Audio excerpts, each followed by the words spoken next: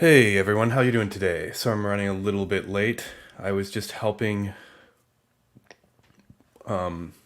company that's based on Solid and Solid Start, and they have a big beta release coming out pretty soon here, and I wanted to make sure that that went off without a hitch. So I was helping them a bit on their project,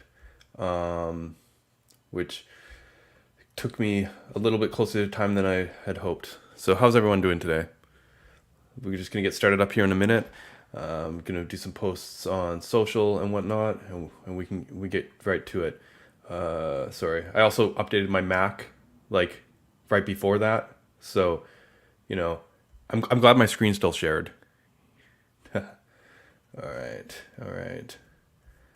Geez, I have so much open crap here. I'm just cleaning stuff up.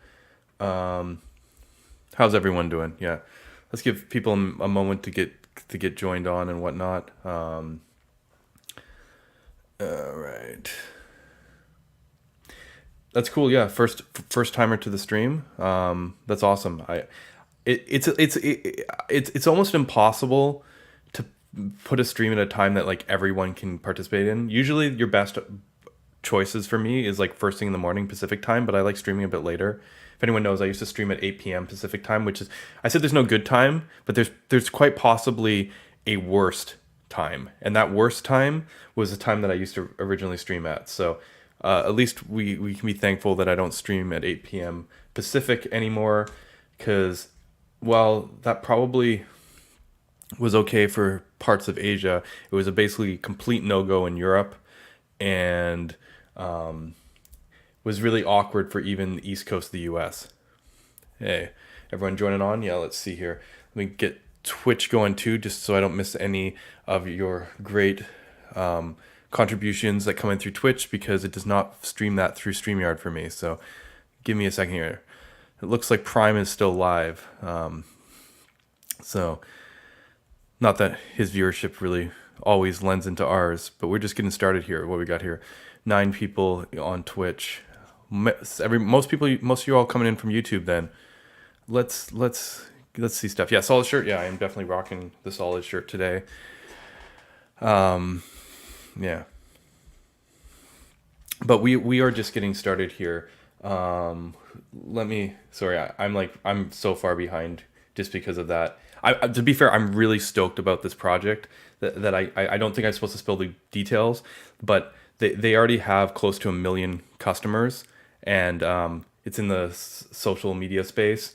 And yeah, I mean, this is probably one of the biggest projects right now for Solid and Solid Start. So I'm very, very excited about that. Yeah, Twitter conversations with Jacob, where I'm like, oh God, so it's like I can't find anything anymore. This is what happens when you're like late to stuff. Okay, where am I? Demystifying. Okay, let's hear quote tweet. We're live. I'm gonna advertise the Twitch link because I think that's probably better. Twitch TV/Ryan Solid. All right. But yeah, how's everyone doing today? Hopefully not as chaotic for you as it's been for me. Hey Brandon, how you doing? Ooh, I'm doing a presentation on Solid for Work and building the slides in Solid Start, so I'm really excited for this stream. Yeah, no, it's good. Yeah, JSX is this topic that like keeps on coming up, and I get it, and it's kind of like an interesting spectrum of things from my perspective. How compilation and all that kind of fits in. So we're gonna look at that a bit today. You know, compilation is definitely a spectrum, and that was a conversation that had recently come up on Twitter. I covered it on This Week in JavaScript last week, and I think that I think we live in an age where, like, maybe I'll save the hot takes until we actually get rolling, right? Right now I'm just killing the Twitter ads. At least that's my excuse for myself. I think personally I need a moment to get like settled. Generally speaking, I need to like I need to like kind of take it all in and be like, okay, streaming mode. Because once we're in streaming mode, that we're just going straight for like, who knows, 3-4 hours, 5 hours sometimes. So yeah, I mean, Solid, it's not a framework, it's a wardrobe. Yeah, and we're gonna talk about frameworks versus libraries later. Like, there's no way I can't touch that topic, right? Like, that is one of those topics that I love to talk about because it's such a philosophical thing on the design side, and that's something I find very, very, very interesting. RxS singles. It's not that interesting of a conversation, surprisingly. It's like they solve different problems. I actually did a stream that touched on this a bit, but I didn't go that deep because like I don't even see it being controversial. It's kind of like, okay, you can use them both together if you really want to. Hey, okay. Where are we? Streaming made flow.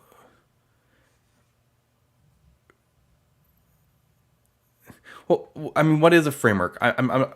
Some of you might be familiar with Dev. He does some videos, kind of part of Theo's community and whatnot. And we literally Thursday afternoon talked like kind of asynchronous, like while I was doing work and whatnot, about what is a framework. I spent like 4 hours kind of back and forth passing messages, and we're just like, it's a tricky topic. And we're like, he was trying to produce a video so like he could have like a really insightful take. We'll see if that goes, because I think he's going to do it this weekend. But like at the end of the conversation, like every time we got to a point where we're like, oh yeah, that's it, that's the distinction, that's really good, we like came back around again, and then we're just like, no, but there's this exception, and this doesn't fit. And the truth of the matter is, you almost just got to like stop the dial at some point to find the right frame of reference that makes sense for the conversation you're having. This is not like a concrete left side, right side, one versus the other kind of thing. Because there's also the, oh wow, I just got rated, didn't I? Wow. Okay. What's going on, everybody? Thank you for coming in. My name's Ryan. I'm the creator of SolidJS, and I stream on Fridays. Looks like what do we got here? Is this? I'm just kind of scrolling up back on Twitch. See, you can tell I'm not a real streamer because I use StreamYard. So I actually have to go into Twitch chat to actually find out what the hell happened. Is this Prime? Yeah, we just got rated by Prime. That's awesome. Parmesan crowd. Ryan hates TypeScript. I was very impressed by Rust when I saw it with Leptos. I did a stream on that about a month ago. It's funny. I think types are important. I think type systems are probably what are going to save the JavaScript language. I just think it's tricky. I think TypeScript is kind of an abomination, and like so at times I prefer that I just use JavaScript just because I'm like not lying to myself. But that's kind of my own take on things. Yeah, thanks for the subs coming in. By the way, thank you, Nikolax Histroff. Sorry, I massacred your name, for giving out some gift subs in the community, and Adri UI. Thank you very, very much. But yeah, let's just get started on something here, because I think I've killed enough time talking about nothing. If that's okay with everyone here. Today, topic is going to be JSX. So I'm just going to do this. See, you can tell I'm on StreamYard because I get these nice little pre-made banners here. And that marker will help me edit the video later. Like, that's how low budget or like I run around here. You can probably see the flicker from my green screen on the side of the screen if you look closely. But yeah, I want to talk about JSX today because compilation in JSX, always seems to be a topic. And I think there's a lot of preference here between what different people like. And in my personal opinion, a lot of this does come down to personal opinion. But for myself personally, again, this choice actually had mechanical merits. And there are things I like about JSX specifically that got me there. So, but let's start wide. I mean, I'm pretty sure most of you have seen JSX, but I'm going to just in case you haven't, I'm gonna pull it up, JSX. It's funny, if you search for JSX, it's actually an airline. I don't know if anyone's aware of that. I'm going to share my screen. Watch. I just updated my Mac. Watch this be a complete fail here, where it's going to ask me to share my screen. Okay, no, we're okay. We're okay. Okay, yeah. So I'm not booking flights. I'm looking for JSX spec. Okay. See, JSX meta open source. Right, here we go. Did you know that JSX is actually a spec? It's not React, it's an open spec. Yes, it was created by Facebook or Meta. You see Facebook in the URL, but it's a spec. And my favorite part about the spec is the very first line of the spec.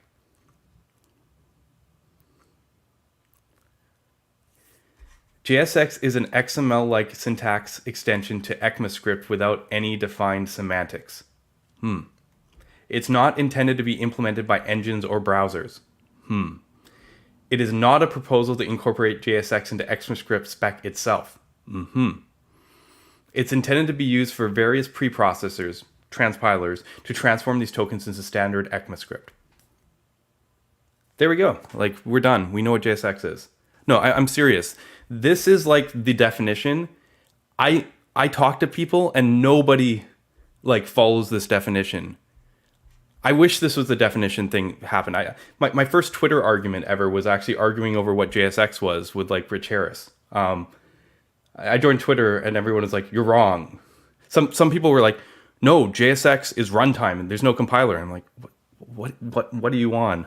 And then so other people were like, "JSX is HyperScript," which is, and it's kind of like JSX is involved in a lot of things, but as you just read here, JSX specifically is not any of these.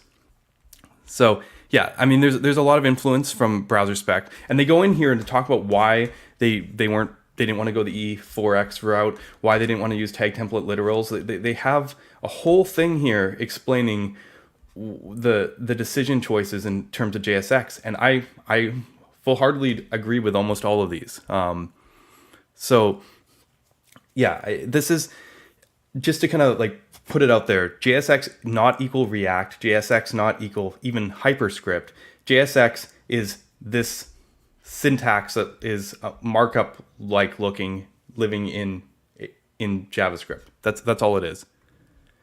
I should talk about XHP. No, I don't even know what XHP is, to be fair. So there you go. PHP lang. Okay, yeah. See, no, I'm not going there. I'm so glad JSX is not runtime as well. Me too. Because yeah, we're going to talk about this for a moment. So, but I just wanted to show you what JSX is versus what it is not. The thing is, if I go over here to like, let's go TypeScript Playground. Always write TypeScript Playground when you search this. Sometimes if you search for TS Playground, you end up with a completely different kind of playground, not what you were looking about. Nothing to do with code. It's yeah. Anyway, okay. So let's see if I can go in here. Let's see if this is configured to handle JSX properly anyways. I like using TypeScript. Yeah, beautiful. Because what TypeScript will tell you right away, which is really important, is that if you make a div in JSX, it's React. So you look, React create element. JSX is React. This isn't true. TypeScript lets you preserve JSX if you want, but generally speaking, JSX is a bunch of gets most commonly transformed into a bunch of function calls, something that I refer to as HyperScript. It does not always get transformed that way, but it most commonly transformed that way, right? And what's special about HyperScript? Actually, I think HyperScript has a website, if you've ever seen it. HyperScript, yeah, HyperScript. Not Hyper, this is like a different HyperScript. Okay, this HyperScript. See, this is HyperScript. Require, you get an H function. The whole structure of HyperScript is it's a function where the first argument is either a string or a function. The second argument, which is optional, is an object to describe the props, and then the third object or any additional arguments passed in, depending on the flavor, are the children, right? And so as I said, the props are optional. So basically, h1 hello gives you this. That's what HyperScript is for. But the thing is, there's this h function, and this h function could be whatever the hell you want it to be. Solid actually has a HyperScript version, but that's not the JSX transform that we usually use. But most tooling that automates stuff, most importantly TypeScript, either assume HyperScript, but most of the time they just assume React. So it makes sometimes wrestling with JSX with tooling a little bit fun. But in any case, you can kind of see this in action here, because let's see, maybe I can blow this up again a bit better so you can see it better. It's like the text on this side just isn't getting much bigger. If I make a native element lowercase, it's a string, and I'm not passing any children. If I make it whatever, civ, I don't even need to, then you see I pass the functions through. If I add some properties to it, like hi equals, and these are usually, in curly braces that indicates you're going into JavaScript land, you will see that now we have an object with hi name. And if I do a spread, I could take something like some other props, and you'll see the compiler is smart enough to actually compile in object.assign to merge these things together, right? And if I put another prop on the other side, hello, say, I don't know, something, whatever, more of the same, right? It's all just goes in this giant object.assign. Let's give our civ some children, and those children could be other elements which have their own create calls, or they can be some text, like they can actually just be straight up text like hello, and then they can also be another variable here. Let's put name in here again. I don't know why I'm putting name in here again. It doesn't really matter. But essentially what you're seeing is this is getting passed as the last argument to our first create element call, and you basically have a bunch of these nested function calls. That's what most of the time JSX transforms to. And you can replace that React create element with H or Preact create element or any number of it, but this is the most common transform. However, going back to this JSX spec, there is no mention of HyperScript here. Like, you will not find this transform mentioned anywhere in the spec, and not every framework actually does it this way. Because there's a couple problems. I mean, they're not huge problems, but it's kind of obvious when you look at the HyperScript examples here too, especially. One of the challenges with HyperScript is every single thing is its own function, so it can handle it. This gets away from the ability to analyze it, like separate static parts from dynamic parts.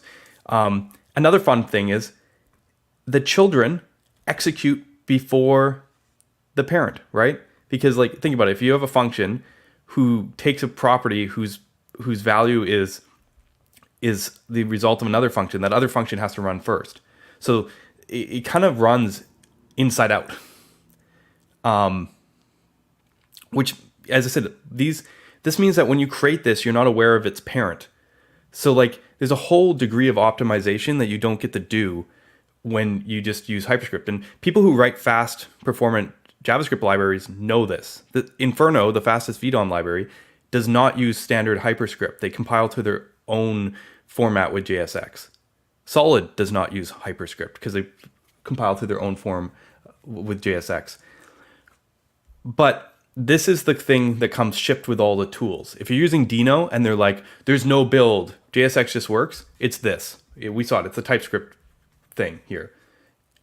But JSX itself is not that constraining of a language as you might think. I mean, it's very dynamic. You can put in any kind of JavaScript expression, not statement, expression inside these kind of things, right? You can't put a for loop in here, but you go like name dot length bigger than 5, name otherwise too short, like you can put any kind of valid expressions in these holes, and as you can see, it's not doing anything smart. It's literally just like putting them in the right place inside the element, right? It's just appending a bunch of children 1, children 2, children 3. It's a pretty easy transform to follow, but keep in mind things like object.assign still sneak themselves in here, so they are aware of when you have multiple attributes or props on your components, and they are doing, there is a amount of transformation happening here, right? So I just wanted to kind of like introduce JSX this way, because there's the JSX, which is built into tooling from the transformation side, which is not the JSX spec. It's just people choosing React. And then there's the JSX, the language, which is great, because the great thing about JSX, the language, is it's also has a bunch of tooling that just works out of the box for it, right? You don't need TypeScript to get code highlighting, right? Obviously, TypeScript types themselves, not perfect when you don't use it like React, but still work with the custom compilation if you at least somewhat follow the same things that React does. Basically, being able to use things like Prettier and all of that tooling at least knows what JSX is. So there's a big advantage to still using JSX, even if you aren't doing what React is doing. Yeah, we're gonna get there in just a few moments. Yeah, Tailwind out of the box. That's great. Yeah, all the tools that you can use to analyze it. Preprocessors sometimes. Like I was able to port Vercel's styled JSX with almost no code, even though Solid's like completely different from React mechanically. Like the transform part of like converting the style tag in and stuff was actually really, really simple and worked almost identical. I mean, and the other thing here is this is a runtime mechanism. Like you could write your code like the code on the right here. No one does, but you could. And by that I'm saying, like, obviously all compiled code has to run at runtime. But the thing is, because there's a standard transform, like a standard like mechanism behind it, you can be like, oh, like I could author it like this. I have the APIs. This is still human readable or parsable. Yeah, I'm just catching up on chat here for a second. Sorry, a little bit behind. What do we got here? Are these essentially shorthands for DOM create element? They could be, but in the case, because what I was getting at is this H function or the create element function could be whatever you want it to be. But most of the time, because think about it, because you're creating this stuff out of order and whatnot, and it's like if you just have this with nothing else equipped, every time you call the function that does this, it's going to create everything. So creating all those DOM elements would be really, really expensive. But most of the time this is used for something called virtual DOM. It generates a fake version of the DOM so that you can like put all these together, get your big blob of object, diff it against the previous version, and then go to the DOM and update it. Because how do you break this apart? Like, let's say only this line has to update. Like, this is just a bunch of functions that are nested that need to run. Like, you can't put it in here without putting it in here, without putting it in here, put it without here. Breaking apart HyperScript is not really... It needs more consideration. And to be fair, Solid supports HyperScript. Just not our main JSX transform does this. So it is possible, but what it involves is a lot of functions, like wrapping everything in functions so they can be lazily evaluated. And then your H's are inside functions, which call and create other H's. And that way you can get some granularity about like this function calls only run these H's. This function calls these H's. But from ergonomic standpoint, you can imagine it's like soup. I've tried to showcase Solid without with the H function on stream a while ago, and or maybe it was like a presentation I did, and it was kind of embarrassing because I screwed up myself. Like I was doing it and I was wrapping it and I missed a place, and I was just like it made me teaching reactivity look really bad. And like if I get tripped up on it, you'll probably get tripped up on it. It's if you're an expert, and there were libraries like this that predate Solid that were like, yeah, we can, do it all with just functions and whatnot. For reactivity, I don't think it's the right match. Okay. But yes, in theory, this H function could be anything. Is there performance overhead with Clean? A little bit, but minimal. It depends on what you're doing with it. There is a bit of performance overhead here, but I don't think you should probably focus too much on that part. And I actually benchmarked Solid's HyperScript version versus Solid's like JSX version, and versus a tag template literal version. We have 3 versions. Our tag template literals also do not use HyperScript version. The HyperScript version was like 12% slower in like the JS framework benchmark, which put it about in line with stuff like Inferno. But to be fair, the where that overhead was probably in mostly certain optimizations we weren't able to take. I actually took Solid's universal renderer. We have the ability to render like whatever, mobile, 3JS, whatever. And I made a DOM render out of it really naively on stream one time, and it also scored pretty similar, maybe a tiny bit better than the HyperScript one. So I would say it's not the hugest overhead. It just does get in the way of a few of the types of optimizations I like to do. And it's the ergonomics that kill it. Like, it's just so painful to use. Yes. But as I said, like, you really don't want to do this. Like, you if you're a masochist, like, go for it. You don't get the performance, you lose the ergonomics. It's just it's a lot of pain. So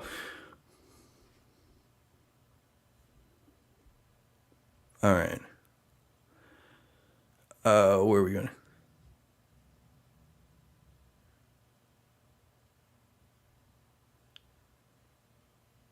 All right, so where are we going? Okay, so let's continue on this. And sorry, just it's funny. I had notes that I wanted to put on here to help me go through this. So let me see what's going on here. Oh, they didn't cloud sync. Oh, that's fine. We're gonna do this blind then. I know what I wanted to talk about today. Okay, let's before I get into yeah, let me see here. Before I get into Solid specific stuff just yet, I think I want to kind of make a bit of a spectrum here. So we're going to jump into the Scala draw for a minute, like we tend to do on the stream. And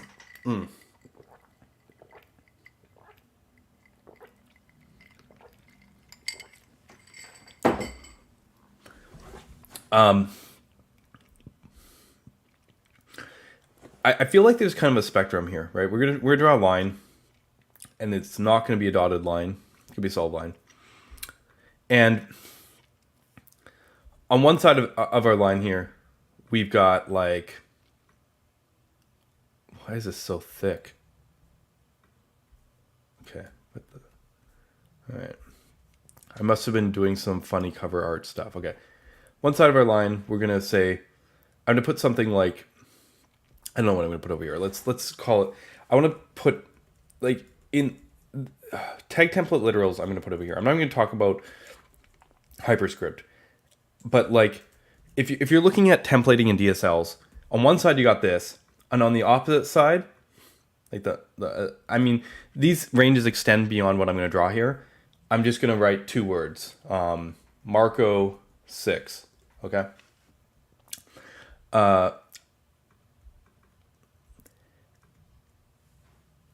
There's other libraries that are probably somewhere in the middle to varying degrees and not on the same line. But like another example here that I put over by Marco 6, you can imagine Svelte. And then maybe around here, you're going to get like Vue and Angular. And then over here, I'm going to put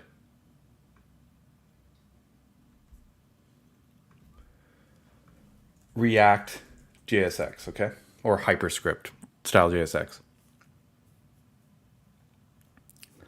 And I'm just talking about in a JavaScript framework, there's this sort of range of things. And I'm trying to get at here is that, like, there's a line that's about here in the spectrum where it's like there's defined runtime semantics, okay? And what I mean by that is, like, if I looked at a tag template literal thing and I go, with reactivity, I need to wrap all these, like, expressions and functions. If I wanted to write a compiler that did that,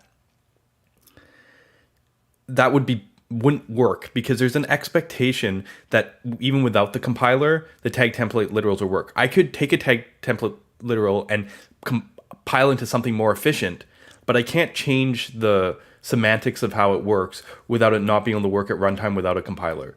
So, like, what I'm getting at is, like, even if you can do tag template literals on CSS versus, you know, HTML and all that stuff, which you're saying is, like, have different semantics in terms of what they expect.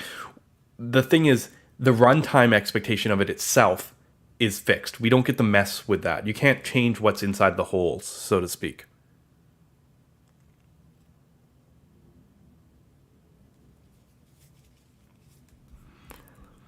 So just to kind of, like, put it on this side of things, there's like another line that some people will put, and I don't know if it's completely fair, around here, which is like, as I mentioned, compilation is always about people's comfort. It's a sliding scale, but people like to draw lines. So I'm going to draw lines with them, right? That's what we're going to play here.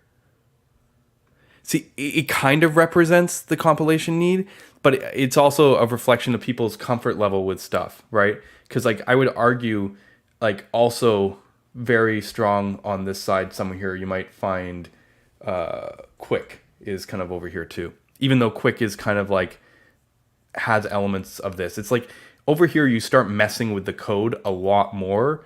Like here, both React JSX and Vue and Angular templates only mess with the template part of it.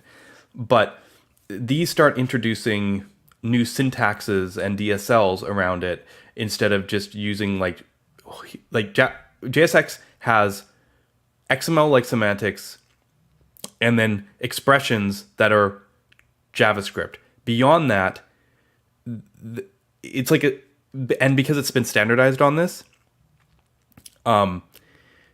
it kind of ends up in this middle zone where arguably I could easily see someone from this camp saying that these things are the same category.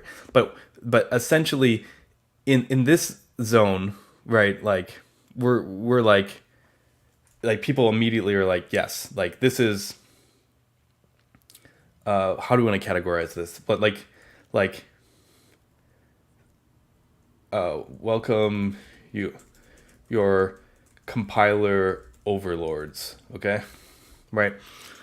And in the middle here is this kind of zone that JSX lives in. Don't get me wrong. Once you cross this line, there is a compiler involved. But there's like this kind of impression that the compiler is doing something simple. Like it's like, oh, this JSX is just doing function calls. And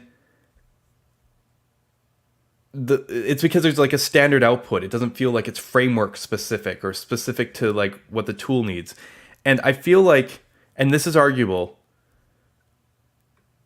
Solid's JSX transform is right here on this spectrum, okay? Because it's not Solids only. I actually wrote, for those who aren't familiar, I wrote Solid's JSX transform to be reactive framework agnostic. It works with MobX. It works with Vue. It works with Knockout. It works with SJS, it works with RxJS, it works with like it works a lot of stuff. And I published this library. You can still find it. Solid still uses it. It's called DOM expressions. And on stream, I made a Preact version about a month ago and we tested on stream, and it was way faster than Preact or Preact signals because it actually used it the way Solid does. And if you ever interested, you can go to the JS Framework benchmark, and you can see that a couple years ago I did submit a lot of my libraries. So if we go, where we go, which implementations will you do? None. You can see some of my libraries in here: MobX JSX, Vue RX JSX. I think Knockout had something in it here. I think there's a thing uses runtime generation. Yeah. Knockout JSX. These approaches are obviously not as fast as Solid, but they are all up at the front of this. Like there's Preact, there's Svelte, like there's Angular. Like I would love one day for our JSX approach to at least be standardized in a similar way that the HyperScript compilation is. But to get there, we probably have to make a few trade-offs on design, and we'll talk about those today, right?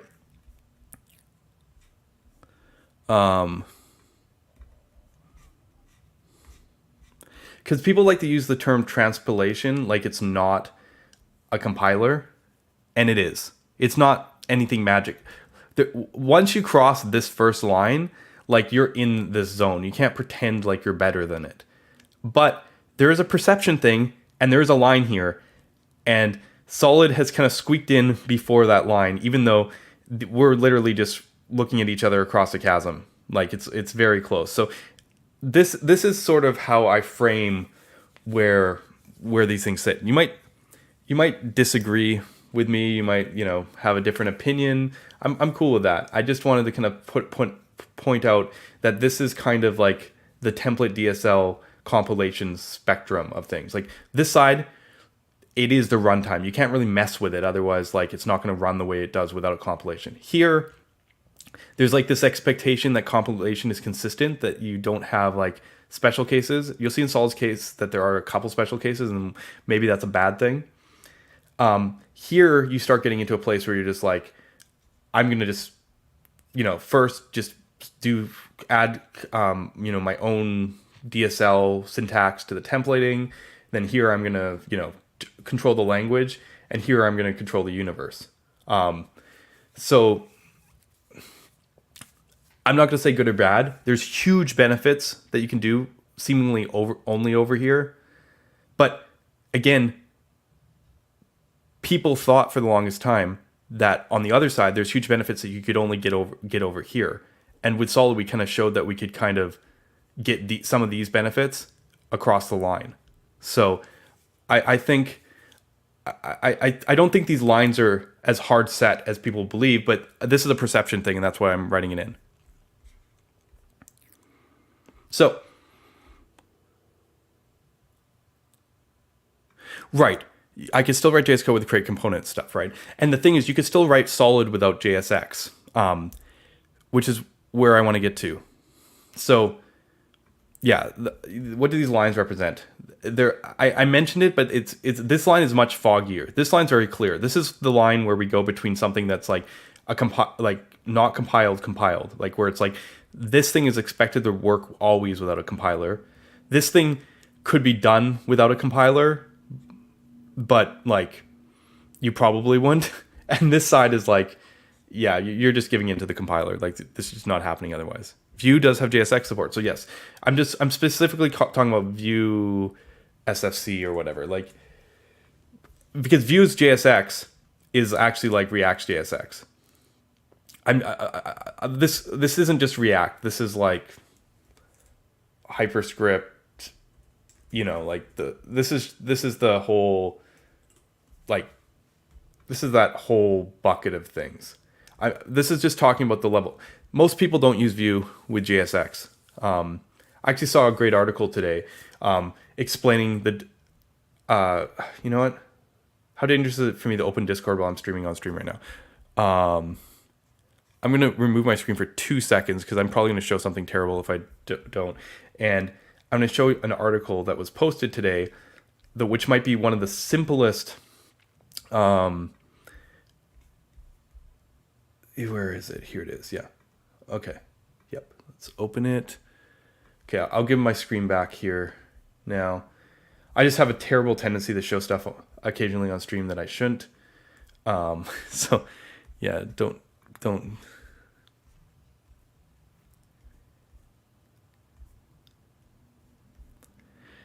Yeah, I mean that's the basic thing, but I never say never. Is kind of where I want to, There's always exceptions to every rule. Okay, someone wrote, "What's the difference between solid, React, and Vue's reactive system compared?" And this is such a simple diagram that I loved it. In React, they put the console log re-render in the top of the component, and then they showed a button click. And the idea is every time you click the button, this console log here reruns, and React runs the whole component. In Vue, they did it with JSX. Look, Vue with JSX, completely doable. But you notice how Vue returns a function here? It's because in Vue, this part runs once, this part runs every time the component re-renders. So like React, you're going to see the re-render every frame. It's just at this point, not at this point. So instead of having weird hook rules, you do the setup once, and then here's the render function.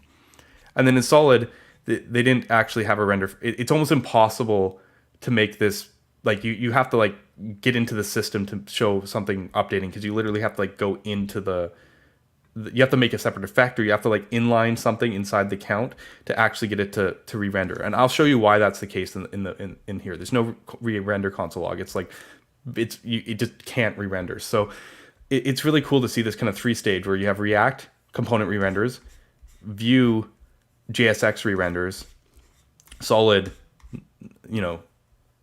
this expression re-renders, in the scope and comparison. Okay. So yeah, this was a fun little article to kind of compare. You know what? Let's just drop it in the chat here.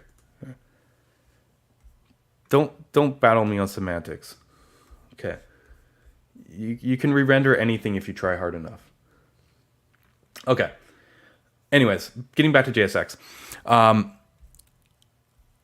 actually going to, now that we've kind of seen this differentiation, I'm going to do the introduction to JSX and Solid in 2 ways, right? So let me get a banner here just so that I have a timestamp. JSX in Solid. By the way, how's everyone doing? It's awesome to see so many people in. I got to thank Prime for that, obviously. But yeah, I hope everyone's having a good time. This is what we do on this stream. We dig into JavaScript and JavaScript framework topics reasonably deeply. So yeah, what I'm going to do is, the problem is, if you watch my stream, what was I debugging? Looks like it's still a counter somewhere. This is actually probably from my previous stream.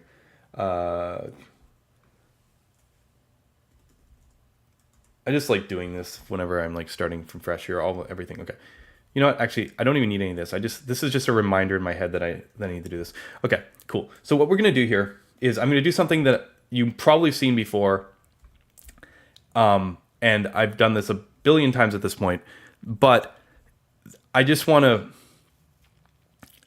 to go through the process of getting in the mindset of SolidJS before we actually look at what I actually do. This is like my favorite way to introduce Solid, and that is, we're going to create a signal, and we're going to create an effect, and if you use React, these things look kind of similar. They're not the same thing, but some state, some side effect. And what I'm going to do here is I'm going to, how do we want to start this? Yeah, it's fine. We're just going to create an effect. And we're going to create a signal. I'm going to do the silly counter example that I do all the time. I don't know if I've actually done this one ever on my stream, but I do this in almost every single talk or presentation I do on Solid. So we're just going to do this. We're gonna take a count, and then we're going to console log sid count, unsurprisingly, See that 0 down here, hopefully? Maybe we can go, maybe I'll do like the count is, we'll do something like this, okay. Count is 0, okay? And I'm gonna just do something like set interval for a second, and every interval we're gonna set count to count plus 1, okay? And what did I break? Okay. Yeah, there's some warning that can probably go away. It doesn't matter. So you see counting up. It's not terribly surprising for anyone who's seen reactivity before. We have a signal, we have an effect. And the way I always present this is, it's funny, when someone teaches reactivity, they always teach you with console logs. It's very illustrative. But to get an idea of what this has to do with JSX and compiling, like think about if you had a reactive system and you're like, man, I want to use this to update UI or DOM. You might start by making some DOM elements, right? And you might do so by saying document.createElement, and we'll make like an H1. And you might append said element to the DOM. You might be like, okay, this is why I wanted to keep this, because the playground has changed over time, and I wanted to make sure that I have a mount element just sitting here, just so that, and then I'm gonna go mount element dot append our H1. Okay, sweet. And right now our H1, you can't even see it, it's invisible. So let's give the H1 some text using, this is just DOM APIs, and it'll just be like, hello. Thank you, okay. So this is working, no surprises. Yeah,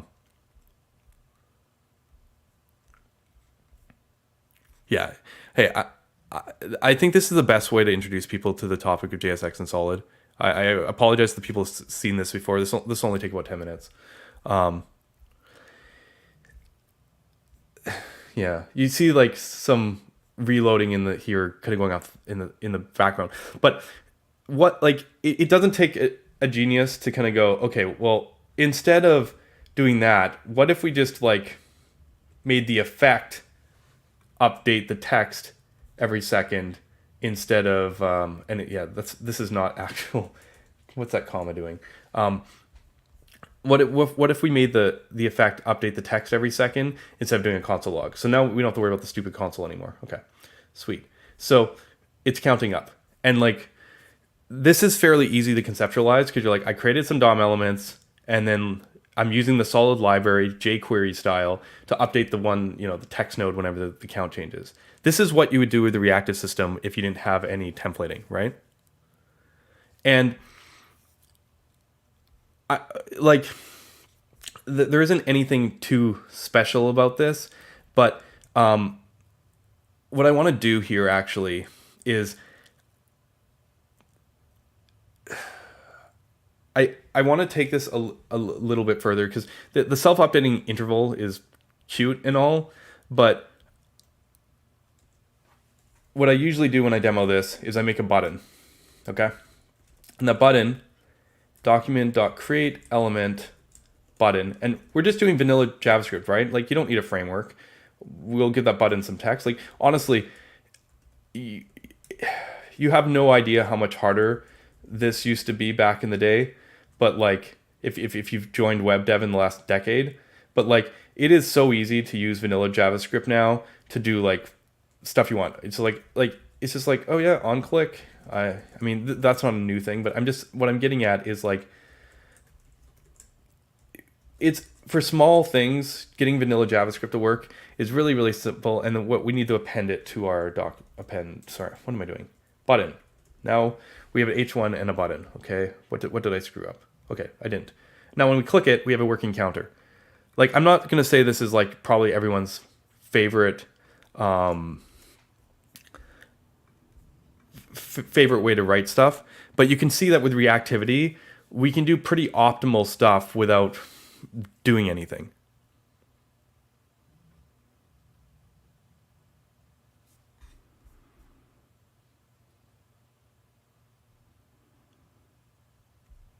So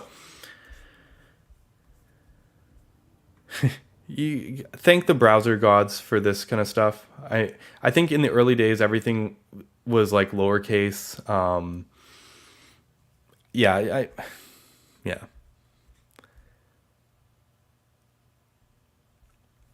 So this, as I said, this is just a counter. Unsurprising. Okay. But the cool thing is, and this is how I introduced JSX to everyone. I'm like, if I'm not thinking a system, I'm not thinking like, how do I make this crazy framework? You just don't want to write all this crap, right? So like, you might be like, what if I could just write this instead and this still be a button, right? And what if I could say, give this button, the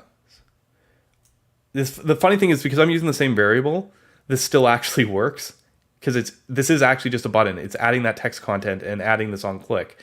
I actually have to comment this out to actually show that the button is actually empty. So let's give it a button, and then let's make it click me, right?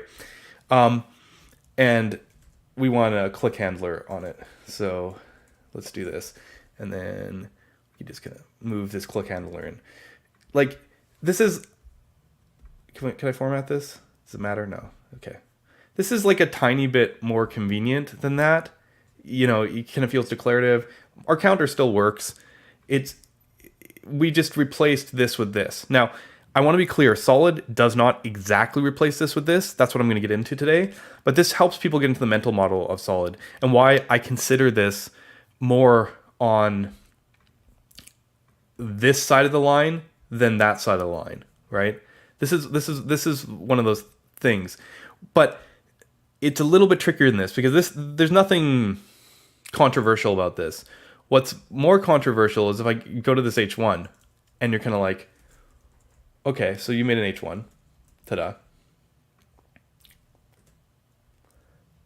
Right, where are we? Let's comment this out. And you're like, well, what's the text content? Actually, we never needed this hello. It was getting set right away anyways. And we're like, okay, well, we want the text of our H1. Sorry, like writing what I'm thinking rather than what I'm supposed to be writing. Count is count, right? Now, this is going to still work, but this is a little bit fancier, because you're like, wait. How did this become this?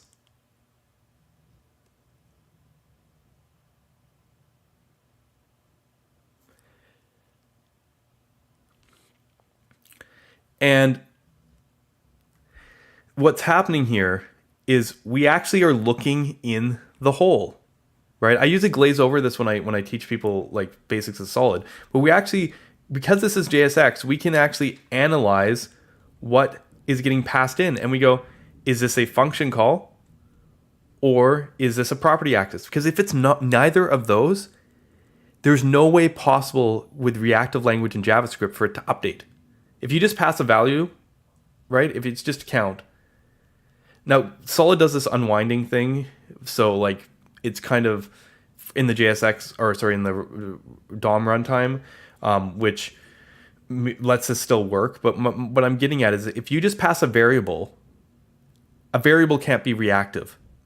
You have to call a function. You have to access a property. A variable has no getter, no function to intercept. So it's fairly safe with Solid to actually look for function calls and look for dot statements to make it's member expressions is the proper term, to make a decision of whether to wrap this thing in an effect or not. That's all we do. It's a super simple heuristic. We go, does this contain a function call or a member expression? If so, wrap this in an effect. Otherwise, just assign it straight like we were doing before.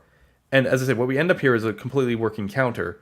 But this is the basics of this kind of semantics. And just to finish my demo that I always do here, what I end up doing is I make our thing into our counter app, because, as you said, no one writes all this code like this. they usually write something that actually can be modular, composable, reusable, like into something that they like to call components. But what I'm getting at is we can basically return our h1 and button from our counter here. And if we take the return of it, if we just call counter like a function and spread it right in, because if you don't, that happens, this still works. And we can get kind of this ergonomic thing where if we start replacing the pieces in a way that, resembles more like templates, and maybe this array becomes a JSX fragment, and we get rid of that comma. Always gotta remember to get rid of that comma.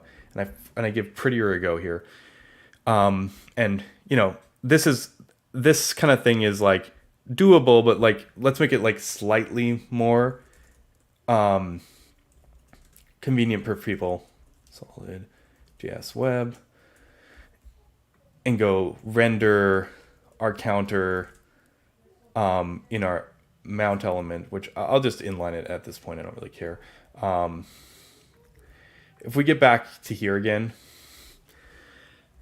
this is why people say we look like React, but you can understand that this is not like where this came from. Like this is a function that runs once, counter, because the only thing we did was make an effect that updated the text here. Like I basically did full circle back to that article that I showed a few minutes ago, because essentially these are just DOM elements that were just, and this counter function gets called once, and you just use the patterns you normally use. And usually when I do this demo, I do like 2 more examples. I'm not going to do both. I'm just going to do 1 more example here because I think it's necessary for people to see it. I'm going to add 1 more fragment here. And what I'm going to do is I'm going to make 2 counters. This isn't obvious perhaps for everyone at first, but it wasn't actually completely obvious to me. But you start kind of understanding quickly that, like, sure, if you call a function twice and they each create their own stuff, you're going to each have their own state. But because we started without components, in fact, components aren't really a thing. If I pull this out, now you have 2 functions that refer to the same variable. So you've just created global state. And this counter still only runs twice because you called it twice. That's the concept here, right? Like, this is not a component model. This is like, we got some functions that return some stuff, and we have some state that updates that stuff. And it's not about re-rendering stuff. Like, nothing re-renders. You can pass, and I like this sort of example because it shows kind of how minimal the transformation is conceptually. It kind of, you get this idea of like, oh, we're just dealing with signals that happen to return, some functions kind of construct together to build up some DOM elements. But there's a little bit more to this story. And now I remember why I do the last example. And I guess I should do the last example to finish the story off. Because the last example is, it's not just about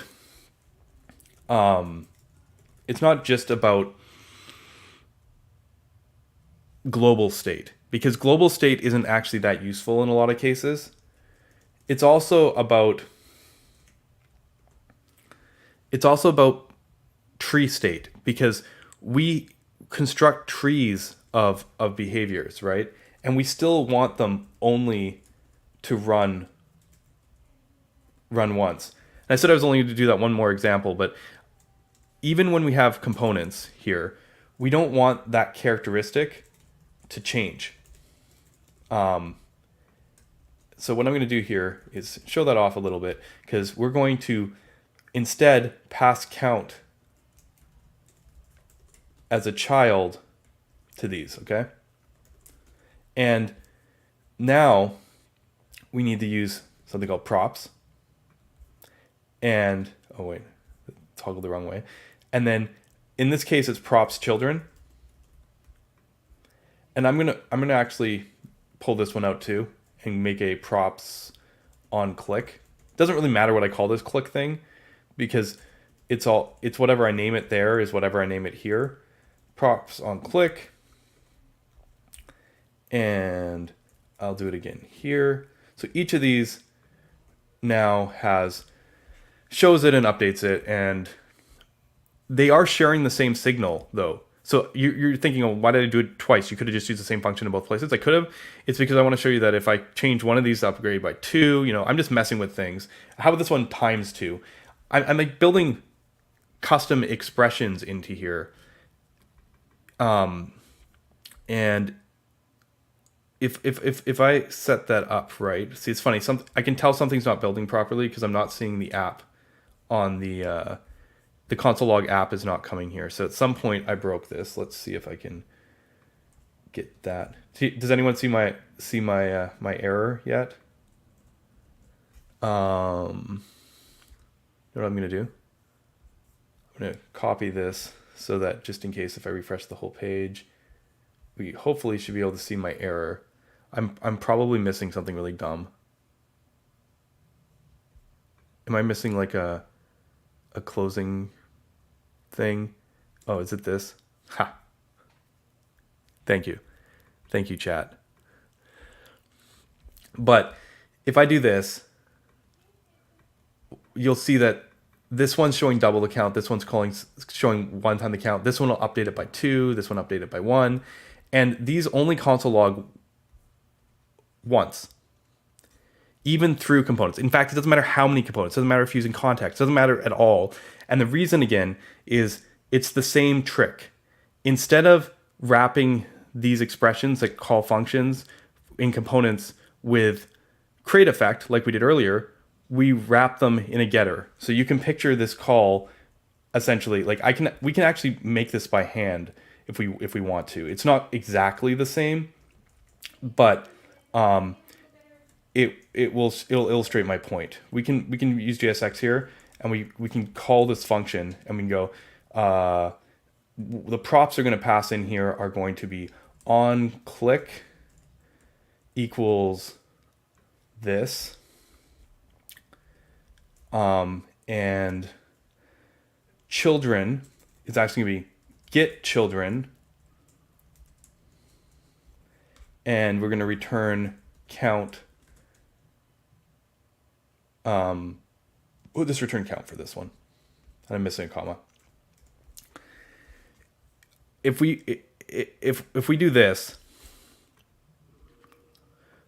it's basically the same thing that we did. If we see that the JSX has a function call in the expression or a member expression like a dot thing, we can just wrap it with a getter. And what that does is basically make it a function in here, which means that then it gets called under that initial create effect.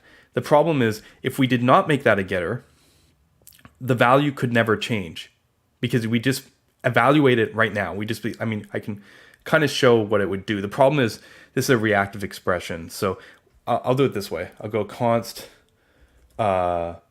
value equals count, and I'm just going to execute it out here, okay?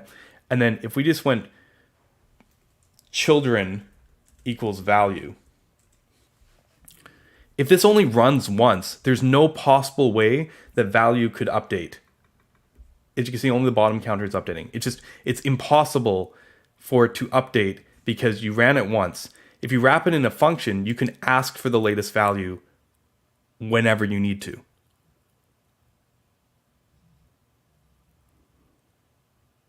Right?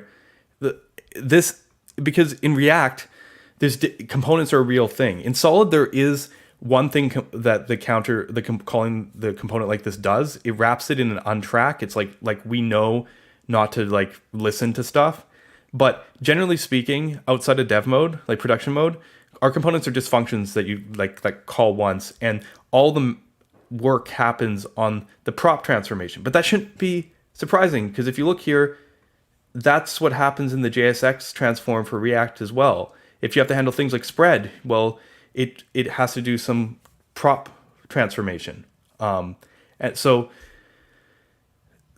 this is just kind of like really high level before we actually look a little deeper at like the principle behind the JSX transform in Solid.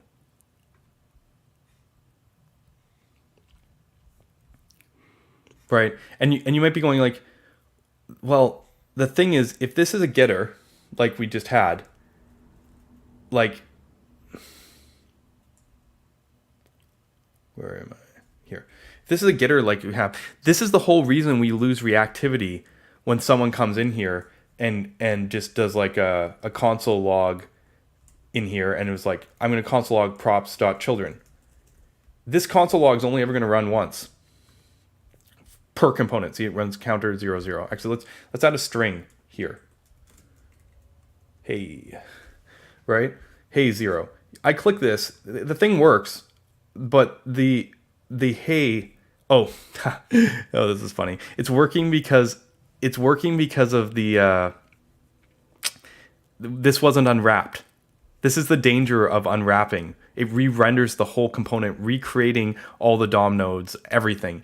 This is why we do this, because if you just put this, I told you there's one difference.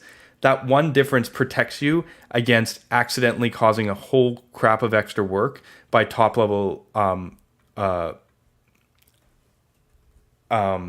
access. You do not. Yeah, this is why components do that one thing. When I first created Solid, it did not do that one thing. In fact, it did not do the untrack guard, and you could make components re-render if you wanted to by just destructuring the props. I was like, no, we hardline on that. So now, sorry, let's do this again. When we get this working here, what did I do wrong? The playground freeze on me again. This keeps on happening. Like I missed some particular thing.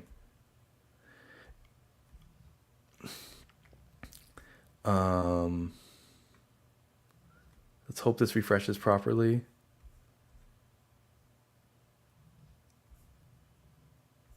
Oh, did I bring back the error?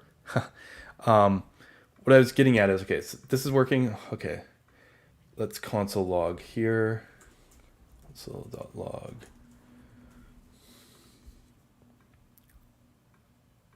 You see this update and this stay at 0. And what I'm getting at is that accessing this in a function that runs once is never able to rerun again. That's the whole point. The only things that can rerun again are going to be things in the JSX, which we know are getting wrapped by the compiler, and when you make, your hooks, so to speak, right? Like those will rerun again.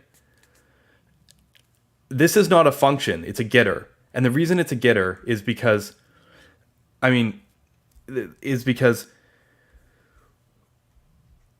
if, in this case, children is usually the thing, but in this case, we don't want to differentiate. If someone uses a signal, it works. If someone passes 5, it still works.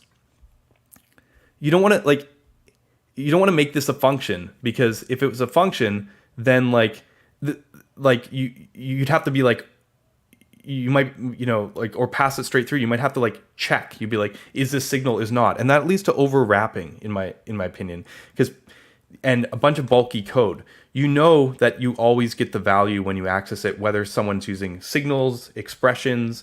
I've used a lot of reactive libraries in the past where it's really awkward, where you might have something where you could go like, haha, I can pass count, and then you're like, oh, I want to make it count times 2. And then suddenly it's like, oh, now I have to add the function call and times 2 it. Or maybe it's dot value or whatever. Like, once you get into that range and those kind of shortcuts, you're just leaving like places to mess up your code. So we just, and added complexity, as it turns out, for managing, like trying to decide what props you do. This is way simpler. You just use the stuff in the way you would expect to use it, and if the parent passes in reactive stuff or not reactive stuff, you handle it all the same. And in this way, you actually usually reduce making extra wrappers. Like if you get something that is a 5 and you're like, oh, I have to convert this into a dot value, you don't have to do that here. Like it's just not a consideration, right?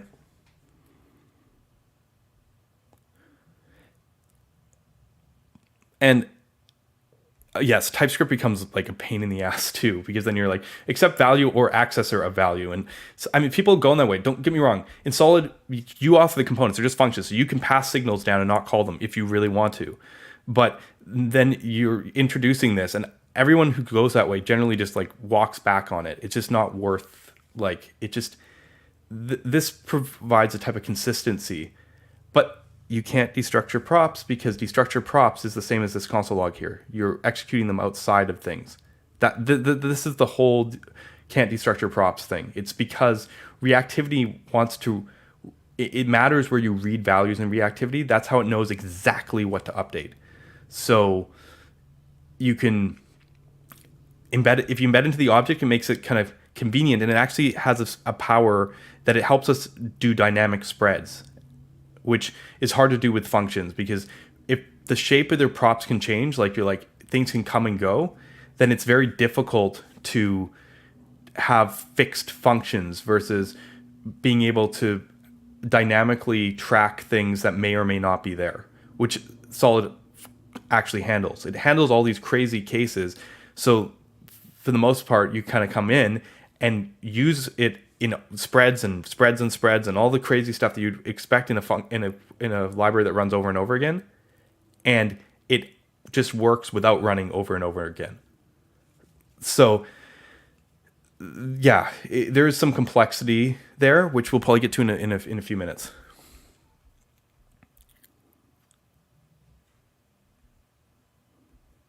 Yeah, yes. There's an ESLint plugin to warn about the destructor props.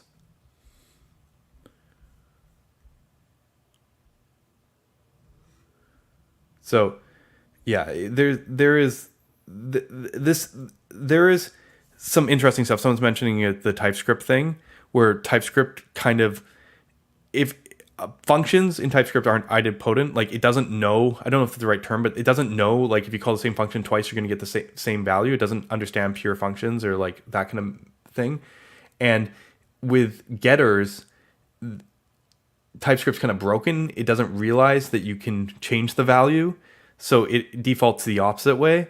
So in our case, you kind of would prefer if they were idempotent or like that kind of thing. So that's like the one little value of using the dot value. But the dot value has a lot of other really bad trade-offs, especially around read-write segregation, and especially around like accidental tracking and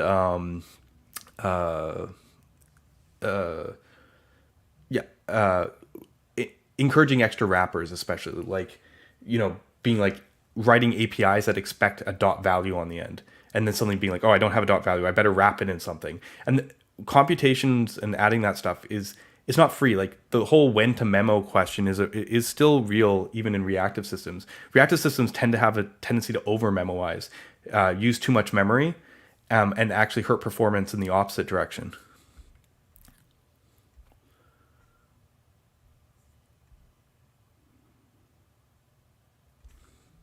All right.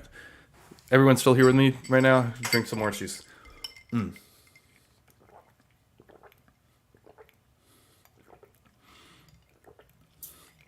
But this is kind of like the introduction. But I know many of you signed on here because you want to see a lot more.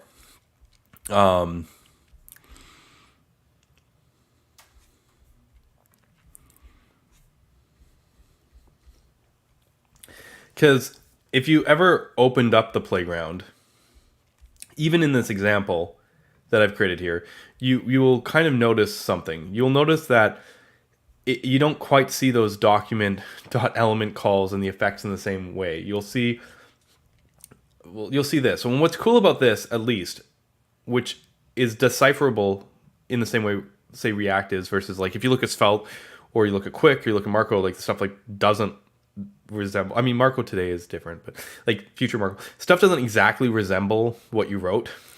It's all got moved around and changed and stuff. For the most part, this all stays the same. And then when you get into your components, you'll see that these things get transformed a little bit differently than I just said. But it's not hugely different. And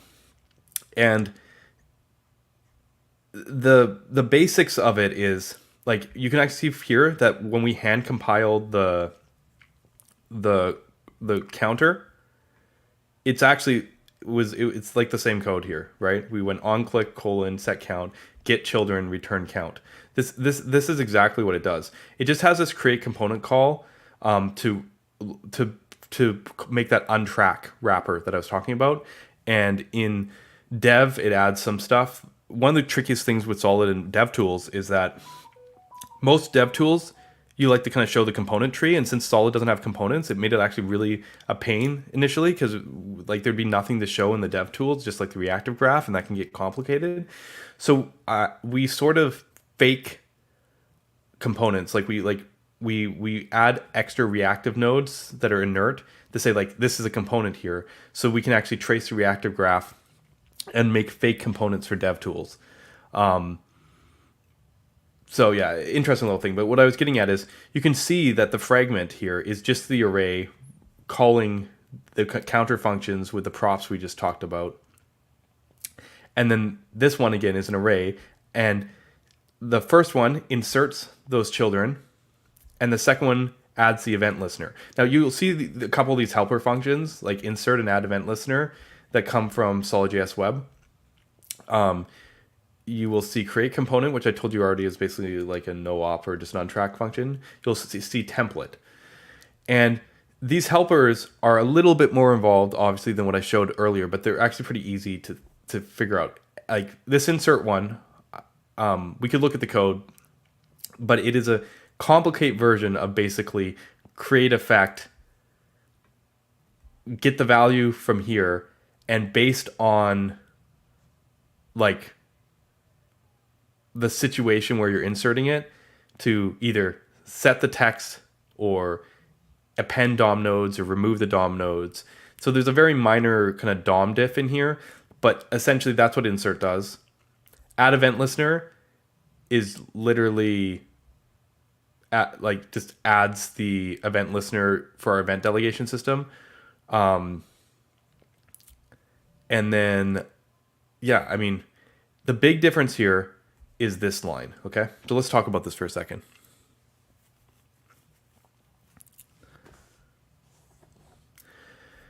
We don't do document.createElement like 1,000 times, or I'm exaggerating, but like, you know, 12 times for each element in your template.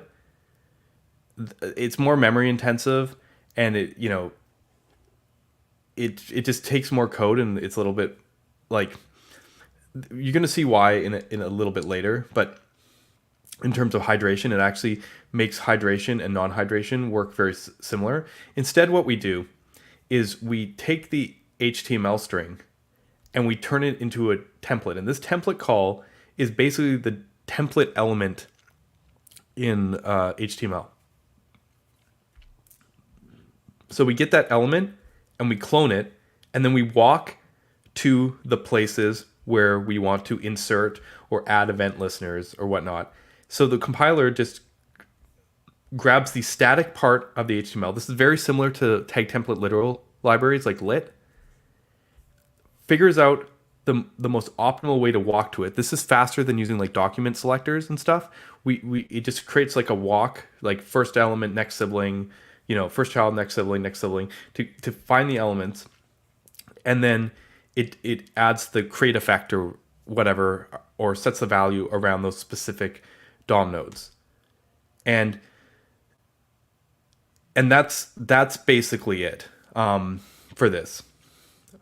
But I'm already kind of jumped in a little bit further than I wanted to get to just now, but I wanted to just kind of show that it is like what I showed, except we don't create the elements one by one. We use templates, and that we have some special helpers to kind of manage a few of the specific types of inserts. But effectively, they're like adding that create effect. But yeah, we're gonna dig into this a bit more. But before that, I think I need to sort of talk about our compilation holistically. And this is actually kind of why I wanted my notes from before. I'm kind of sad that they never ended up syncing properly. It's funny. I saw them. What's this? Is this? No, never mind.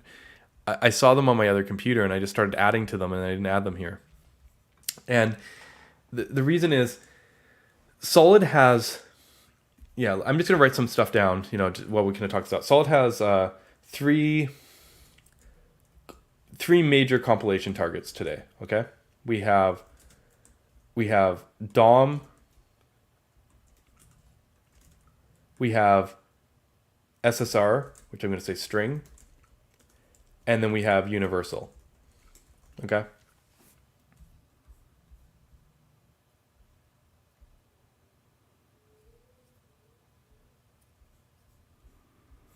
Sorry, I'm just catching up here on chat. There's a bunch of people talking about specifics here. What are we getting here? What's the easiest way to convert a project from React to Solid? Will you?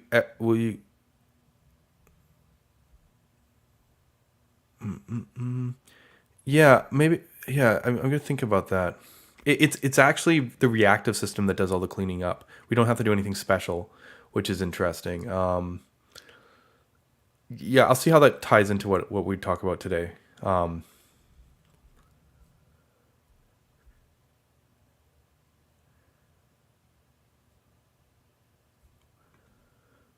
I don't get is, why would only one text node change in the browser if the whole element is cloned on each update? We don't clone the element on each update. Sorry, if I didn't make that clear. This function still only runs once. Right? This is still, the whole thing runs once. The only piece visually that you see, you know what? I'll make this a little bit more visual for you to kind of, so you can see this a little better.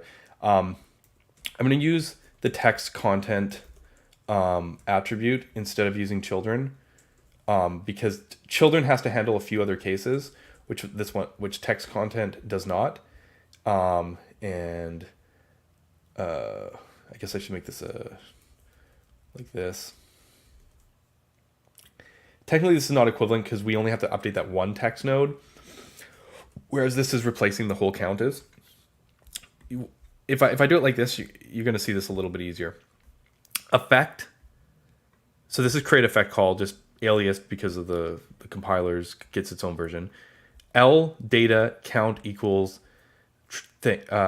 props.children. So what happens is we cloned our node, so we got our h1, and if you notice conveniently in these text considerations, we have a little trick. We actually create the empty text node as part of the template. We walk to it to get it. So now we're sitting on that text node, and as it turns out, replacing the value of the text node rather than recreating the text node is faster, which is why I did what I just showed. If it just creates effect and goes text node, set the data, count is the props for children. This is exactly what we did by hand earlier with the create effect.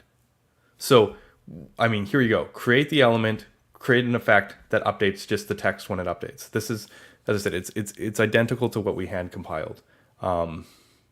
It just like insert has to handle a few more cases, where in this case we know like it's always text. So technically, if you see in benchmarks, sometimes I do this. It's like if you know you're dealing with text, this is going to be slightly more performant because it removes like, oh, are you trying to insert DOM nodes? Are you inserting a fragment? Like it removes all that and just goes, okay, I just need to update the text.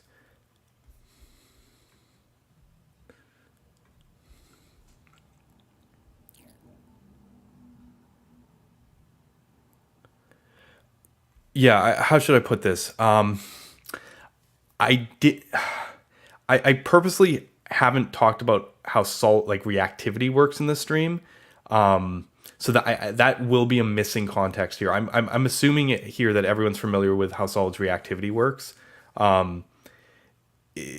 it would take me like a whole stream to talk about the reactivity subject itself, and I'm not going to do that now. The shortest version is available on any of my talks. I wasn't intending to do like the 10-minute version of the reactivity intro here. I did take some assumptions that people have seen the reactivity before. It's not our effect is based on fine-grained reactivity. It's you update an atom, it tracks whenever it updates, recalls that function again. It's different than proxies a bit. I'm not going to go too far down on that. But what I'm getting at is like this function is still this function. It runs once. It's only these expressions. Like it's like there's no the return is the final output. So it's like the compiler just writes a few more hooks for you. That's like the way to think of it. You know how you write some hooks when you write your code. The compiler writes a few more hooks. It's just that's kind of what it's doing.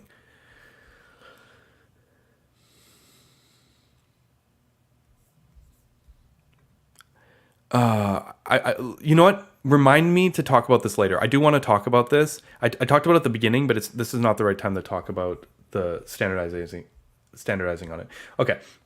So, enough on this. I wanted to kind of go back to here. So we have 3 compilations. We have DOM, SSR, and universal. And I think it's important to mention this because the universal, in theory, should be able to work for everything, including DOM and SSR. But the DOM was the first one that I did. The SSR is the second one. The universal and the DOM are very, very, very similar. The SSR one is the special one, so we can look at that. And I think the best way to look at this is look at kind of like I'd like categorize. I don't know what to call it features, but categorize like parts of the compilation, because some parts are shared between every of the 3 targets, and some parts are specific to them. And so like the first thing is like components. All of Solid's compilation uses the same component transformation, universal, SSR, DOM. And this is a really important point because I'm gonna like destroy this whole thing for a moment. But yeah, let's just destroy this whole thing for a moment. Let's remove render. Let's just destroy this whole thing. Yeah, we're done with this. I'll regret this later, but that's fine. What I wanted to show is that if I create, I don't know, it's fine. I'm creating a different counter, but I'm going to create a counter, and I'm going to create. It's funny that I'm redoing some of my work here, but let's do count, set count. I want to emphasize this really on because people, from when I show this demo, people assume that Solid like Svelte is really tied to the DOM. It is not at all. Like there's nothing stopping us from doing native compilation or anything, and even without a custom renderer. Right? Like the thing is, it's different than React. In React, they're like, look, you can change the H function. It can be for it can be for the terminal. And React acts the same way, and they separate the DOM stuff. And in Solid case, a universal renderer is kind of like that, where you can change how native elements work. But before we ever had universal rendering, people were making custom renderers in Solid. And the reason was that, like, I don't know what system this is, okay? Like, I don't know, create effect. But my point is, like, if I'm going to use console.log, we can pretend that this is some, like, native something, okay? My point is,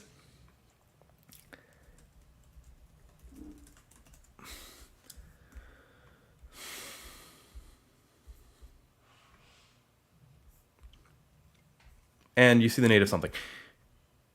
You can build stuff up with the components. You can create reactivity, write your effects against, you know, you can create something, you know, like, I don't know, you could be like const native object equals something or other, and you can construct it, and maybe you can return it. I don't even know what we're doing here.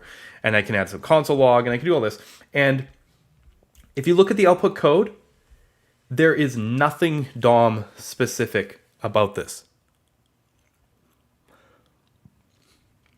Like, I understand console log is a browser API or whatever, but what I'm getting at is you can build up systems on top of Solid's components and compilation, and nothing in here, like there's no DOM API. You can import this in an environment that doesn't have the DOM.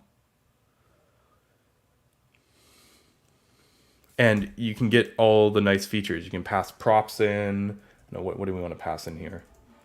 Something else. I'm just making stuff up again like I did earlier.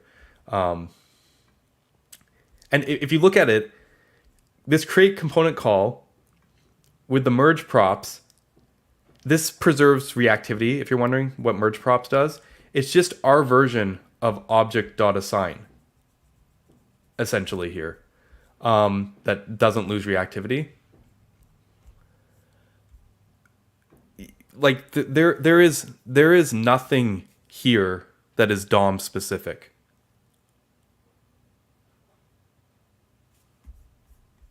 Well, where's the clone node? We didn't, right? Do you see what I'm getting? Where's the template? If you don't,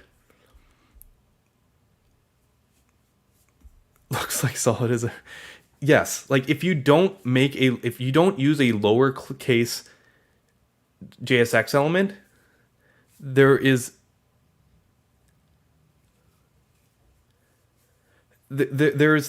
no DOM, right? The clone node, right? Like you're right.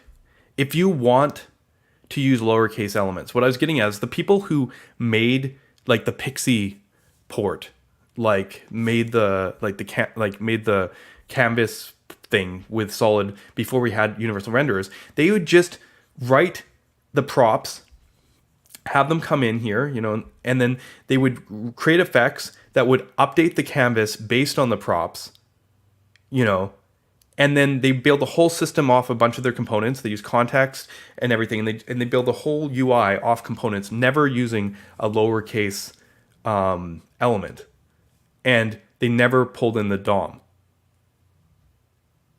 Right? So like rendering isn't even Solid doesn't care what you do in create effect. So in a sense, like Solid has no concept of rendering. It doesn't really even know about the DOM, if that makes sense.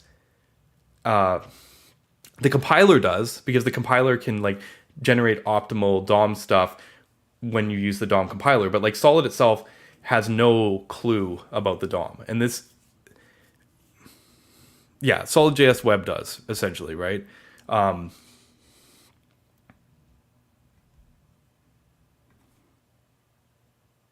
Yeah, the difference of the Solid 3 library uses our custom renderer, which I want to get to here in a moment. So just catching up. Make sure I didn't miss anything on Twitch, because I'm terrible on that. Just in case like someone dropped in. Okay, so let's merge. Solid has it too because merge props. There's a few things that I export through web from the Solid core, because stuff like we haven't talked about control flow, and we should probably do that before we get too much deeper here. But stuff like our for component and control flow component,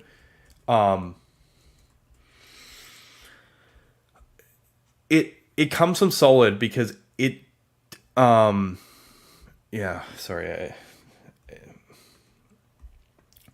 it doesn't like me doing this because I need to.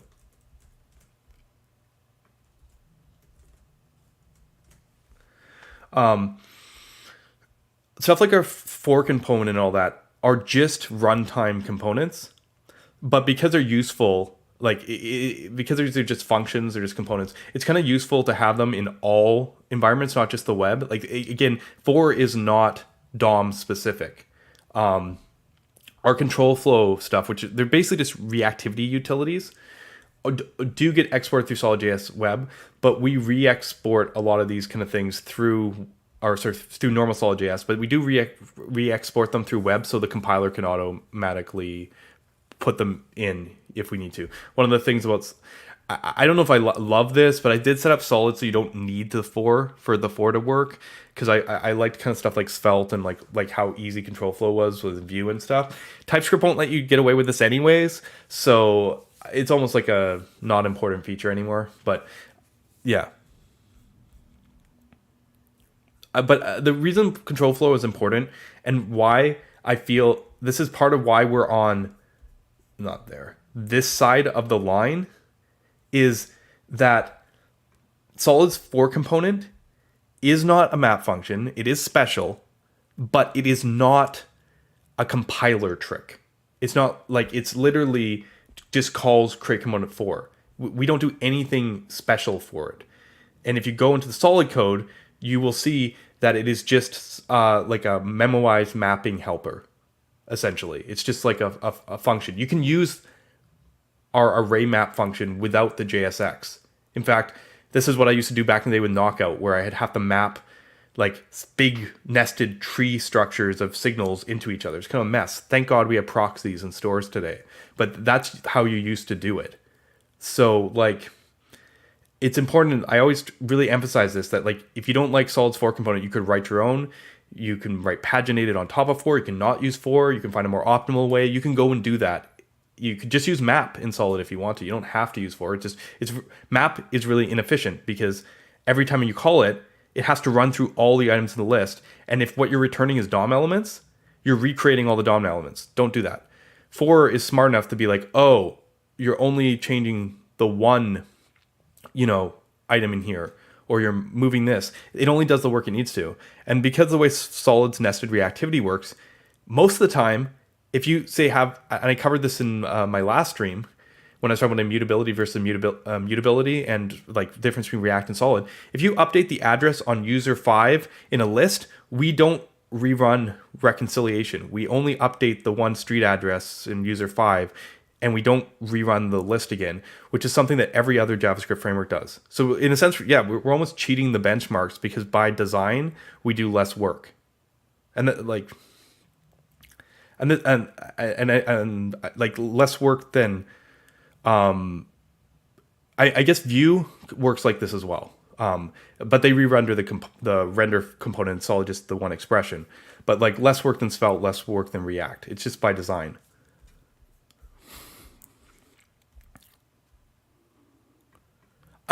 I've done this before, but you know what? Why not? Just to hit home, just how like what for is doing. I'm just gonna pull this up for a minute, just because like, let's just look at it, because okay, so in the solid code base there is a component section here. No, it's not components, flow. Sorry, flow. And inside you'll find most of our shipped control flow components. And for looks really simple in that it looks to see if there's a fallback, and if there's a fallback, it needs to kind of set it up so that it can pass it through. But all it is it creates a memo.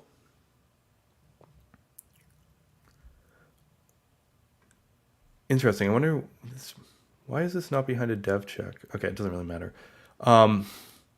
It creates a memo that calls this map array function.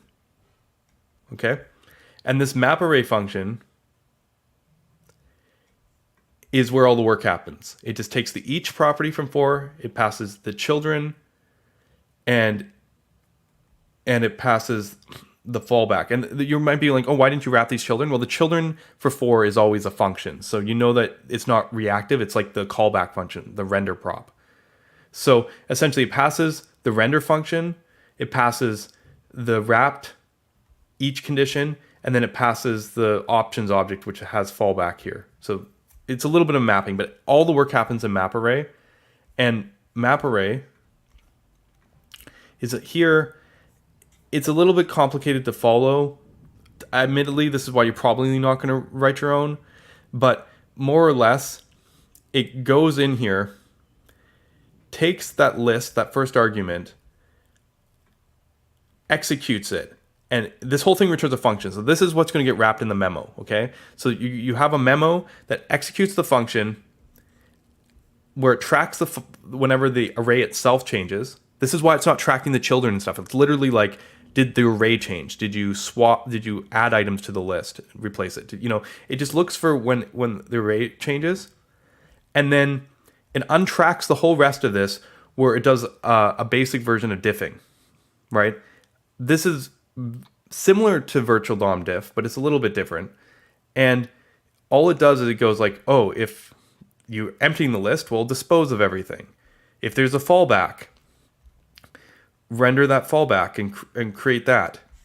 If the list was previously empty, just add all the items to the list and return that. There's a bunch of shortcut paths. And then the last option is like, okay, the old list had items, the new lists have items. Go through, skip the common prefix, skip the common suffix, shorten the list to the range that needs to be diffed, create a map and go through and do a basic diffing thing and move everything around and then return the final thing. I'm like glazing over it a little bit, but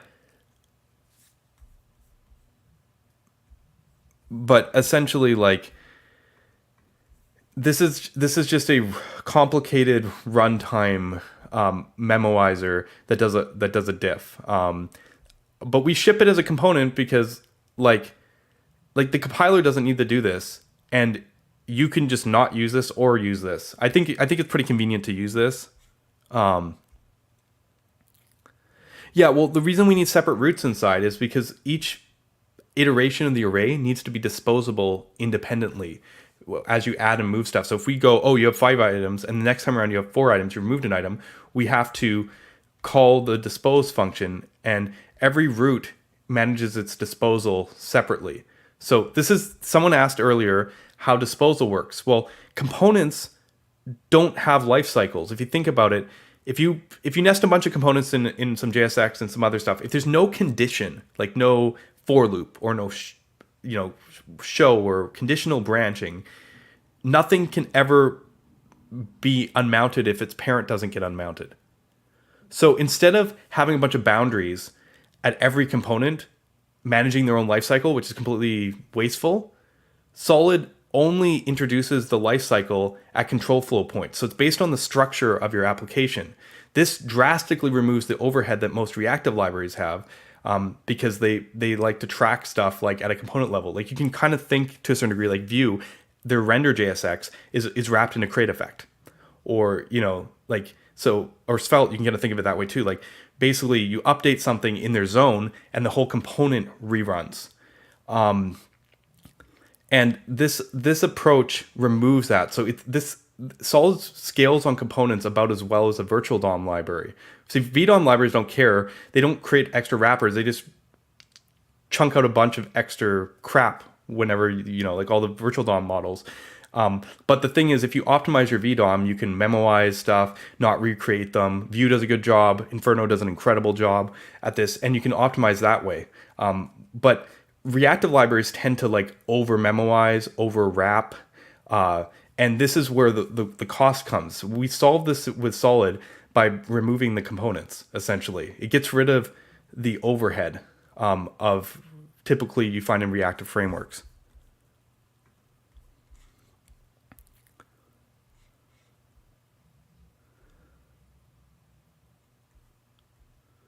Could you build one of these? Yes. Smart kind of stuff like this. Adobe actually did. It was funny when I forget, someone wrote an article about a year ago, and it was they were really like in support of Solid's control flow elements, because they're like, when your React app gets big enough, anyways, you'll want to optimize this stuff. Solid just comes optimized out of the box. Like, it's not a big deal, but if you think about it, if you have giant tables and lists in React and you map it, you're recreating all those virtual DOM nodes every freaking time. Virtual DOM nodes are much cheaper than real DOM nodes. But if if it matters, you are doing a ton of, unnecessary work perhaps. So you could write a memoized for loop for React if you wanted to. And it might improve performance in some edge cases. I don't think it's important enough for like the React team to ship that because they don't have as heavy of a cost. But it is a potential consideration.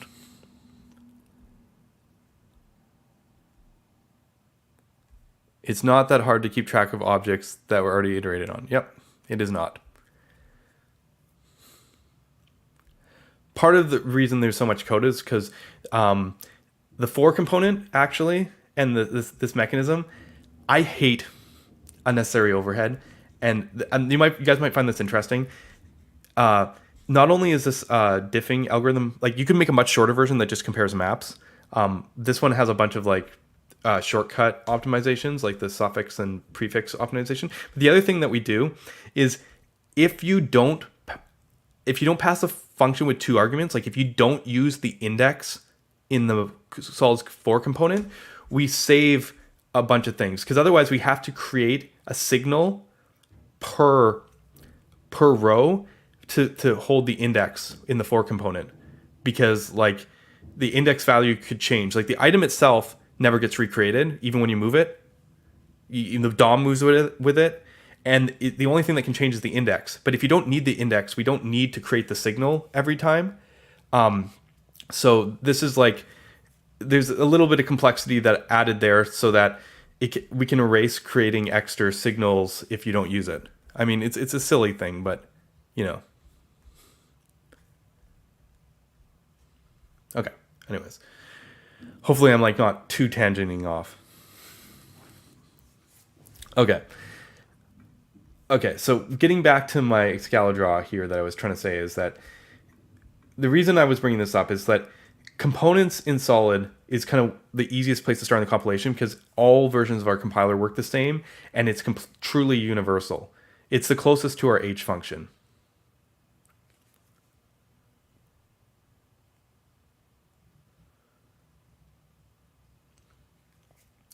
And then the next thing I want to talk about, which shows up in all of ours, and is kind of a question for people, is Boolean expressions and ternaries.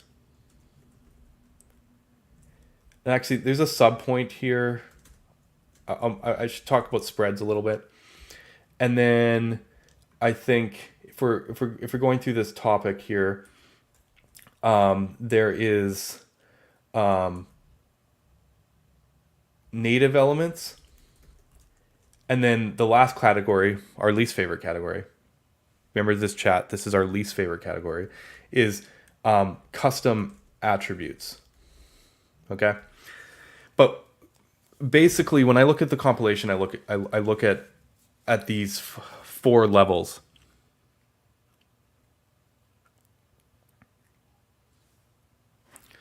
And I get a little swig of this orange juice.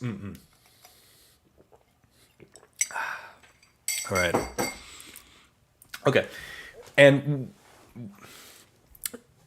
we've already talked a bit about components, but what I want to do actually is show you my favorite tool in the world.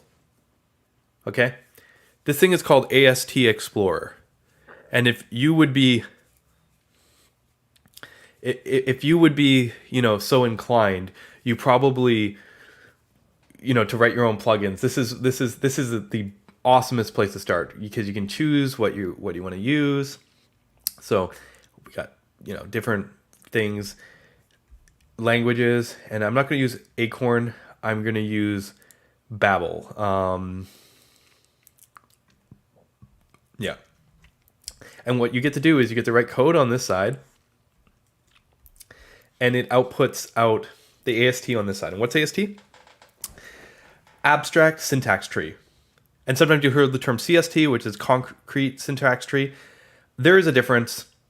At the level that I sit with this stuff, it probably doesn't matter that much because what we're doing is we're taking something else parses the JSX for us and the JavaScript for us. And that's where I sit. At that point, we can figure out what we want to do with it. And parsing and lexing is its own interesting and complicated topic, and people who invent their own syntax go through all that. But luckily for me, JSX exists. And I was talking earlier, I was saying, it's cool. We have code formatters and syntax highlighters and TypeScript and all these reasons to use JSX out of the box. Just works. Don't have to worry about that. Well, the other really cool thing you don't have to worry about is that there are parsers that are common that you can use. So you don't have to worry about getting this AST, right? Like most tools will, that support AST transformation in JavaScript will have a way to support JSX. And I mean, that's a wide variety. You can use Babel, you can use SWC, you can use the parsers directly, things like Acorn.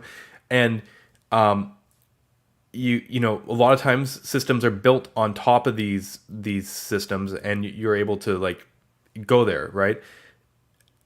I think this is an incredible superpower here that we've unlocked in the JS community, and something that's almost an expectation. It's funny. We started from a place where, JavaScript was just like JavaScript and it didn't work in every browser. And you'd write everything 10 different ways to work in every browser.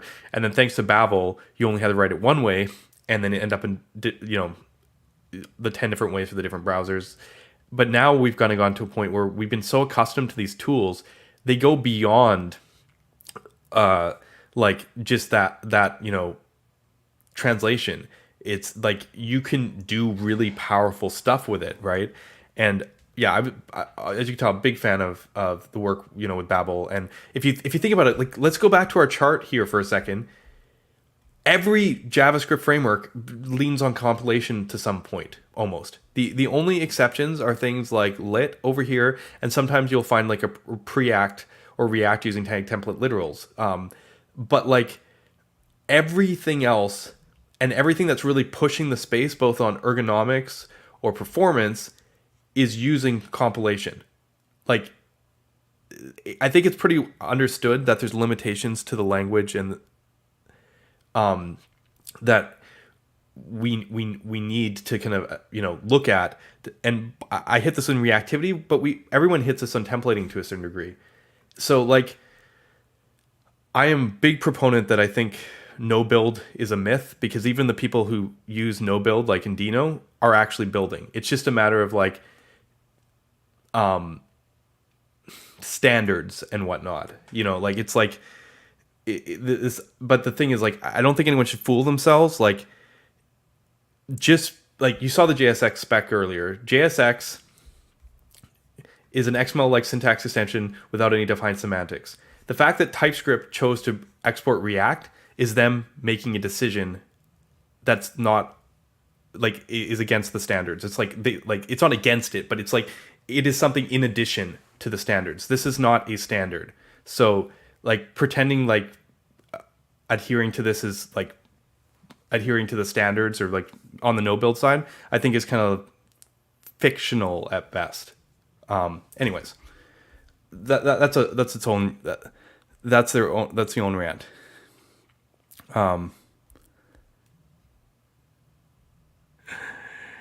Yeah, I know. That's more talking about for the future. We'll still time to get there. Okay, so what's sweet about AST Explorer? We can just write div here, and guess what? This one doesn't turn it into React.createElement.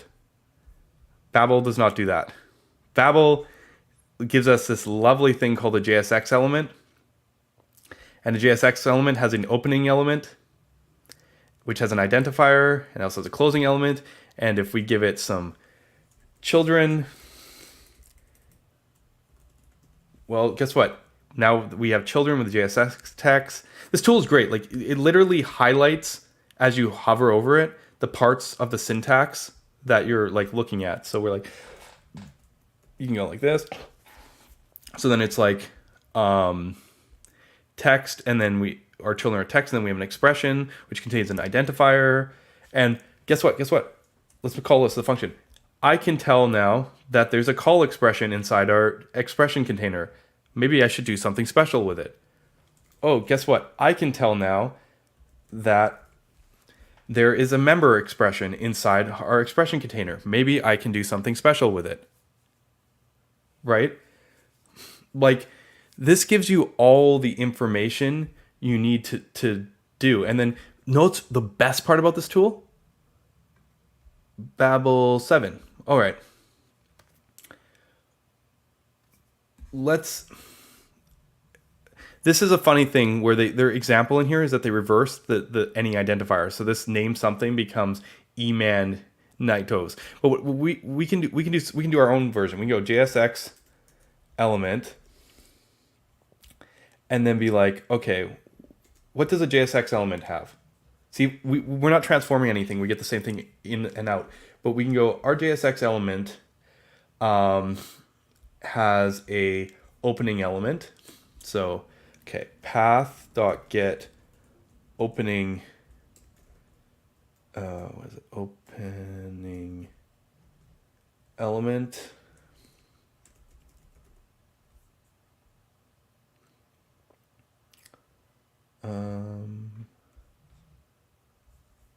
Yeah.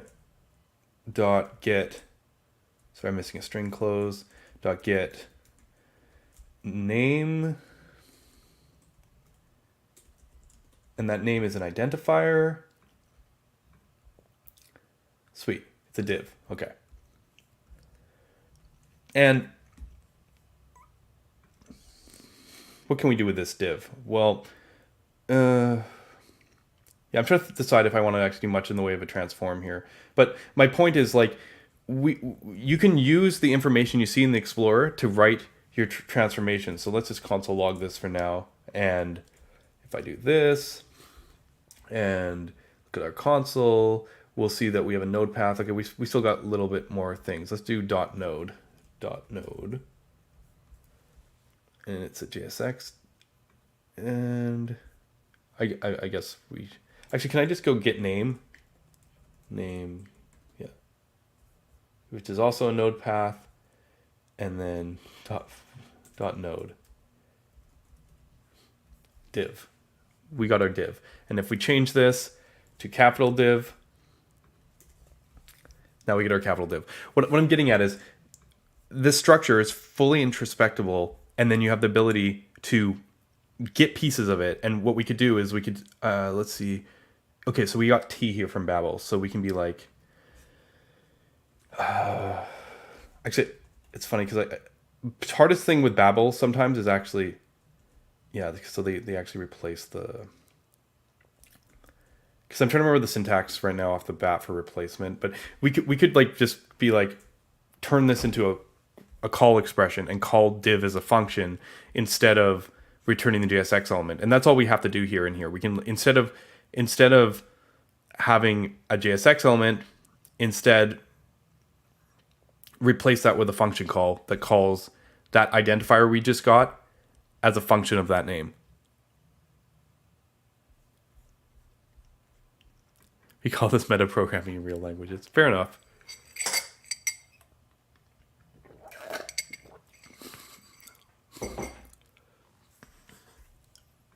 So, yeah.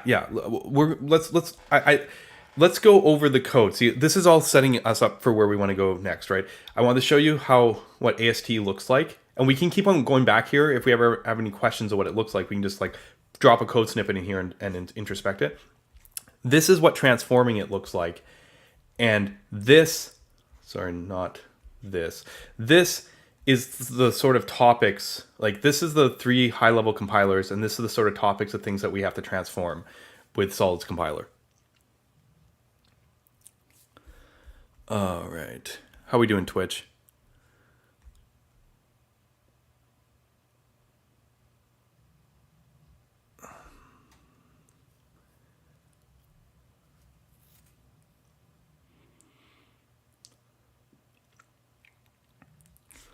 All right. All right. So everyone's doing good? Yeah, okay. Oh, good. People seem to still be around, so that's a good sign. Okay. So let's continue this conversation into I wanted to, probably it makes the most sense to look at, let's see, did I already open the DOM expressions package? I was in Solid. Let's go back to DOM expressions.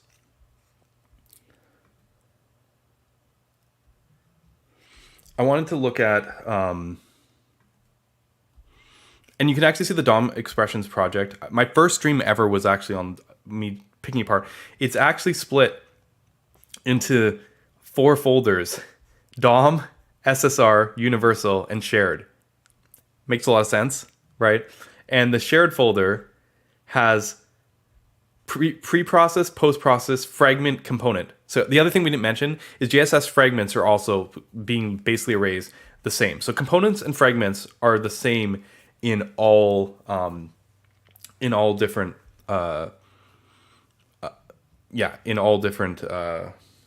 versions. And the entry for the transform is as well, because essentially that code that I just showed you in AST Explorer. See if I have index here is where I want. It's right here. Remember how we just set up that visitor and we said, hey, what we want to look at? Well, in Solid's case, we want to look at JSXElement, JSX fragment, and we want to do some stuff to the overall file in the program. So this is essentially all we've done here. We just took our AST Explorer here, and we've gone and grabbed a few visitors that we actually care about. From there, you saw that transform JSX, which is in shared. It's under transform here. And transform JSX basically does a couple things. It handles transforming this, which is weird. And I guess it's worth mentioning because it's one of those edge cases on the compiler. I don't know where I want to talk about this, but it's in the generic part, so we probably should talk about it now. It's just that you use a lot of there's a lot of nested functions happening, and when people use the this keyword, things can get really messed up. So we actually have a global transform that looks for this expressions and hoists them up so that they don't get messed up when you're in the JSX. So any thises in the JSX get hoisted to the context of the function that was calling them.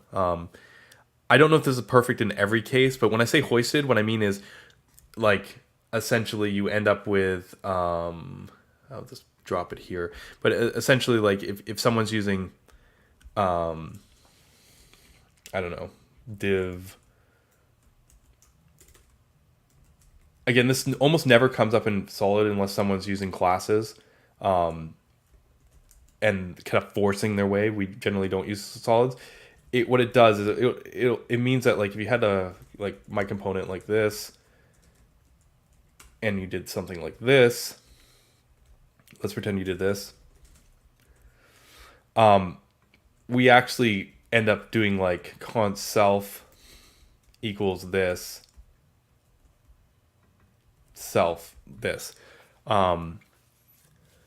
just because with a bunch of arrow functions getting injected and stuff and call sites, this gets a mess. This seems to have been working fine with people using classes, but people who nothing in Solid encourages you to use classes for components. It's you really have to go out of your way to do this, but some people like that, so they do. But this is a perfect example of using a sub transform, because what ends up happening is that we're calling a separate traversal from that point in the JSX, looking for this expressions, and then it sees if we've already generated an ID. So it looks and goes, oh, have we already generated it? And if so, replace it with this ID. But otherwise, in the scope, generate this ID, and then at the end, if we have this ID, this has been used somewhere, we walk up to find the parent statement block, and then we create a variable, a const variable with an ID with that self there, and insert it before the declaration. This is what's cool about this example is it's a very good example of a micro plugin of something you might do with Babel, right? This one's is a funny one, and this is one of those things where there's a little complexity here, right? We found this out because someone was trying to use classes, and I said, you will not find classes like in our documentation. We do not like, it's really hard to use classes with Solid, but if there's a will, there's a way, right? So, but this is a kind of product of the fact that we do a lot of function wrapping. So this is important to bring up here, even at the, like, as part of the general transform, okay? But the bread and butter of our, like, so to speak, thing here is, like, our main transform is this transform node. And this is how we actually transform the JSX element specifically. And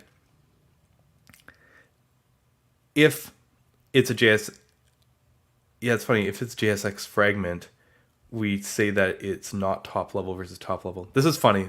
I'm trying to think of it, because JSX fragment, it's because we send both code paths along the same code path. If you remember our index here, both fragment and element are actually the same call.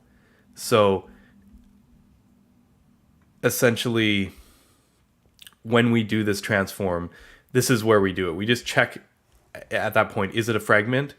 Then we don't treat it quite the same as we treat an element, which will be maybe more relevant in a minute. But essentially, we do this transform, and then the result of that transform gets passed into what I call a templating function. And the templating function, you see this get create template? It's because there's a different version of this templating function per different transform. Universal, DOM, SSR all have different versions. So we need to use the configuration to figure out which version we get. And then ultimately we replace what's at the path, which is that JSX element, with whatever is in this template that we generate. So the way we've created it in Solid, it's actually like, there's like two stages. There's like the parsing to like a structured result, almost like our own projection of the AST. And then there's a template function to kind of like rewrite it back out in the specific output we want for the specific platform. So transform node is the workhorse that gets called over and over and over again. And luckily for us, it's not that long of a function here. It basically goes like, and this gets used in multiple places. This doesn't just get used at the top level. It gets used like on children JSX elements inside. So that's why you're going to see there's a check. It goes, is it a JSX element? Is it a JSX text element? Or is it a static expression that we can evaluate as text? Is it an expression container? That's like the curly braces. Is it a spread? And that actually handles most of the top level grammar that we have in JSX. The key thing here is, if it's a JSX element, we kind of defer to the platform first, because this transform element is also per thing. It can either be DOM, SSR, or universal.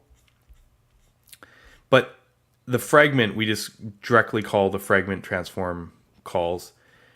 I think the only other thing I want to point out that's kind of interesting here is this get static expression. Because sometimes things... Yeah, let me see if I can find it. Get static expression. There are things that are not text nodes that we still treat as static in Solid. For example, if we can use this really cool thing in Babel called evaluate. What Babel has this ability that's not like documented practically anywhere, where you can get an expression and tell it to run the JavaScript at compile time for that expression.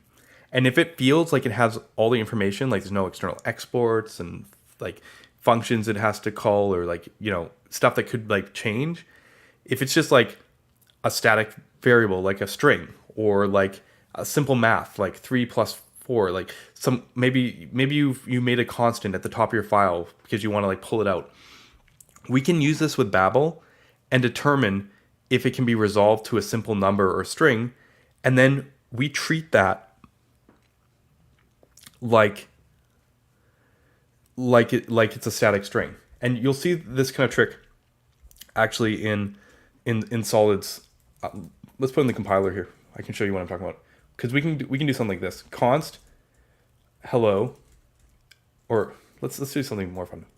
Styles equals, I don't know, background color red. I don't know. And then we can go down here and be like div or style tag like this. And I don't know why you want to do this, but because, okay, what am I missing here? Obviously this doesn't work, but what is, okay, it's, I think it's like the playground's still getting like locked. Okay, wanted that semicolon. Do you see what the Solids compiler can do is see how that text is inside the style block in the template? Yeah, it's still here too, but this isn't going to be used. You see how it's grayed out? Rollup or your bundler is just going to drop this line of code ultimately, but we just inlined the expression. And now instead of like, how do I break this so that it doesn't inline it? Yeah, I don't think we inline template literals that have value interrupt or something. Yeah. Instead of us cloning the temp style node and then inserting these styles, we do know it's static here because there's no function wrapper because it's just a variable. Whereas if it was like this, then it would, yeah, this actually, we have an optimization for this, but then it would insert a function. The funny thing is, in this case, we actually know that it's a function call, so we don't actually, we pass it straight through. But what I'm getting at is, in this case, you'd clone it and then you'd set it in later. But if something can be resolved by the compiler, we can actually inline the expression. And as I said, this is the thing that we like. I'm kind of doing it as I go. I wanted to categorize it because this is something like I don't think SWC has, but I guess I should probably. I've realized as we're talking about here that there's actually one category above this, which is like top level stuff. And that is static expression detection. I learned this stuff when I was working on the Marco team. And this handling, which we talked about before. Okay. Because Marco makes huge use of this kind of analysis. This is why it's so effective, because in Marco, being able to tell what's static like that or not in like different situations allows it to do partial hydration at like an insane level. Anyways, this isn't the most important optimization, to be fair. So it's not necessary, but it kind of gives you an idea of like the types of things you can do with Babel. But in any case, where I was getting here is that we can break the categories into like basically 5 different types of things to handle, and some of them are universal and some of them are specific. And the specific ones are the native elements and stuff related to native elements and the templating or write out, as I call it. So I said we should start with components or fragments here, right?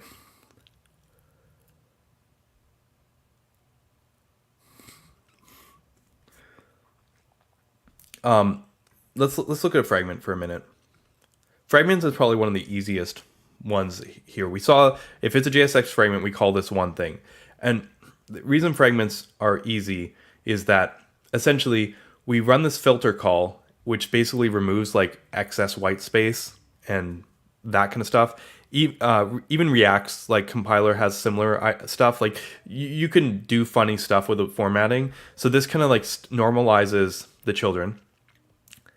And then we go through each child, and if it's JSX text, we do some decoding, which is to look for special characters.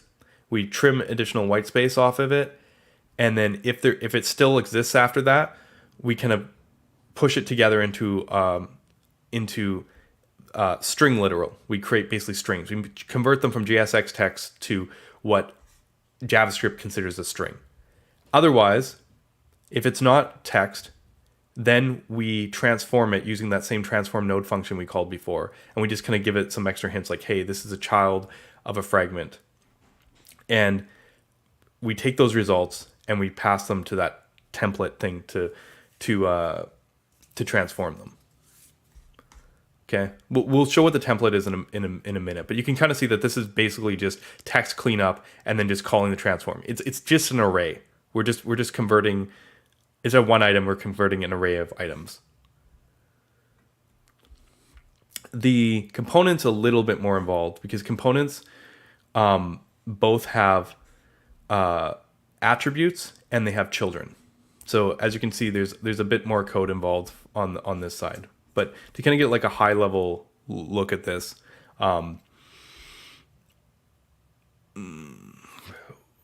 essentially what we do is we look at the component, we get its identifier. At this point, this is only called if we've already determined that it's not a lowercase name. Like this gets called from the element transform, which we haven't looked at yet.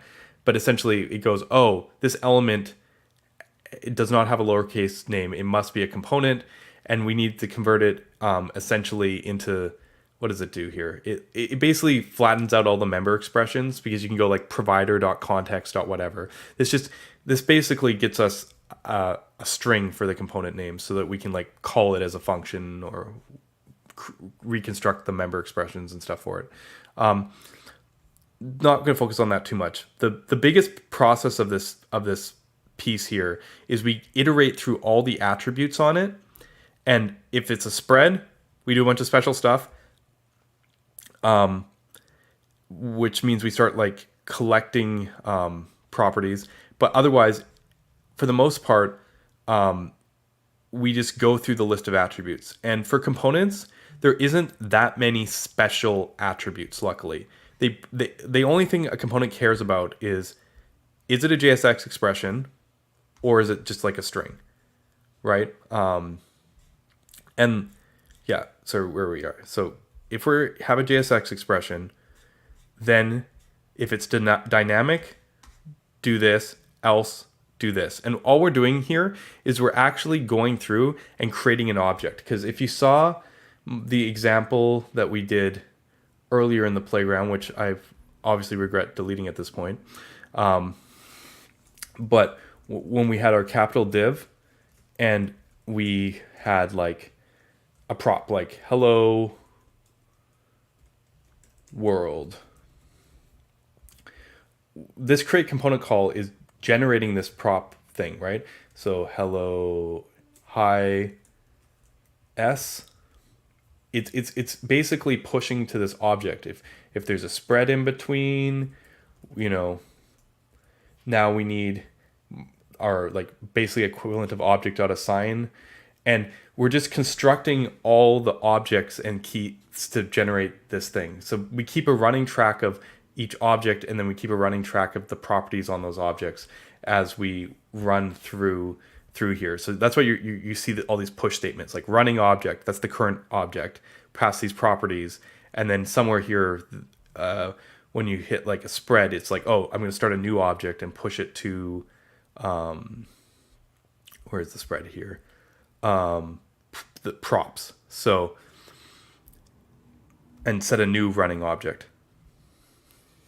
So we're just like going through the attributes and constructing this thing. And the only special property, the there's two special properties that we have to be worried about here. One is children, and the other one is ref. Children is special only because you can also pass stuff in between the tags in JSX. So if I guess the perfect way of showing this, if your JSX element here has children like this, like span, and simultaneously someone writes this, children, because these are the same thing to a degree. Let's make a div. This one takes precedence over this one. And you can see it here. We're cloning the span, not the div. See, we made it a span, and this div is nowhere here. If I made this childry, like something different, you're going to suddenly see that we now have a div in here. But the child takes precedence over the prop, right? So this is true of all JSX. One of the things that's kind of tricky is Sol's compiler is obviously more complicated than the React one, and there's a couple optimizations, but certain properties of it are actually fairly standard, like the handling this. Like if you think about it, our component function here is basically the same as their H function. So you can picture what we're doing here is not that different than how React would transform their like create element function. But what I'm getting at is, in that case, we have an early return. The other special one here is ref, and you can see there's actually a ton of special code for ref handling, and that's because Solid has two different forms of ref. One of them is ref equals like a function, which will be like, it'll get the ref and it'll check if it's a function, and if so, it'll call as a function, otherwise it'll assign it. This is the standard transform here, because you have to understand that this could be, because we also support this form, so you can like, yeah, we support this form. Which just assigns the ref.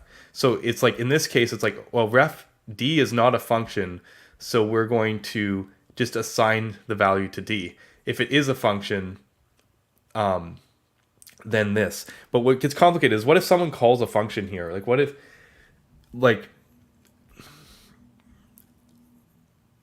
one thing in this case, we know that if they call a function, the only thing they can return is a function, because you can't assign to the return value of a function.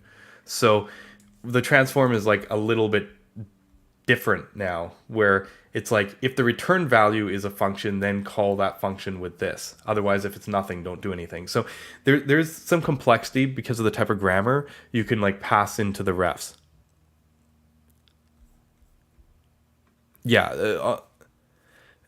The big thing here is we handle, in the inside of components, refs are always a function. You can see that ref function, but on the outside, they can be handled by function or assignment. So this is probably the only, like, the children thing is kind of like obvious, like the child takes precedence, but this is probably the only special property that Solid's components have from a compilation standpoint, is to be able to handle refs, because Solid's refs work like forward ref. Like, they handle it like, now when you're inside div and you define function div and you want to use a ref, well, it's just on the props object, right? It's like props dot ref, and this is going to be a function. But you can also pass it into little div, which can handle a function or a value. See, and so that's a forward ref, essentially. So, yes.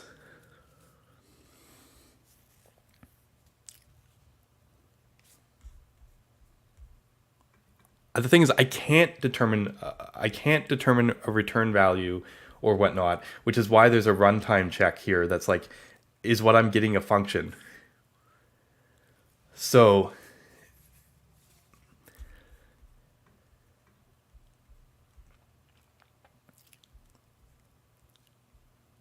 yeah.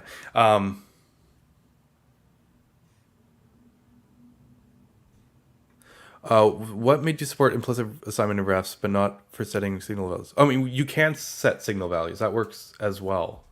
Like this. I mean, if you look at it, if it's a function, it calls it with it. So if this was set count, like this will just call set count. It'll go, oh, set count's a function, call set count. So we support both. What I was getting at is that from the forward refs API standpoint, everything gets converted into a function internally.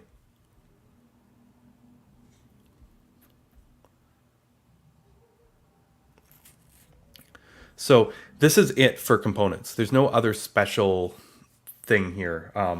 It's just this forwarding ref mechanism, essentially. So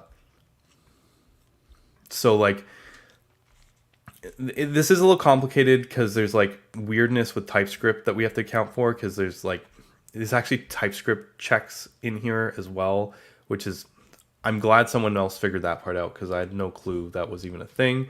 But generally speaking, the trickiest part here is if it's dynamic, then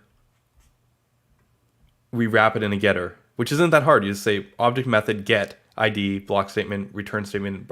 So basically, this is the code that wraps it in the getter. Otherwise, just pass the value straight through. That's it. I'm gonna get to this in a minute, but we don't have to worry about that just yet. So we collect the attributes. The children side, as you can imagine, is also just collecting more of these, and again, deciding if it's a getter. We do a heuristic for solid. I mentioned that if it's a function, or if it's a what is it called, or a member expression like a dot, because that could be like a getter that we wrap. We also wrap JSX. If we detect that the thing is JSX, we also wrap it, because we want our JSX to be, we don't want it to execute inside out.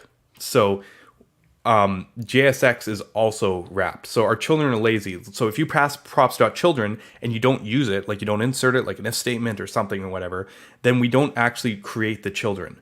Unlike React or virtual DOM library, where that creation at the top level will just create a B node that says type component children. If you actually ran the children in solid, you'd actually be running them. We do everything in a single pass. We don't have like first pass create VDOM, second pass do stuff.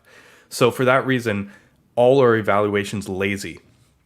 So like essentially it's all JSX in expressions is also wrapped in a getter.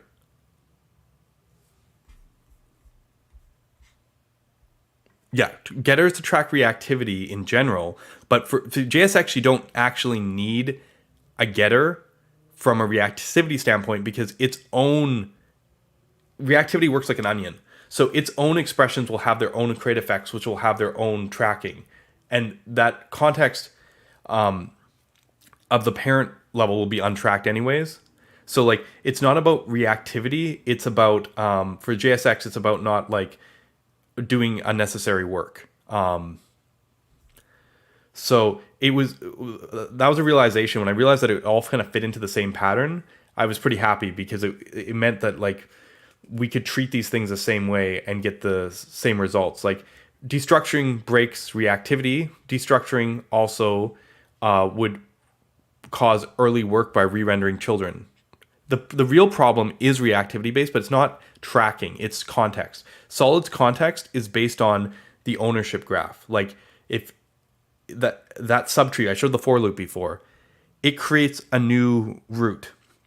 You can pretend that the context belongs to that or the nearest provider, and you kind of walk up that tree. If you start creating children outside, like ahead of time, like if you didn't wrap them in a getter, you'd be creating the children before you're creating the parent, which means that it couldn't do a lookup on the context. It would actually have the parent's context instead of the proper parent's context. So for this reason, we want the parent to execute before the child, because not only for tracking, but for establishing the tree hierarchy of context as well. So there's a lot of, like, it all kind of fits together in the graph. This is basically a single pass system instead of a double pass system. And for that reason, we don't want to create things inside out.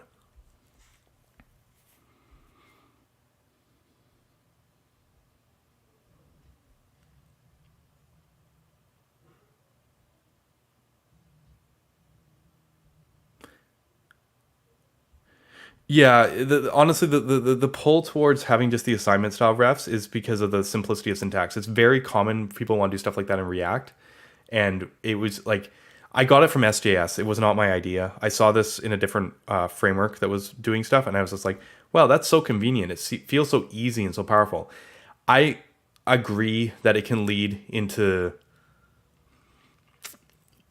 It can take you to places where things might not update. Like if you don't use a signal, then it can't update. But like Damien's right here, the 90% case, it just works and it's less code and people like that. So like it's one of those like awkward trade-offs where you're just like we didn't need that. But unfortunately, like I had it from day one, and if I tried to take it away now, people would be like, why are you making stuff so hard? Like, why do you do all that stuff? Like it's because it's one of those things that's like so easy shortcut. Like you're just like, yeah, let X, bam, like kind of split. As I said, the very common case, you don't actually need a signal for it.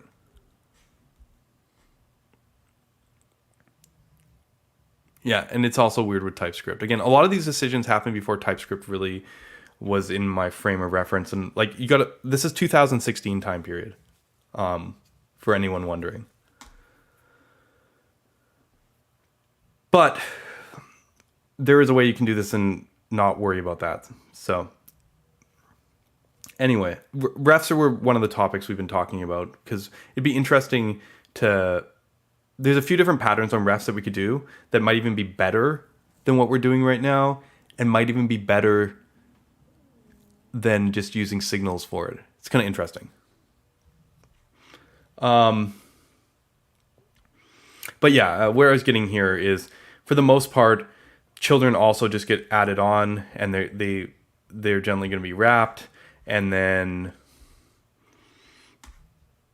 that's basically it. Like the children transform is not that different than the fragment transform that I showed a minute ago, where we kind of filter out the children and then call transform on it, and then call the template on it. So I'm going to leave on components there. I'm trying to think if there's anything else I want to touch on before I continue the next thing. Static expression detection, components.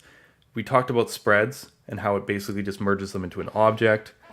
Okay, let's talk Boolean expressions and ternaries. No, we never need a use ref. It not really. No, actually, there is a TypeScript syntax check, but we actually don't look at TypeScript at all. We don't have that thing. I built, again, everything with Solid assuming that you wouldn't be using it with TypeScript. Like TypeScript was like something you can add if you wanted to.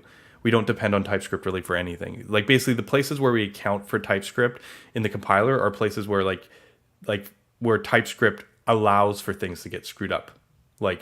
And we have to fix it because like the syntax of TypeScript actually changes what the compilation is, and then we have to like address that. But we don't like use types for anything in the compiler. I do think we'll talk about that later, about the role of types in the compilation in the future.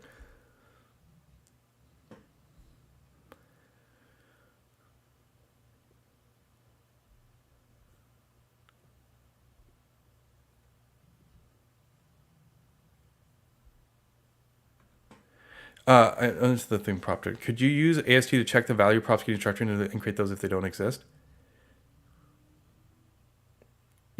there's a Babel plugin for this. Actually, we have Babel plugin on Destructure. Someone in the community made a plugin that like undoes the prop destructuring.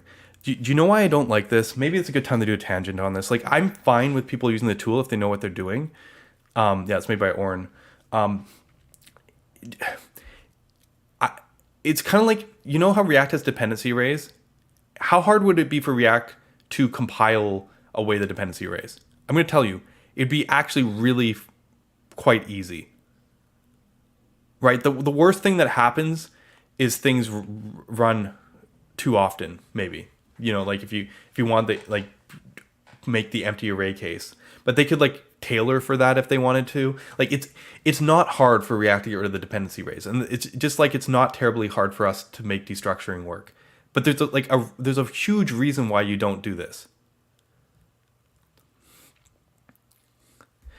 Because like React Forget, not forget about it. Sorry, React Forget is addressing that, but it's not addressing that by just getting rid of the dependency arrays. It's doing something much smarter that makes more sense and consistent. React wouldn't just get rid of the dependency arrays and go like, calling it a day. Like the problem is, let's pretend we do that. We get rid of the destructuring, right? One thing we're missing on that is we don't know what a component is. TypeScript can help with us, but like generally speaking, we have to know which functions to undestructure. But the problem is, destructuring is not the problem. Destructuring is a symptom of how reactivity works. So if I fix destructuring and then you go do something later on where you are passing around a value, like let's say you destructure right in the component, or you have a helper function where you pull a value out and you read it not under a tracking scope, or you do something like that. And then you're like, why is this not working? How did I break reactivity? And I look at the code and I go, oh, it's because you're accessing it out here.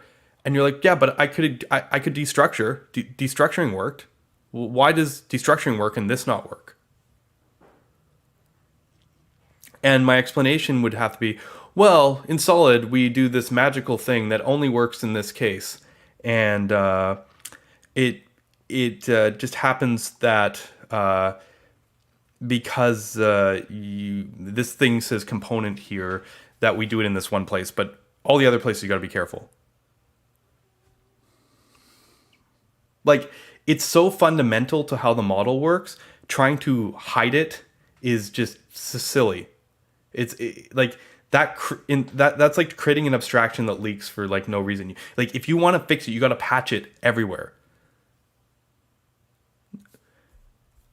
Could you do it everywhere? Could you do it across file boundaries?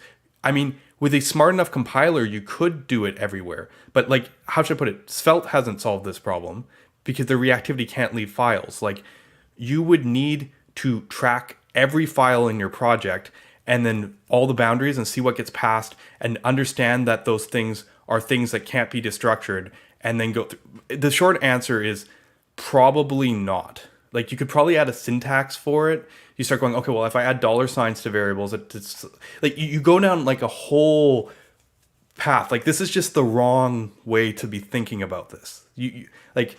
It's like you can add a whole level of complexity and new syntax and new stuff to solve this one problem that isn't even a problem. Like, it's just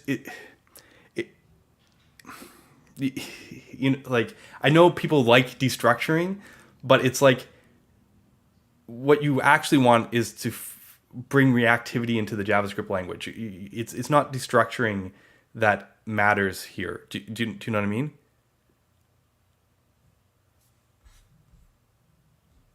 Oren says, I made this plugin for people who understood Solid just to have a nicer syntax, not the fixed destruction because I don't really see it as a problem, right?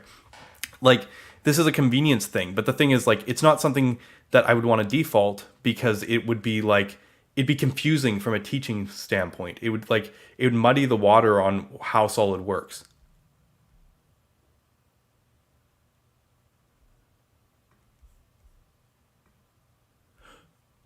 No, that's the thing though, but like, Svelte hasn't solved this. Like, the way to Svelte solved this by going like, oh, no custom hooks. Like, you can't create local signal, like, or like local storage signal or something. Like they solved it by just like removing what I consider the most important aspect of Solid, which is composition. Don't get me wrong, they have stores, but like it's not part of their native language now, and now you have like a separate construct for it, and you have to use special syntax to write it, like to signal it by using dollar signs. Like you enter this whole other zone, and maybe that's a good trade-off, but like my gut feeling is like if you have a choice between just doing JavaScript and extending JavaScript and like inventing syntax to solve problems with the language in a way that is ultimately going to be inconsistent anyways, like it's not a hard choice for me. I don't know. But I mean, I don't think everyone agrees with this, which is why Solid is different than Svelte or Vue. Each of those has a different take on this. Svelte's take is like, you know what? That's fine. We don't need to do it anyway. Vue's take is like, no, we have to be able to do everything, and we have to make it easy. Let's invent a whole bunch of syntax, like the ref sugar stuff. And what you end up with is like that meme from Twitter last week with the define props thing. Like these are not without trade-offs. My positioning is like, I like what Svelte did because it's like unapologetic. It's just like, screw it, we don't need this. I disagree that you need it, like hard, but I respect when you can just make that kind of cutoff.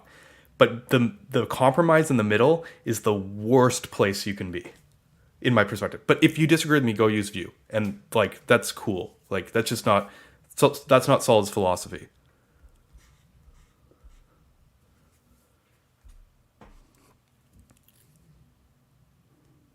Right. So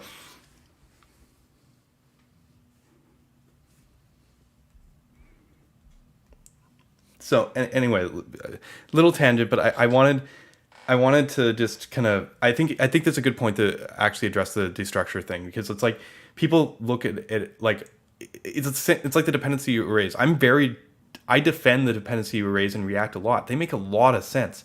People think they want to get rid of them, but I think looking at React's model, the dependency arrays are a good thing. That's not the pain. People conflate that pain with the dependency arrays. The pain is the re-render model and the fact that trying to communicate between two different hooks when the hooks can exist at different times through different paths, like you rerun the component and stuff persists on different branches, breaks our sort of imperative mind of the way that React works. React works top down, and suddenly you have an if statement, essentially. And it's not an if statement because if statements would break the hook rules, but conceptually you have an if statement where both realities happen at the same time.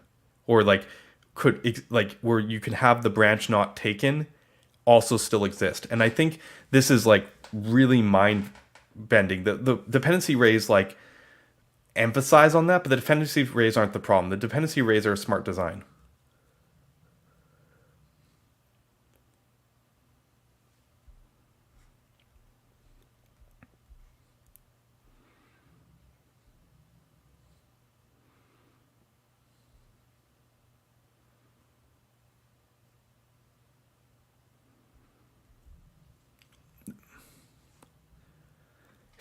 Yeah, I mean, this is the Vue specific thing, right? I don't know. I don't know if, like, you can, is one better than the other? I'm not sure. Like, I think it's very easy to look at Svelte and go like, that is sweet, like that is clean. Like you can look at it and be like, like it might not do everything, but you can be like, I can't complain about that. There's no leaks. It looks nice. It types nice. I feel confident about what I wrote. It's a lot harder when like you go, okay, like which syntax trade-off is worse? Dollar sign is less characters than dot value, but so is a function, two sides of function bracket that's also less characters. Like, I don't know. This is something I don't understand. People this dollar sign kind of convention, we actually have a plugin for this also in Solid's community. You can go use it. There's a Babel plugin called I think like Solid Labels, and there's another one. There's Reactivars. There's like 2 or 3 Solid plugins that add that syntax to Solid. They're just not officially supported because, like, as I said, my perspective on this is like, if you want to do it, go do it. But like we're a lot smaller project. We don't have as many resources. Like it's very like I can. It's a lot harder. It's a lot fuzzier where the win is in this scenario. Where it's like at least felt I can easily see where the win is. Like there's the value. I gave something up. I get something else in return. The middle zone is like I don't know. You know.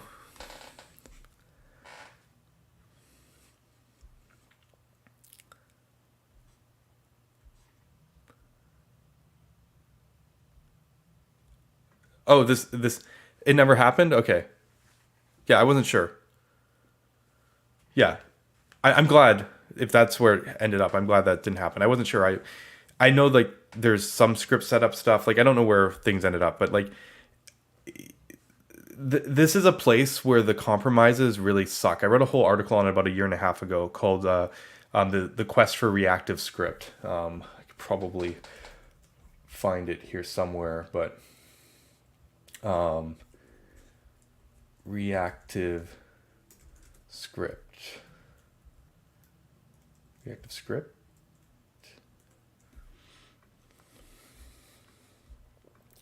November 2021. Okay. A little bit of a tangent, but it does come up as part of the compiler thing. Also, yeah, maybe we'll talk about this later. Yeah, I think that will be the time to talk about that stuff. Okay, let's continue on. Where are we? Yeah, so we talked about this. So it's funny though, because the next topic is a place like I might have been really harsh there on that middle ground thing just now with you know these compiled syntaxes and like undestructuring the props and stuff. But I had a similar challenge on the next topic with Solid, which is Boolean expressions and ternaries. And it's as divisive. If you go talk to Fabio in chat, he will tell you that this is the exact same thing as what like, you know, Vue did or what like the undestructured thing is. Because I did make a decision with Solid to mess with Boolean expressions and ternaries inside of JSX. And you might be going, like, you kind of look at this and you're like, well, why does it work here and not work somewhere else? The argument I just made gets pushed right back at me in defense. And I have to be able to answer that question. The thing is, the choice itself doesn't matter as much as being able to justify it, which is a sad thing to say. And for me, there's easy justification for this. Because I can make a boundary. I can go, it's in the JSX. You might think that's flimsy, but at least I have a clear answer to that question. I've set a boundary and I've limited it to that. So from a design perspective, I can be like, look, this fits in this space and this is true here. The destructure problem is a lot messier. It goes beyond the boundary of what Solid compiles today. Solid doesn't touch anything outside of the JSX. So I can reinforce this that way where I can't do that elsewhere. Right. Yes. JSX is already an established boundary. So from that perspective, like there's a justification. But there's, like anything, like destructuring is kind of painful, right? This one is a performance optimization consideration. And when I realized I could do it, I went with it. So what am I talking about? I'll show you what I'm talking about. I'm going to use our buddy div again. And this time, our div is going to have condition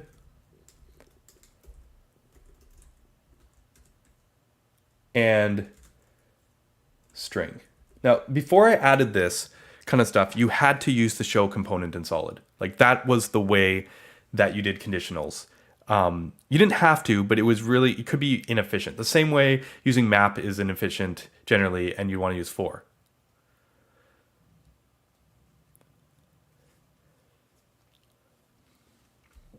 And if you look at this, there's nothing special here.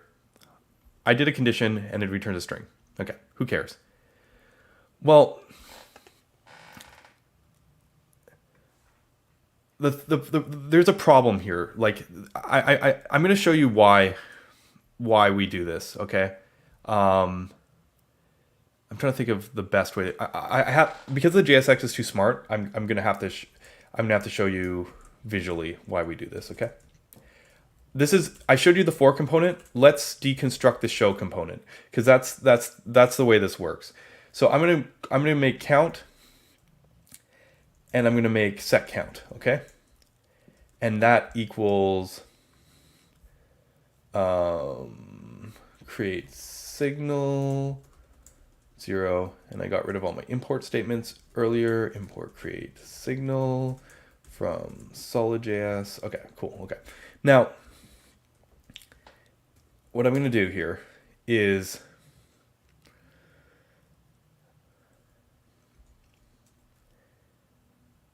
if count is bigger than 5, console.log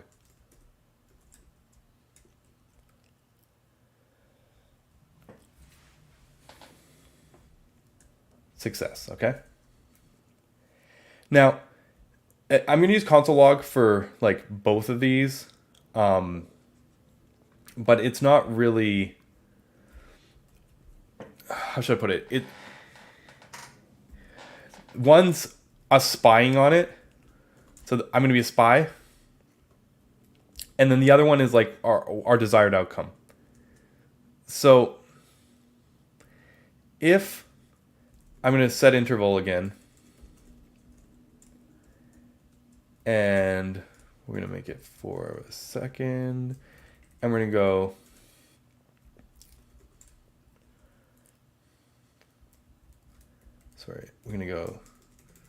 set count is count plus 1, okay? And we're going to go back here. Create effect is not defined. Perfect. And I'll talk about this. So you see spy counting up here at the bottom, 4, 5, and then we're going to see success. And yeah, we start seeing spy success, spy success, spy success. This is fine for some logic here, right? Because we're just running it. Like, this is not surprising from a reactivity standpoint that we'd log, let's say bigger or equal to 5. 5 will be the match point. Okay, sorry. We're not surprised that this starts doing this. However, this is not what you want to do when this is like expensive control flow, expensive element. Like, what you actually, first of all, like, this part's fine. Like, you're just checking. Oh, count updated. Do I draw it yet? Do I draw it yet? Do I draw it yet? But once you get above 6, you don't want to keep on logging expensive element, like recreating it from scratch every time. So the way you solve this is essentially, with reactivity, is you go const show equals create memo, and you go count bigger than 5. Okay? And now, check this out. Spy runs once. Expensive runs once. And we're done. Essentially, it ran once, figured out it shouldn't show the thing, and all the way up to 5, it doesn't run this again. And then when we flick and this condition becomes true, it runs it again because show changed and runs the work, and then nothing else here. It never runs again because it stays true. Does that make sense to everyone? That's why I made a show component, because baseline reactivity doesn't. It's not magical. Baseline reactivity doesn't have the, like, it's set up to rerun over and over again, right? So we need to pull the condition into a memo. So the show does is it takes your condition, writes it in a memo, and then does your side effect. However, what I was getting at here is a ternary operator does not do this, right? Like, how does it know to do this? Because why does it do this? Let's assign it to a variable, maybe. Oh, TypeScript's actually working. Huh, that's awesome. Okay, it's fine. I'm looking at the compilation anyways. Okay, ternary operator is just going to rerun this whole expression, right? Insert this whole thing. So right now, Solid's smart enough. It goes, okay, you're just returning a string. Like, we don't care enough about a string. But if you returned a div, well, let's memoize the condition, force it to a Boolean, and then return the actual expression that we're going to return to evaluate is actually only clone this when this memo does it. The ternary,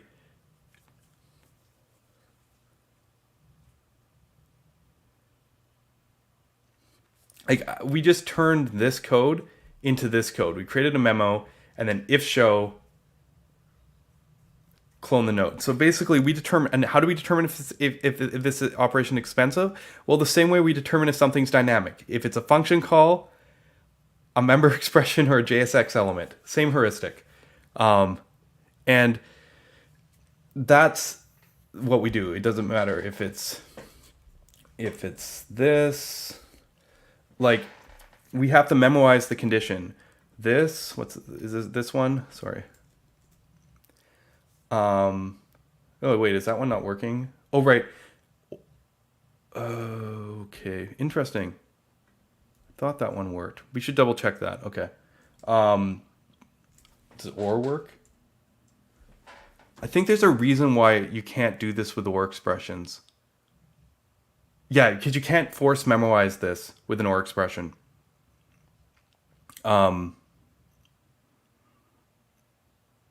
Because this could be the value that you return. Anyways, which is fine because in an OR expression case, if you think about it, the condition is the thing you're returning anyways. So it's not a Boolean, it's like a thing. So this is not going to bite you in the ass generally. You're not going like counting +5. It's the thing you're returning. Like, and if you're returning the thing and you're running it over and over again, you kind of got a problem already anyways. Anyway,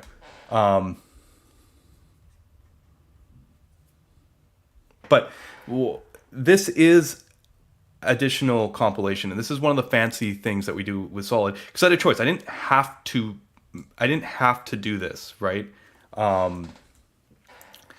But without doing it, you'd have that count up thing problem. Like, if the expression kept on moving, like it was based on a length or something, you'd recreate all the children every single time it updated once the condition was true.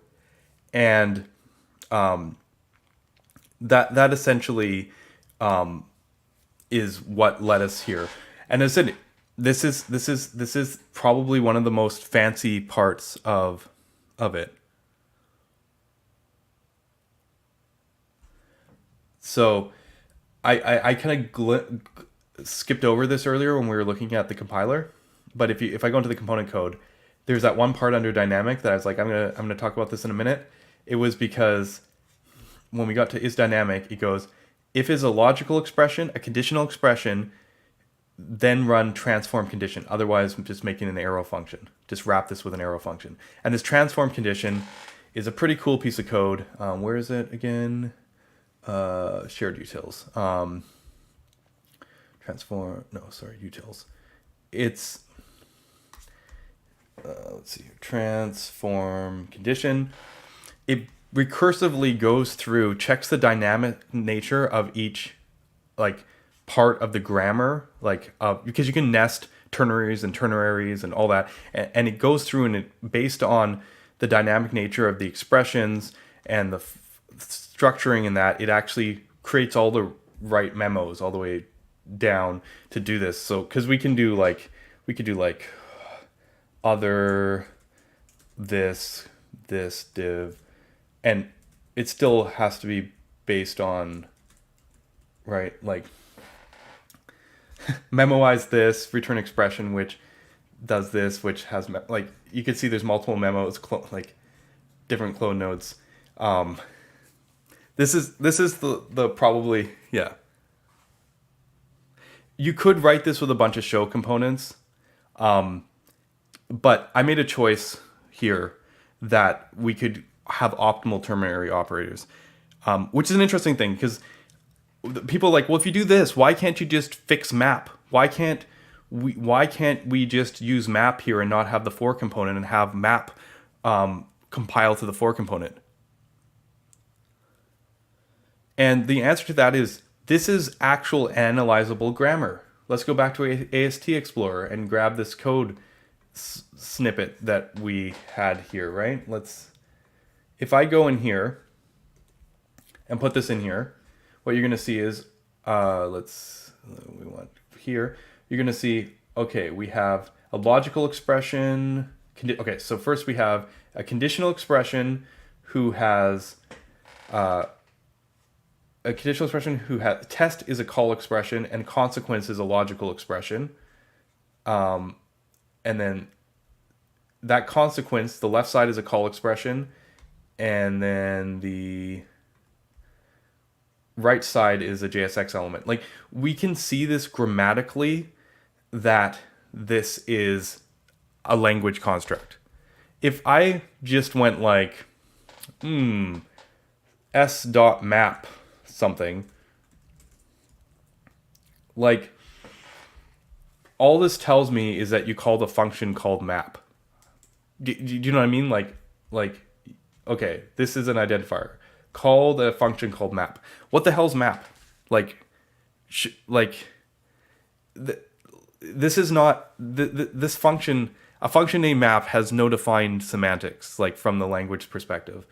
Like, yeah, like the ternary is part of the language. If you could use do expressions in here and put a for statement in here, yeah, then we could compile a for statement and have it act like Solid's for loop if we wanted to, or for component. But what I'm getting at is like, I'm not gonna magically compile map. Mitosis does this though. That's what mitosis does. It kind of goes, well, if you put something called .map in there, we'll just kind of assume that's what you want to do, and we'll do it. But like from a more general perspective, I don't think that's like, how do you explain that to someone? Oh, we just look for functions that are called map and transform them. Like,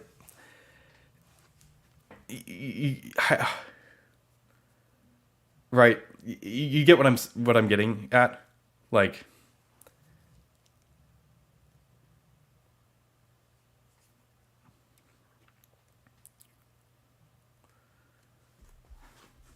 Yeah, I mean, some people are like it's an arbitrary line or something. I don't think so. Like, one is like, what if this function is now called map too? Like, this is not. This is like you have the syntax in JavaScript to tell you what the intent is. This doesn't tell me anything. Yeah.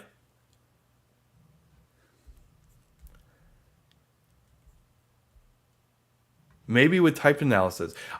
Types might be our way out of this dilemma we're in right now, but that's not where we're at. And I've been told by multiple people every time I make that suggestion that TypeScript isn't, the language isn't capable of doing what I want. Anyway, so let's continue on our little journey here. That is one of the fancy things, and everything I've talked about right now, all solid output, whether you're using universal or whatnot, works that way. And the thing is, I think I have a code sandbox. It's like custom DOM renderer. We did it on stream. And what we did was Solid's custom renderer has a bunch of like create component, create element kind of type calls. You just define you basically define a few things that we need, and we compile the elements in a set way with universal, and essentially the component calls and everything is like what we've seen to date. So let's talk native elements, because that's probably the next topic here.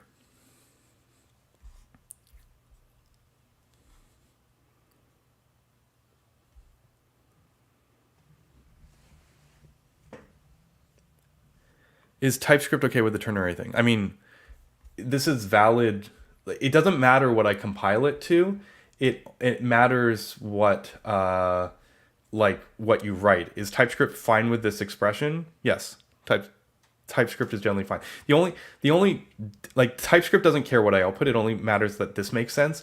The only reason that TypeScript might not be happy with this is because it doesn't know how to narrow on a function call's return value, because it thinks that every time you call that function, it's different. But generally speaking, TypeScript is perfectly happy with this.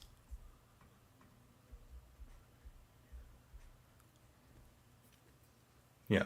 So, yeah, where were we? Yeah, going back to my Scala draw, I think we've covered everything that's universal. Now let's talk about these last two, native elements and the custom attributes, are specific to the compiler. Although the DOM and universal ones are very, very close. They're almost identical. The SSR one is our special case, and probably one of the last things we'll get to. So let's get out of here and look at what the DOM one looks like. And it's just two things, remember? How do you transform the element? How do you print out that template, right? And the transform the element is kind of following the same pattern as the component one, in that it does a bunch of processing stuff, but ultimately what ends up happening is we transform the attributes, we transform the children. Okay. The reason there's a lot of extra code here is because Solid has multiple outputs for each of these based on whether you're hydrating or not hydrating. It changes the output slightly. The code regeneration generate in hydrate mode and not hydrate mode. For both the server and the DOM version, which complicate things, but the basic pattern is the same. There's a few special attribute things that I handle up front, which we'll talk about later, and you'll see them. Everything related to class list, style. These ones are the special attributes beyond ref. But even looks like some stuff around inner HTML, text content. Where are we getting here? Where are we? This is set attribute. Sorry, this is not what I'm looking for. I want transform attribute. Yes. Yeah. So here we go. This is the pre-processing that I meant to talk about. Stuff about styling and about classes. We'll get to there. But generally, it gets down to this main loop down here, which is basically get me the attributes for each attribute. Go through it, and this is very similar to the component one, where essentially we're looking like for static values, or looking for dynamic values, looking for things that could be thought of as static values. So let me see here. Here's the ref code. It's actually almost identical to the component one. We have to check for non-null assertions because that breaks TypeScript. But other than that, it's very similar, and we get a similar output, which I didn't show before, but I think is fairly, what is it? Ref equals W. It's a very similar output where we get like what you're going to see here on the DOM element ones is instead of just calling it, we call this function called use. And the reason is because refs and directives are basically the same thing. The only difference between a ref and a directive is the directives have specific code they call. We ended up using this use function as just a way of like having common behavior between them.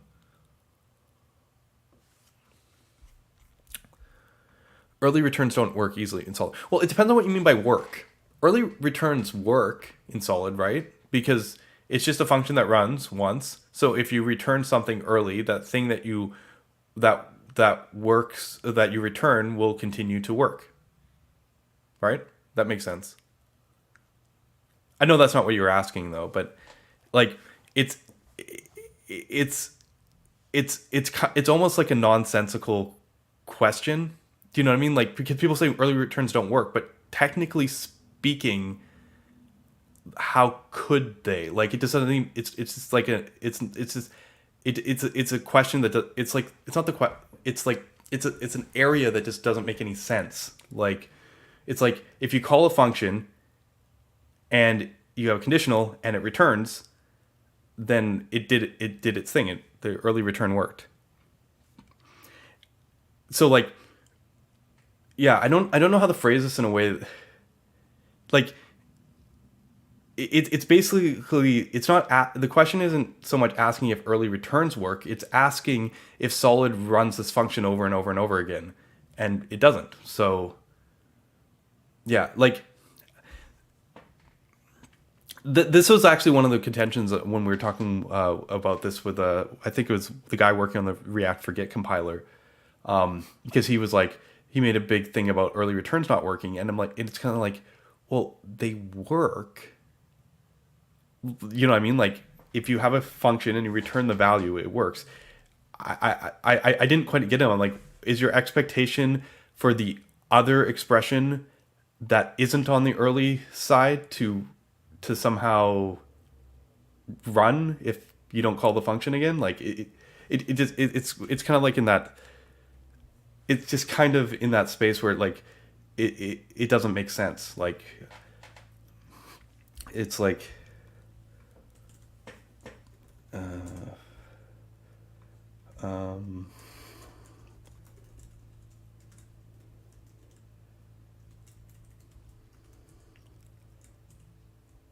yeah, I mean, get condition, if get condition, return something, returns something else. Like, I'm trying to set up a situation here where I could like somehow make it make sense, but like, it just, yeah, yeah. I mean, I guess it's simple to say the early returns don't work, but they do work. They just don't do what you might expect them to do if you expect a function to run over and over again. Anyway,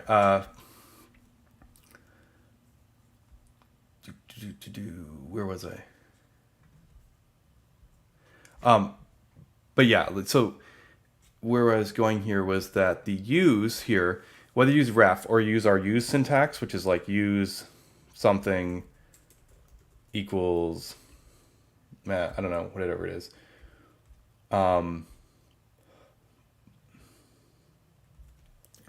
This one calls use like this, and it uses a third parameter to pass the expression that you pass to the use statement.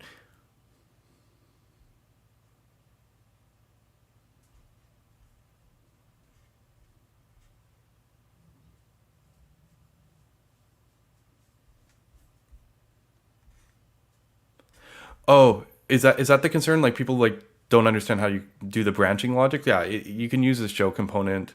Essentially, is probably the easiest way to do it, or use a fragment with a ternary or something. Like, I get it. Like, if you want the logic to branch in your component, then the thing you have to return has to be branchable. Is the best way to put it, because it only runs once.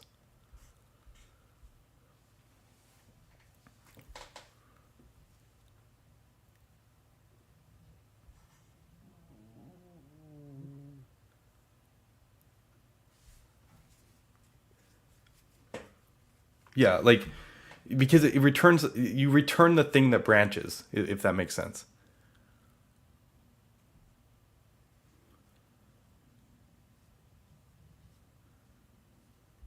Yeah,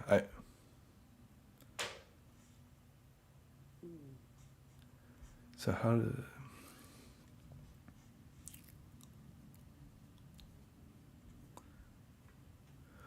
right, but show component can, yeah, how should I put this? Yeah, the thing is, because we don't have hook rules, you could define new state inside. It's funny because in React you can't actually define new state after the early return anyways because of hook rules. So like in Solid, the expressions make it harder. You could do it as an expression, but it'd be like a tedious one where you declare the variables above and then assign them, as expressions. You can use ifs. You can use the function form of show, but unfortunately right now that's keyed. But it didn't have to be, right? Like you can technically declare signals at any depth in the JSX template. It's like they have their lifecycle based on the reactive tree, not the component tree. So you can just like insert signals anywhere in the JSX where you can write them, and you could create them, and those effects will get released when their parent gets released in the hierarchy of the JSX, if that makes any sense.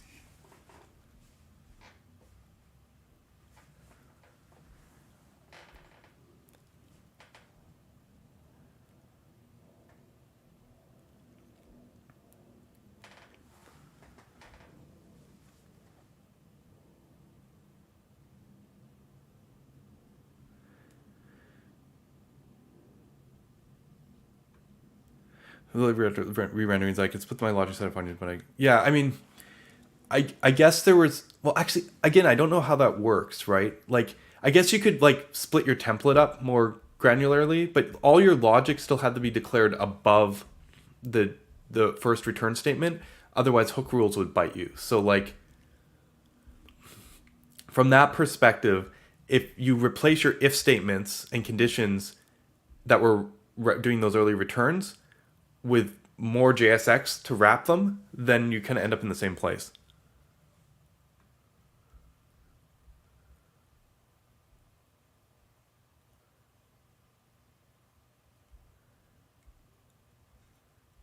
Anyway, you just wanted to show the ref version on the components use a different function, but it is very similar to, or sorry, on the native elements, it's very similar to the components. The other thing, so that's the refs. See, same thing, use. Children. We have I don't want to talk about special attributes yet. We'll talk about them in a minute. A lot of the stuff on the DOM is actually like that. You know what? Actually, it might be easier for us to look at the universal render element first to see it. Although it is a little bit different. In the universal renderer, we go through, and again, ref is special, like I mentioned before. And use. You can have actions on our custom elements, custom renderers. You can add directives. But beyond that, it actually isn't that different than the component one when it comes to until you get to the children and inserting them. And the difference here is it calls functions you define for the universal renderer, like insert node, create text node, and returns those instead of doing the template cloning. So in the universal renderer, things get created one by one because we don't have template cloning, like I showed earlier. So essentially, like it'll call the provided create element call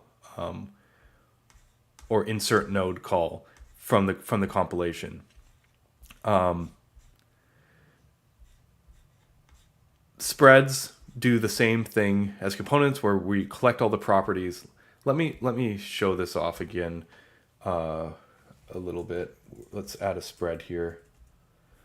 What you're gonna see with spreads is, where is it? I've got too much noise. I'm not actually seeing the spreads come in. You're gonna see a slightly different helper here called the spread helper, but it works. Very. I mean, I need something with more properties. You'll see what I get to in a second. You'll see merge props come out again. Merge props, basically the spread helper gets the element and then it gets the props that you need to spread on it. And again, it uses merge props to do it. The reason we use spread helper here is if you don't use any spreads in your code on native elements, you don't need to bring in the spread helper. And the spread helper is very similar, funnily enough, to a HyperScript function, like something you'd use in a VDOM library, because it literally needs to go over all the props and be like, has this one changed? Has this one changed? And do a shallow diff against all the props. Because once you have spreads involved, you have to look at the combinations of the different props. If everything is directly assigned, we can optimize it one-to-one. But with spreads, we have to actually be like, we actually have to do like a shallow diff. So this actually brings like a nice chunk of code in, which is similar to what you'd find in a virtual DOM library. And that's why we have this operator. But other than that, it actually just uses merge props to put the rest of the stuff again. And if you watched one of my previous streams, I think it was creating Solid 1.5. I did a lot of work on the spreads here to optimize certain cases where it could tell like when, sorry, not R, let's pick something else. It could tell when certain props were safe to be put directly into the template because they were the lowest level and the spread would always be spread on top of them and they'd never override. So there's a bunch of optimizations that we look at in the order that spreads and attributes are put on here in order to produce the best output.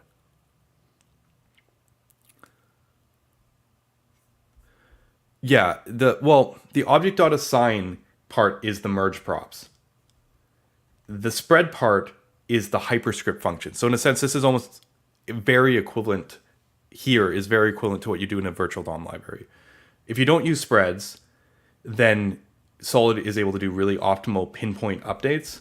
Like, if we pick, I don't know, let's make this a title. It can go set attribute title D, right?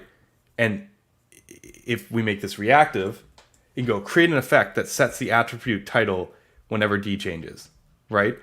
But once you get spreads, it starts devolving more similar in those cases to what you get from a virtual DOM library.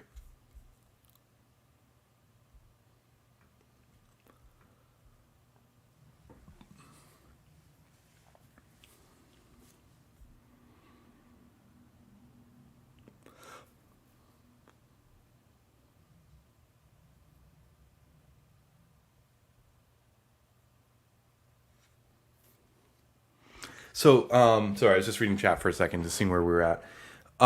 Essentially, this kind of mechanism is the same whether you're using custom renderer or your typical client renderer, because we'll just call a set attribute call an effect. And I think one of the cool things that Solid does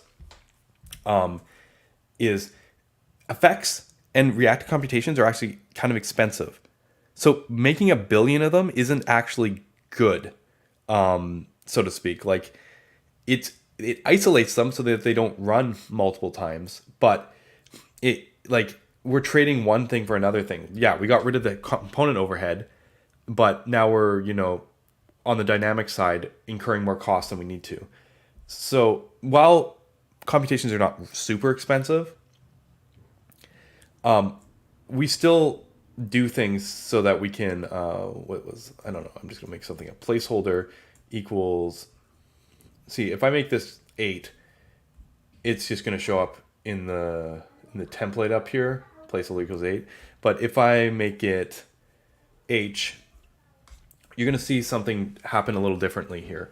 Our effect now wraps both attribute checks and evaluates the value and does a shallow diff to decide which attributes to do. So we actually introduce shallow diffing back in to reduce overhead of creation costs of having multiple effects. So this is something that all our renderers do. The DOM renderer, the universal renderers do. Technically, SSR doesn't do this, but I'll explain SSR last. But we use this grouping of effects as a way of reducing, the overhead cost of update is so minimal here compared to the cost of actually creating, scaling with interactivity.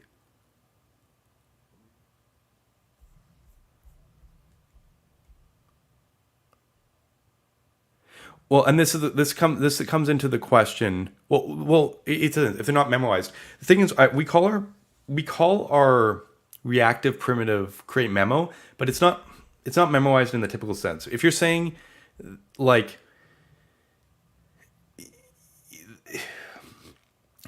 because our system's based on mutation and things don't run over and over again, generally you're always going to have the same reference anyways. Where this gets you is if D is not a create memo, but an expensive calculation that you're doing, then you're redoing that calculation every time. However, if D is a signal or, a solid create memo or whatever, then, most simple things that you do for formatting here, like two lowercase, then it's kind of like, you know what I mean? Like, what is it? Two lowercase. Like, you are doing extra work here, but like, there's whole articles on people like telling people not to over memorize in React. It's not worth it. Our default here is to not over memorize. Once you get this only matters when you get to a place where you're doing expensive operations. Otherwise, the cost of creating the memo on creation isn't worth it, if that makes sense.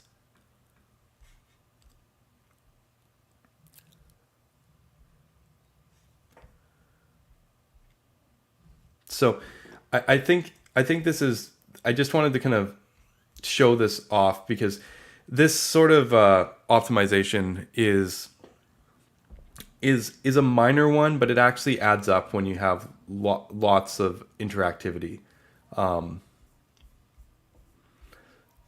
And let me show this in DOM expressions.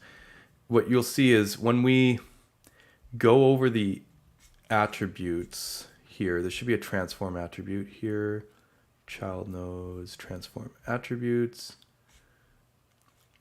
If it's dynamic, we push it to a separate list to get processed later.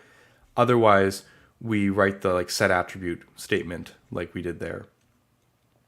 And this dynamic list will get handled later. What I haven't shown at all yet is the templating functions. And what these do is the results collect all these symbols, like the expressions, like the walks, the template. And what the create template function does is it iterates over them, gets all the declarations, puts them in a big variable declaration, and those will be like clone element, walk to the node to get the elements, all that kind of stuff gets printed out. And then it will go through all the expressions we collected and wrap the dynamics, in the single grouping like we just showed, and then return that all out. And that's essentially here. And here's what wrap dynamics looks like. It goes through and creates all the checks and initializes it. You basically just create for each one, push on these identifiers, and then print them out again. You'll see a lot of these patterns when you're doing AST transforms. It's a lot of just like taking one object and converting it into a different object with a few helper functions, like make an expression statement with a logical statement of type and that's first argument is a binary expression with a member expression of this. Like you're just kind of linking these kind of things together.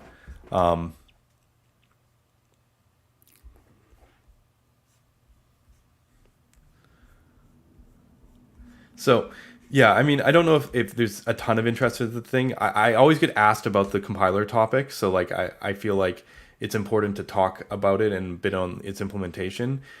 That's mostly how the elements work. Like the difference between the universal and the DOM one is that the universal one calls like specific crate calls that you define in your universal renderer, and the DOM one makes a clone node thing.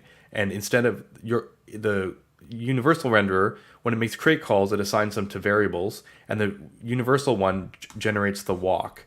The generator of the walk is a little bit interesting. Where is it? Transform children. Because I think there's one case that I haven't talked too much about that's awkward with any system that clones nodes. We should look at it. Yeah, let's look at it. The one case that is awkward for systems that clone nodes is space expression space. I'm going to emphasize this by putting text on both sides.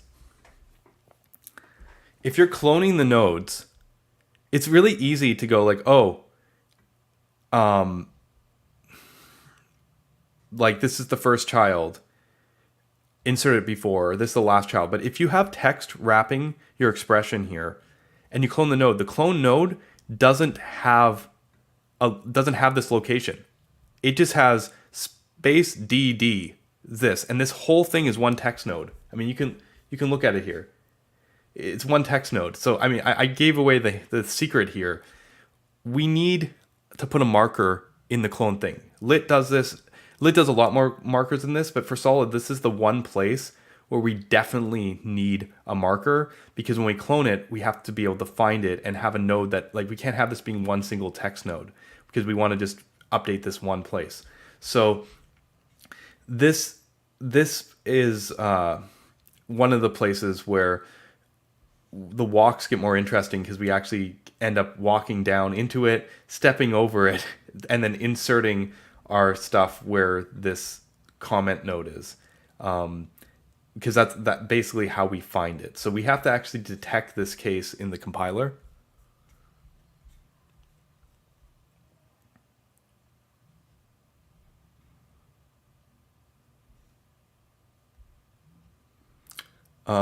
Let me see here.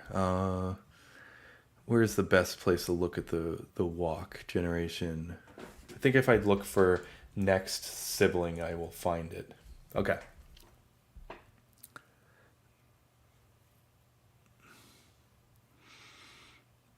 Yeah. Well, as we're iterating through the children, we keep track of identifiers, and you see this I here. It's like if you're the first child, it's first child, otherwise it's next sibling. And this code here is we're like iterating through the children. We transform the child's results, and then the resulting template we append to our own template. This is how we're like building it up. Like if it's just like a string, like we're just building up the string here. And if the child has an ID, which is saying that it's a template, then we have to, like, based on what iteration we are on the children, start creating the identifiers to walk through and be like, first, next. This is not smart. I am not doing crazy analysis. I'm doing it as it goes. And as we're iterating and transforming, I'm just going, okay, here's the first one, here's the next one, here's the next one. And just adding them to that declaration so that later when we print it out, we have the full list and we assign a unique identifier, which is what that child ID is. So that, like L1, L2, L3, so that we can use that identifier in any expressions we do. But the key part is, as we get the children, the parent absorbs the children's declarations, and it all kind of within a single JSX template, all kind of pushes up. So all the declarations get hoisted, all the expressions, all the dynamics, all the post expressions, I call them. And then like a few other ones. Post expressions only matter, I believe, for hydration. We have a few things where we like do event replaying. But essentially there's these things all kind of get absorbed from the child as we walk to create this one thing that get printed out at the end. And then, yeah, if the child isn't a DOM element, then we just insert the expression directly. And that's what that insert call is. Again, you'd have to go through the code in much more detail to kind of like get the full gist of this, but I wanted to kind of show how we get the walks. The thing is, we do a couple smart things in that we don't print all the walks out. If we can tell that the child has nothing interesting, we skip the walks. Essentially, we skip kind of going over it. We have like a quick analysis where we look forward and go, okay, does any of the next siblings have any expressions in them? If not, let's just stop walking from this point. So there's a few things, but I do rely probably heavily on stuff like rollup to prune any unnecessary walks if a couple of them do get in. This isn't the smartest thing. It was a very brute force, quick and easy way of generating the walks. I think the most interesting part, let me see if I can find it, multi. is in the expression insertion. This is the place where we figure out if we want to make a placeholder or not, right? Where we're like, okay, check the length of the children. There's some hydration has different behavior here, so that's why they're marking it. But basically, because hydration wraps these expressions in markers instead of just putting one in the middle, because hydration needs to find ranges because it doesn't know how long it is and it needs to pull all those elements out. But the basic case for one we're doing right now with the DOM is it basically determines if this is a case where like it's boxed by TextNodes, like does it wrap by text? If so, create that placeholder. And then like as we go, we kind of just do a bit of this look ahead kind of thing to kind of determine these conditions so we create the right template and the right expressions.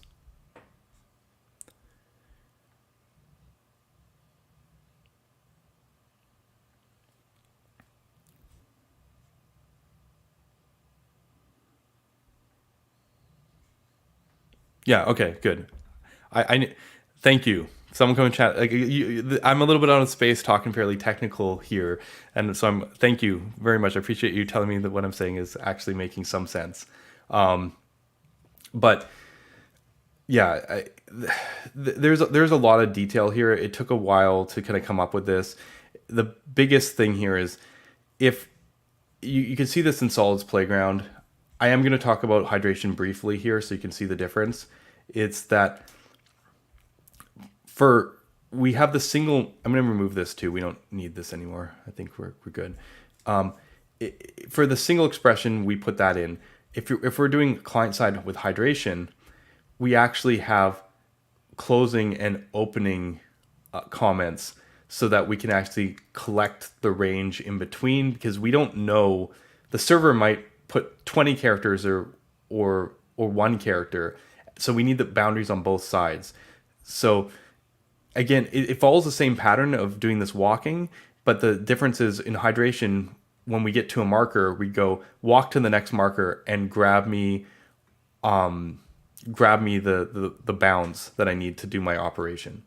So it's similar but different. I was able to reuse the same patterns for hydration. This is one of the reasons we use template cloning, because if you think about it, when you're client-side rendering,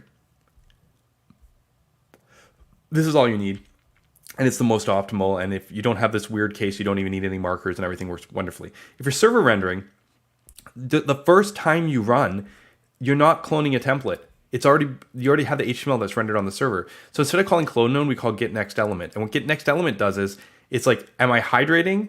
Yes. In that case, get me the next thing with the hydration ID. In Solid, our hydration outputs something, our server rendering with hydration outputs like these data IDs, and we collect them all. So it goes, oh, hydrate, get me the next like chunk of elements, and that will be my element. Whereas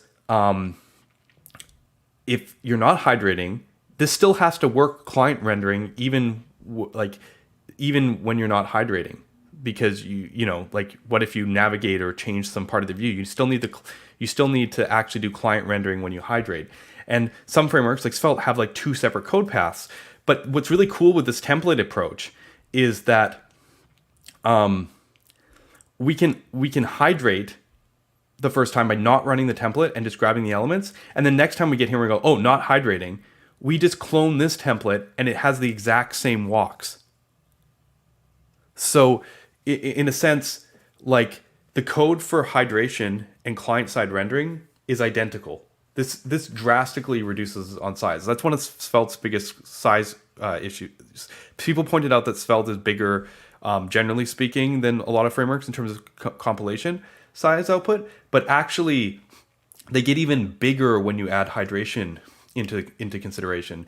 And this approach basically reduces the hydration code is almost the same size as the non-hydration code, because it does basically the same thing. It just walks. It's slightly less optimal because it does this marker walk when you're client rendering, but yeah, I mean, I could probably look at figuring out how to like not do that. It was just, this is very simple. Basically, hydration and rendering work basically exactly the same. on the client side. So just want to point this out because if you look in here, there's a little bit of extra code that's like, if you're in hydration mode, wrap them instead of inserting a single one. Like that's essentially the difference here. Okay. Yeah, this detect expressions is what I was talking about earlier, where we kind of like go through and see if there's anything of interest so that we can skip generating extra walks where we don't need to. There's a couple interesting things, like people like web components. We wanted our web components to actually have context. So we actually, in a few places, write the reactive context onto the DOM element because web components can wake up async, which is really annoying. So this way we can actually find it on the tree and walk out. If you watched my last video on how to make solid work in React, that's where I got the trick from. I'd already solved this for web components and islands. So when I went to React, I knew exactly how to share context between two distinct trees with solid by using this little trick of walking the DOM and writing it in. But this is a little bit extra we do so that we can support the reactive context for custom elements. Okay, so I think that's most of the DOM stuff other than the special transformations that we do for special attributes.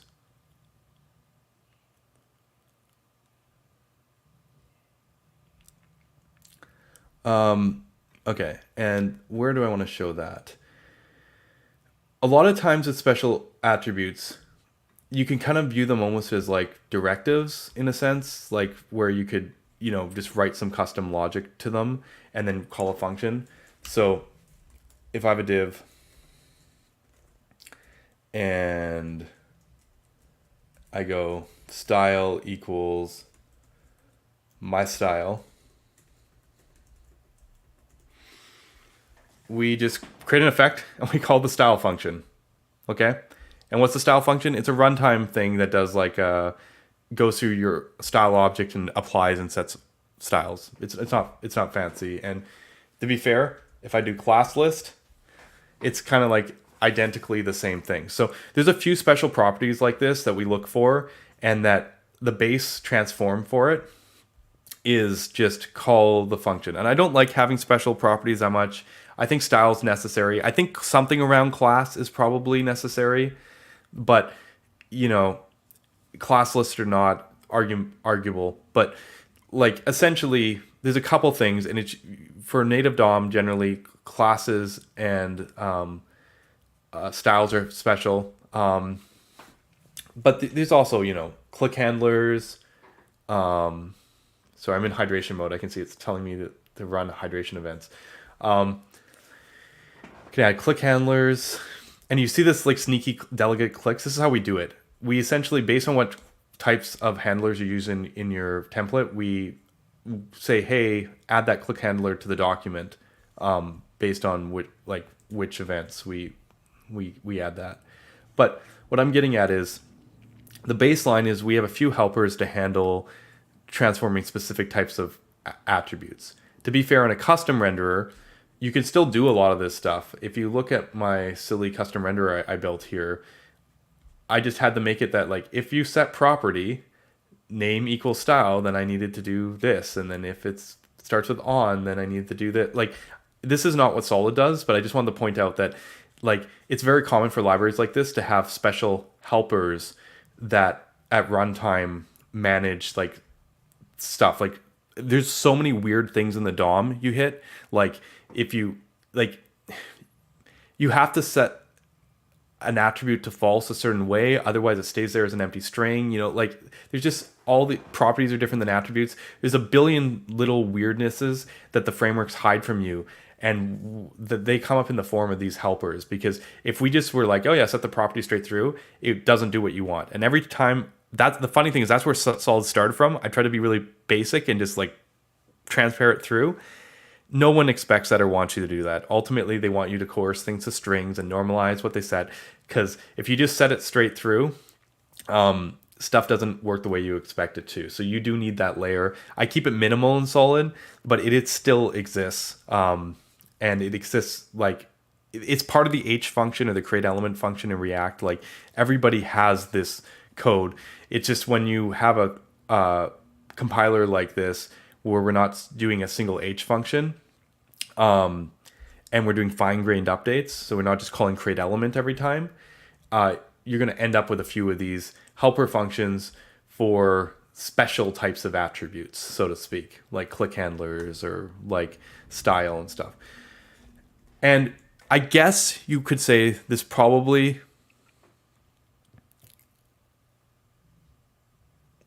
you could yes. That's what we do. Event delegation gives us good performance benefits, and it lets us do cool things like use array syntax, which is a runtime mechanism, by the way. That's why we have that add event listener call that I showed you. You can pass in like if you have like a for loop and you pass an array, you can be like function user.id or something. You can use this syntax, and it's funny because we're seeing the compiled version here, because like I kind of gave it away a bit here. If I pull this out into something else, r const r equals here. Okay, let's do this. You'll see this add event listener, and it's going to be able to handle that array properly. And what's cool about this is without making an extra closure, it can actually call this function with the appropriate data for each iteration against the delegate without creating like 1,000 functions.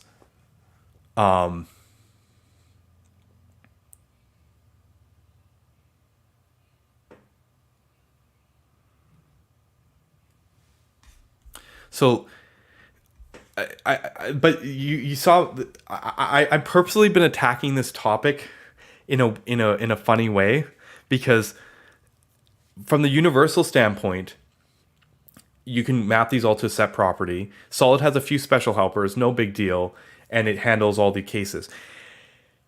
But I'm a performance junkie, so Solid's transforms for almost all the special properties also have an additional special transform version, which optimizes if you inline the thing, which is very, very, very common. And I think you just saw what happened. When I put this in here, you actually don't call the function, and you directly put the click handler and the click data directly on. The compiler, when it sees this inline thing, knows that, hey, I don't need to do the whole add event listener thing. I can actually do the special case directly based on what it sees in here. And this isn't limited to this. Like if I go, I don't know, whoa, let's do background color.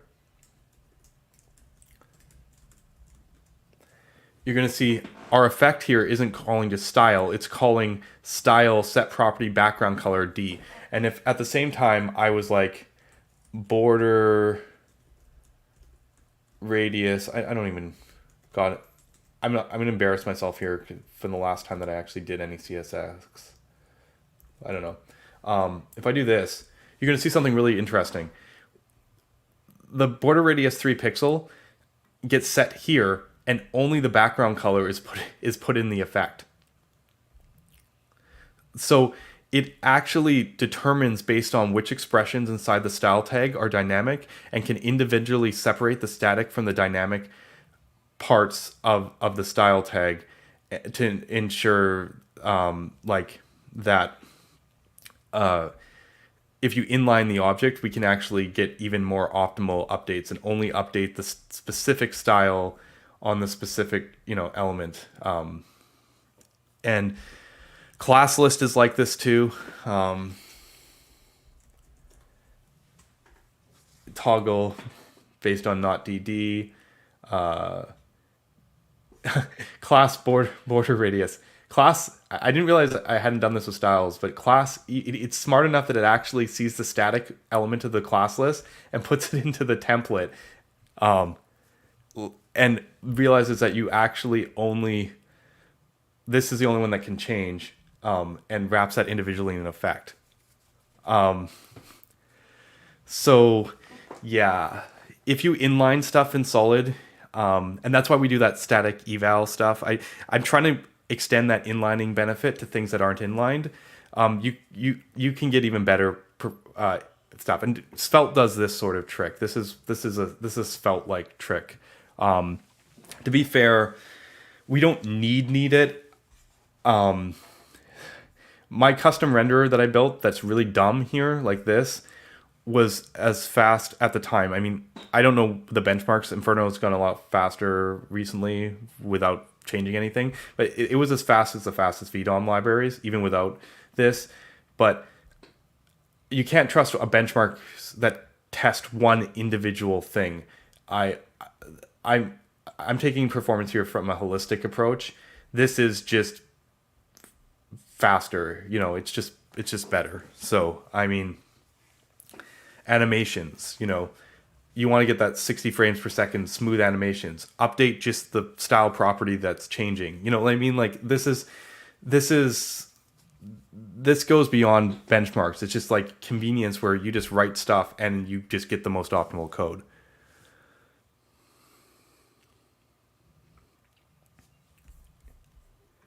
Inferno got faster because warm-ups were added. Well, there you go. Well, and that you're getting at why I did this.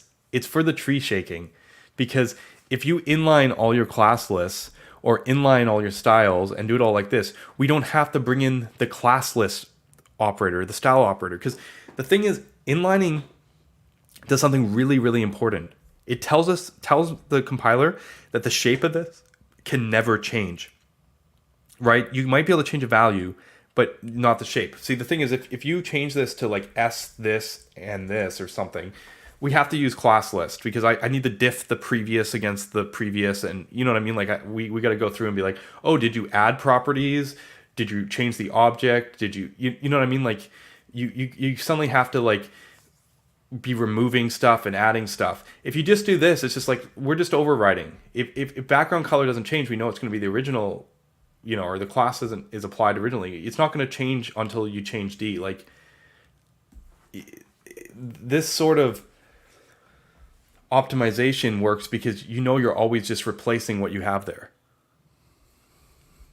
So this kind of compilation's biggest benefit is it lets you tree shake all the VDOM-ish big diffing type helpers. Like spread brings in helpers.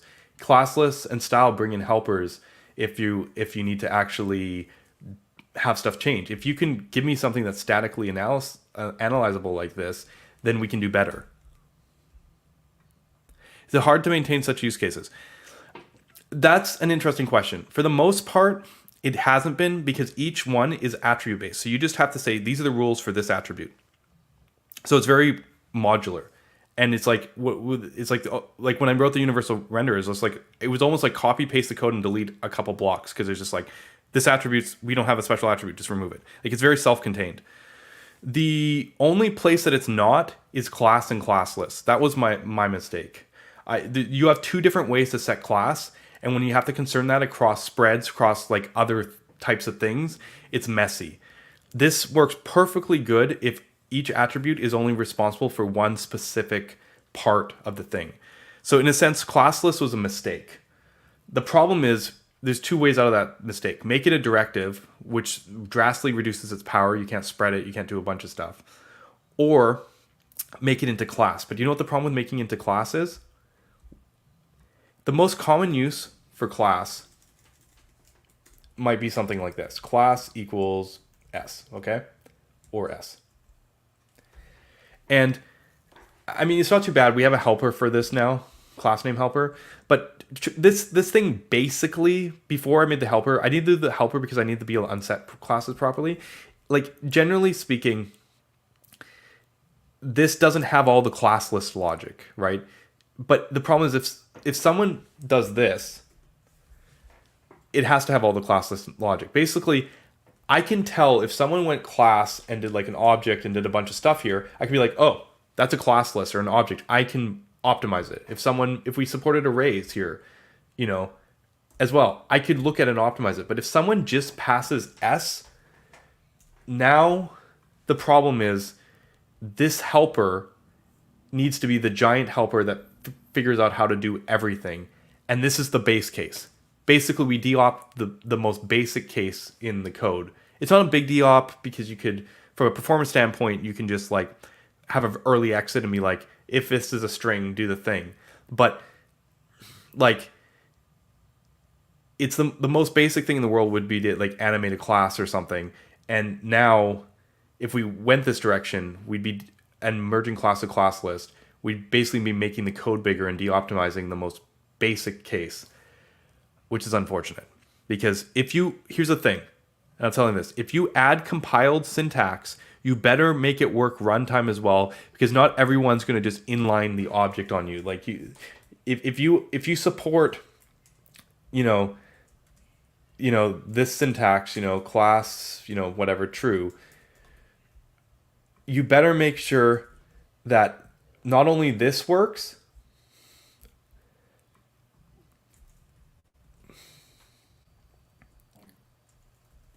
but this works. You can choose not to be optimal, or you can decide how much work you want to do there to optimize. Like you could tell here, I can do more optimizations with Solid if I want to.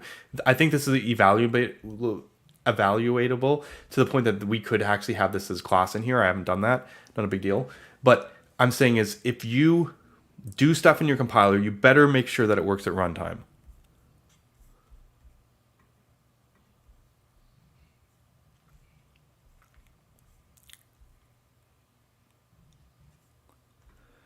Thank you.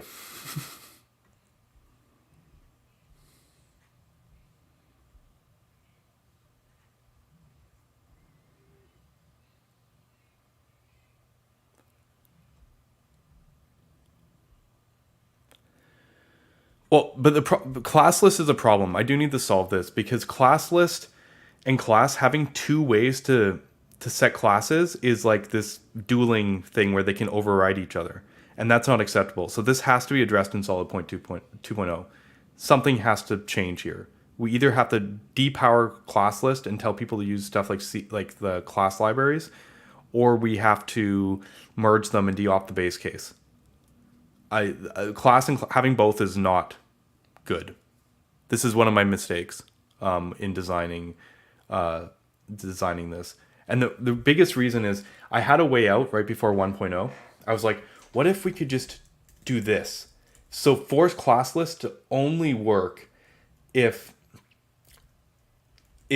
someone used like a class directive, because then class could stay the same. And then this is basically like saying like, hey, this is like, it's essentially saying like, hey, you have to use this syntax, so you're forcing people to like inline the object. If you want to use class list, you have to inline the object.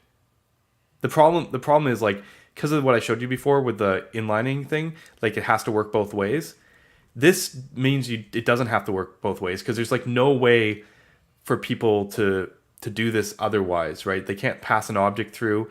Like this is very clear syntax to force the issue. The problem with this is this part isn't dynamic. That something can't be dynamic. And something that's really, really important about class list here is how many use CSS modules, right? You need to be able to do stuff like styles.myClass. You need to be able to do stuff like this. And class list will let you put dynamic stuff in here.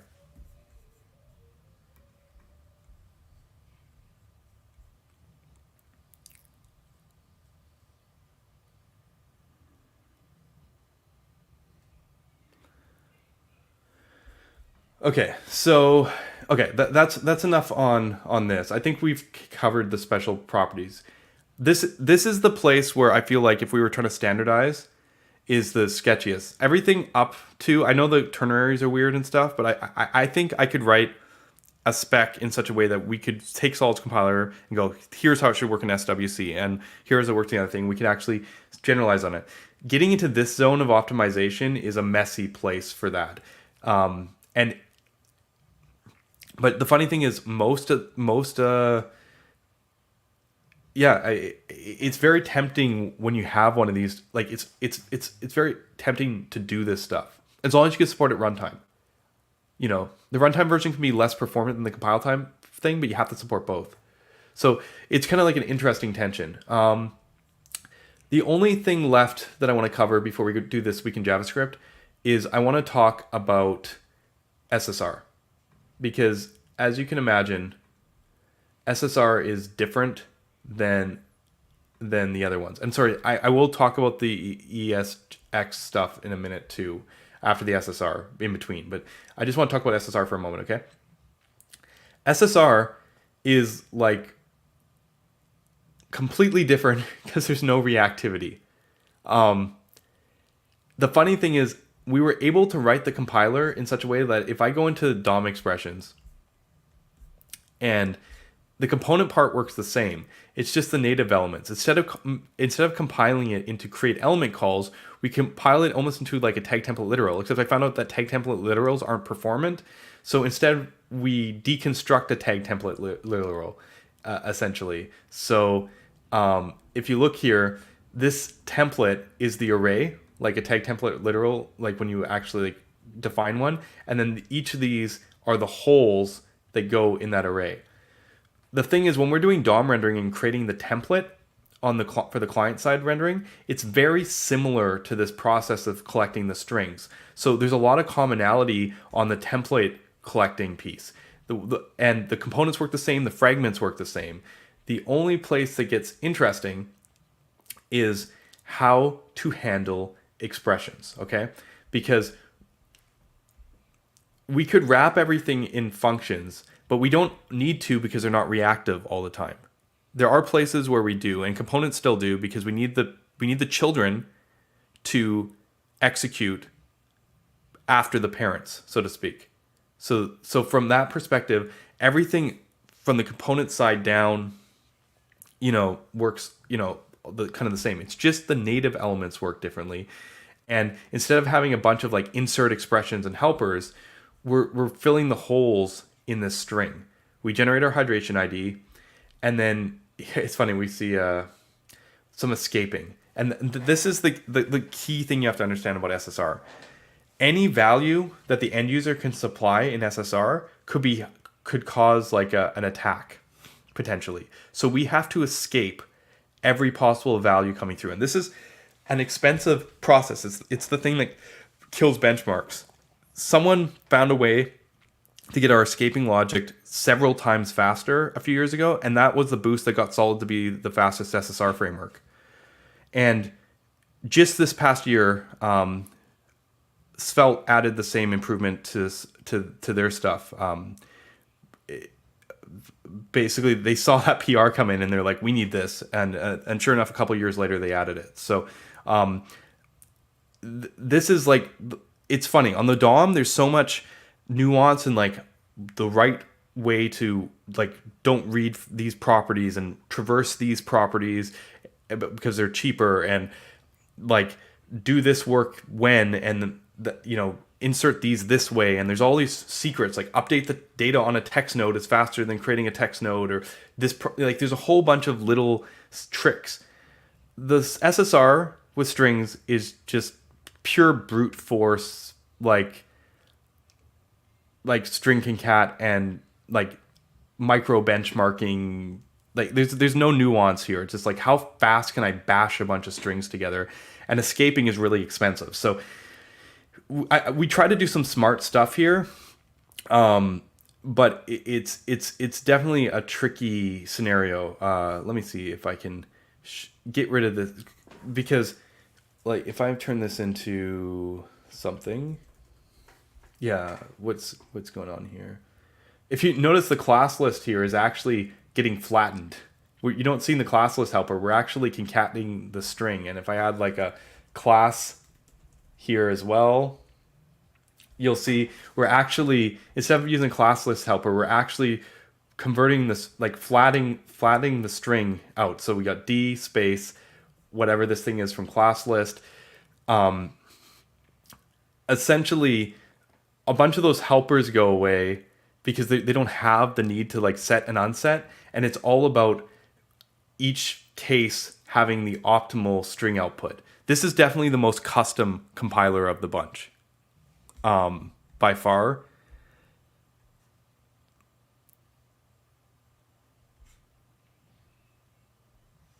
So like, I mean, I could pull up the code for a minute. It's actually surprisingly not terribly different. That's the beautiful thing about, like, the structure is a little bit different, but you have your declarations, your expressions, your dynamics. We construct the template. There are less helper functions, but essentially, it is a very similar. Where is it? Normalize attributes. Transform attributes. It's the same kind of thing. We go through each attribute. We find the special cases, the things that never run on the server, like click handlers. Setting properties, can't do that. Because we're only outputting attributes to HTML. Use, ref. These all just get skipped. And then, there's a little bit of special thing about going, like, if someone does inner HTML, you have to, like, mark it that it doesn't get escaped. The trick to the escaping thing I should talk about a little bit more, because there's a trick to the escaping. Let me explain the problem. This is something that most frameworks don't have to face, but we have to, unfortunately, with Solid. The problem is, I'm going to get rid of ClassList for now. I'm just going to pick some arbitrary thing, like title equals la la la, right? The problem is this, whatever this is. Actually, I'm gonna use insertion. It's even better because, the problem is JSX lets you do this. Most templating frameworks don't let you just insert arbitrary stuff. Like their templates are congruent. You can't just like go up here and go like something equals another div, right? And the problem is this guy here has no clue what he's getting. The problem and challenge is you only want to escape things once. If you escape things multiple times, then you're gonna like double escape it, and then you're screwed. You can only escape things once if you want them to work properly, because then they only get unescaped once. So I don't know what the something is. I have to escape it, but I don't want to escape valid HTML. So our templates can't actually return strings. Like the JSX can't return just a string, because you then escape that string and then you'd be escaping the div, and you don't want to escape the div.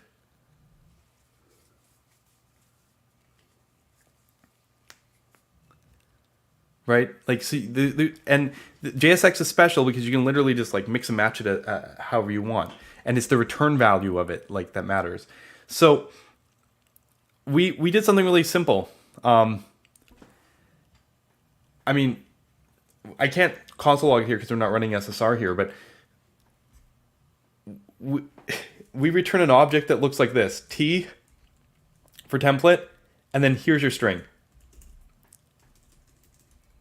And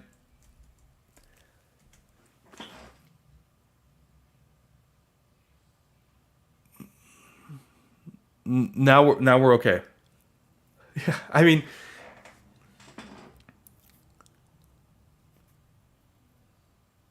I probably should use a special symbol. That you mention it, probably should use a special symbol. Yeah, I think we need to use a special symbol. There's probably a good reason to use a special symbol. That's actually a really good point. But essentially, this is the extra overhead we have on SSR. It wasn't enough to make our SSR slower, and it's still way cheaper than a VDOM because the way we collapse it. Well, because an object here isn't serializable. If someone went div, like, attributes don't take objects. Children don't take objects. Is like, so like if someone passes an object, at some point down in the tree, it actually has to be like inserted as a string. So we actually only need to worry about escaping the final string or the final like primitive value that gets converted.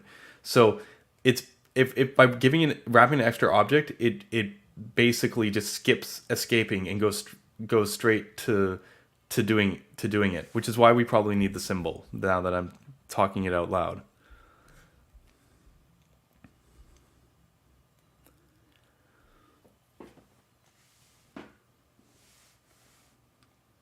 But yeah, this is basically like you wouldn't need this, but it's because JSX can be created out of order and it can be inserted into itself. Svelte and like a lot of frameworks don't have this problem. Vue, like they don't have to worry about this problem. So this was definitely like a little bit of extra fun, but in the end we got there. Other than that, even though this is like the weirdest compilation, it's actually kind of simple because it's a a number of these type things. As I mentioned, everything else ends up kind of working relatively the same as before. Like, I don't know, let's put this here. Look, now it's an array. Like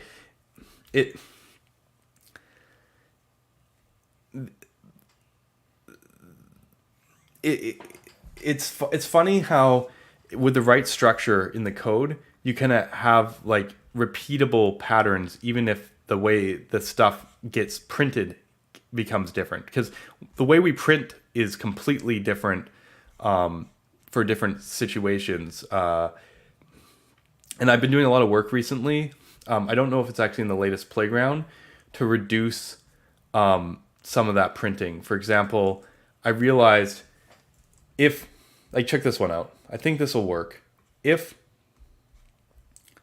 let's put this inside a div.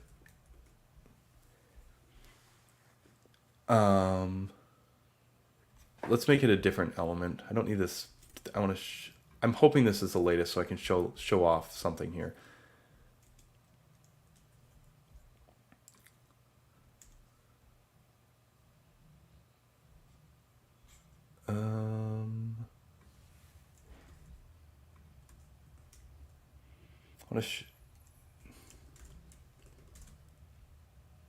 Yeah, okay. Check this out. This is just a silly example of a type of optimization we can do here. Is classically, if you're inserting some HTML, like if the template's in line and we can see it's in line, I shouldn't need to wrap it in the extra object, right? And I shouldn't need to escape it because you know that this is valid. So one of the more recent changes in Solid is if you have some kind of conditional logic and it's like you're inserting a template inline inside, we can see that. And in this case, it actually flattens it out and actually does the addition of the strings right in line without the extra SSR call and without the extra escaping. Right? Because you don't need to escape this because you can see it. I mean, that's the thing. You could go down rabbit holes of optimization with this kind of stuff once you realize like the patterns here. Escaping the escaping is the name of the key. So you see the tension here between what we can do with a compiler versus like generalizing the approach to work. And when you start getting, as I said, Solid is very much on that line. The SSR might tip us onto the other side of the line. Client-side stuff is fairly straightforward, but this is an interesting range of things because, I mean, I got right into the JSX, but the thing is, if you're writing this code, right, like if this is your, let's pretend this is your code, function, app, even when you get in the dregs of our stuff, right, and you're like, okay, const d set d equals create signal. SSR is a little bit of a departure, I have to admit. Maybe this one's like a little bit too far. But at least for me, it's still very easy to see what we compile to. Like you see like, oh, it's some strings that are getting added together. Client side, you clone this template, and then you do a reactive statement here. Yeah, so, I mean, it's just, I'm used to this. So, you know, everyone has their own comfort level, like where I was starting before, where like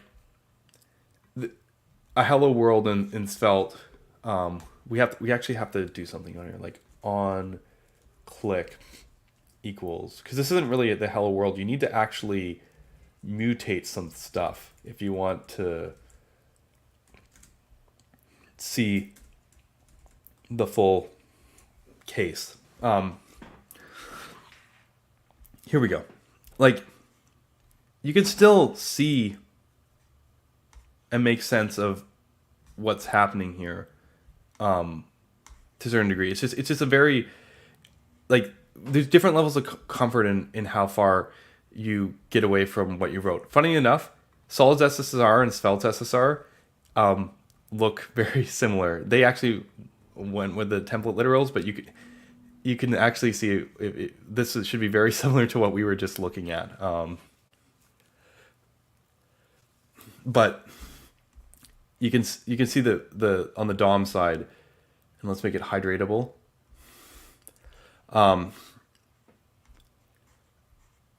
It's a little bit more involved because the difference of not having the reactive system and how much compilation. This is a balance game, right?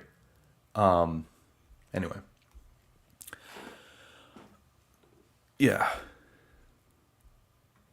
Tag template literals are. Template literals are fine. Just using template literals are fine. But when you do like tag template literals, there's an overhead. And if you're doing client-side rendering, like, who cares?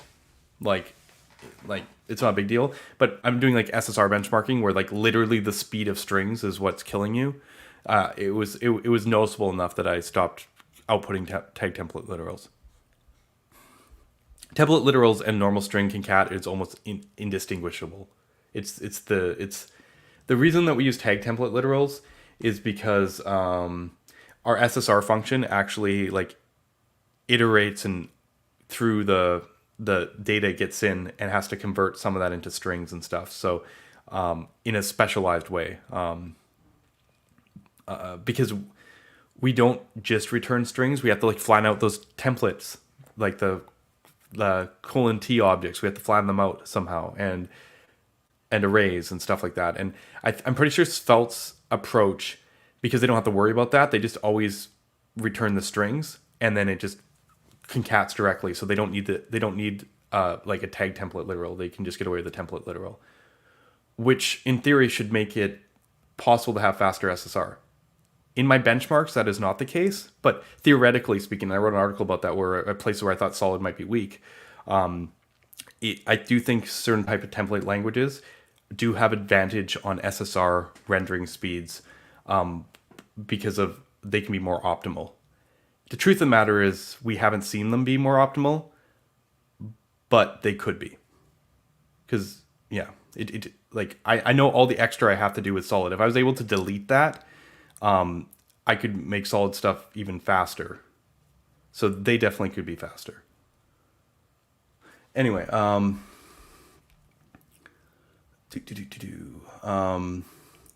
okay.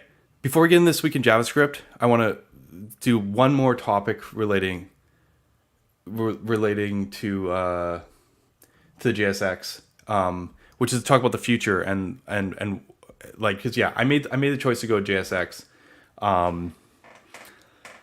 Here we are. Some people think that's questionable, but I think it's super powerful. And yeah, so there's a couple things that have been going on. First of all, people have been trying to get JSX into the browser. I have not been a fan of that even remotely. I think it is a bad idea. If you go back to my chart, the benefit of JSX is that it lives in this zone. If you try to move JSX over here, you just have a different syntax for tag template literals, and I don't get to do half the stuff I want to do. I had a conversation with Andrea about this, and he very quickly realized like even before, like he got put off by like the way we handle like ternaries and all that. But even before that, I could get the sense that like even if we talked about everything we talked about today and got rid of a lot of the special stuff, just the way we wrap stuff in functions lazily and do all that stuff was enough that like it was too awkward for him to standardize on it. And this has been my experience with standards in general. I've had like I'm just used to like people coming up with universal agnostic tools and they just don't work for us. And that's fine. I don't I think it's like if the browser gets that and that's how people want to do things, that's okay. Like I'm still just going to do stuff differently. The only place it gets awkward is if there's this expectation now, oh, you support JSX, that means it just works naturally in the browser. And it's like, no. Like that's the change in definition that makes things difficult, right? Like I didn't step on tag template literals. Like I because tag template literals were in this zone, I respected that zone, and our tag template literal solution works at runtime. Doesn't need a compiler. But if people try and change the boundaries on this, it's quite awkward from my perspective. This is why JSX is so powerful, specifically because it does not have defined runtime semantics. And I'm pretty sure the people at Facebook, when they wrote this, did not want it to be part of the browser spec ever. And I'm full support of it not going there. There's other things I'd love to see, like reactivity, perhaps get into the spec. But JSX is just really too much of a good thing and serves too much of a powerful role here that Quick picks up JSX. Any new framework, we can just come in and have a templating language for us, and get rolling. And the minute you bring that to the browser, you restrict what we can do. I gotta not lie. I'm a little bit critical on the Dino side of things because of this. I love Dino, but if people are going to pretend that JSX is what TypeScript transforms it to, then like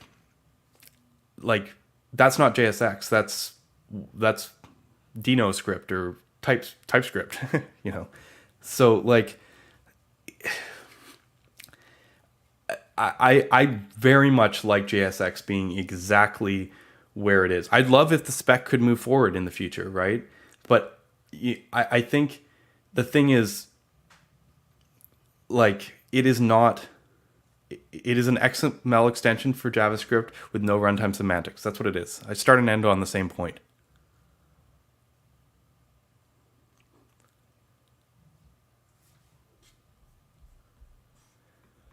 Yeah, I mean, I'm not talking Svelte specifically. I don't know what it looks like. But the problem I'm hitting on the complexity thing in my head is, if we want... Okay, here's my hot take on this. If we want reactivity in the language, it better not have dollar signs. I'm guilty of this on the compiler side. Our server functions the dollar signs and quick, and so we have to get rid of the dollar signs. That's going to be... We know we've succeeded when there aren't the dollar signs. The dollar signs are like this really obvious glowing thing in our face that we're dealing with the complexity. And we do this on purpose so that people realize they're dealing with the complexity. We can't get rid of the dollar signs. You could say just delete them. No, but we need them.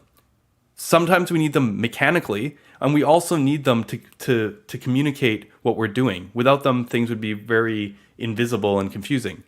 So when I say without the dollar signs, I mean the whole gambit.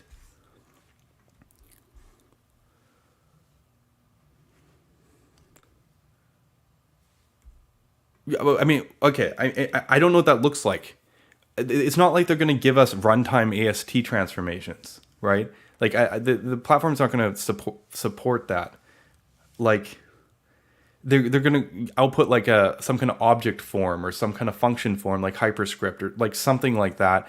And for us, neither of those work really, because if it's already been converted into an object, then everything's already been created. Too late.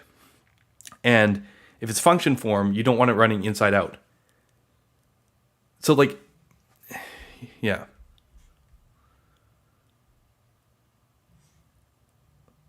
I mean, Dino can plug into SWC, you can plug into Babel. I was recently chatting with a guy, kind of out of Theo's community, and he got solid SSR working with the Babel transform, I believe, in Dino.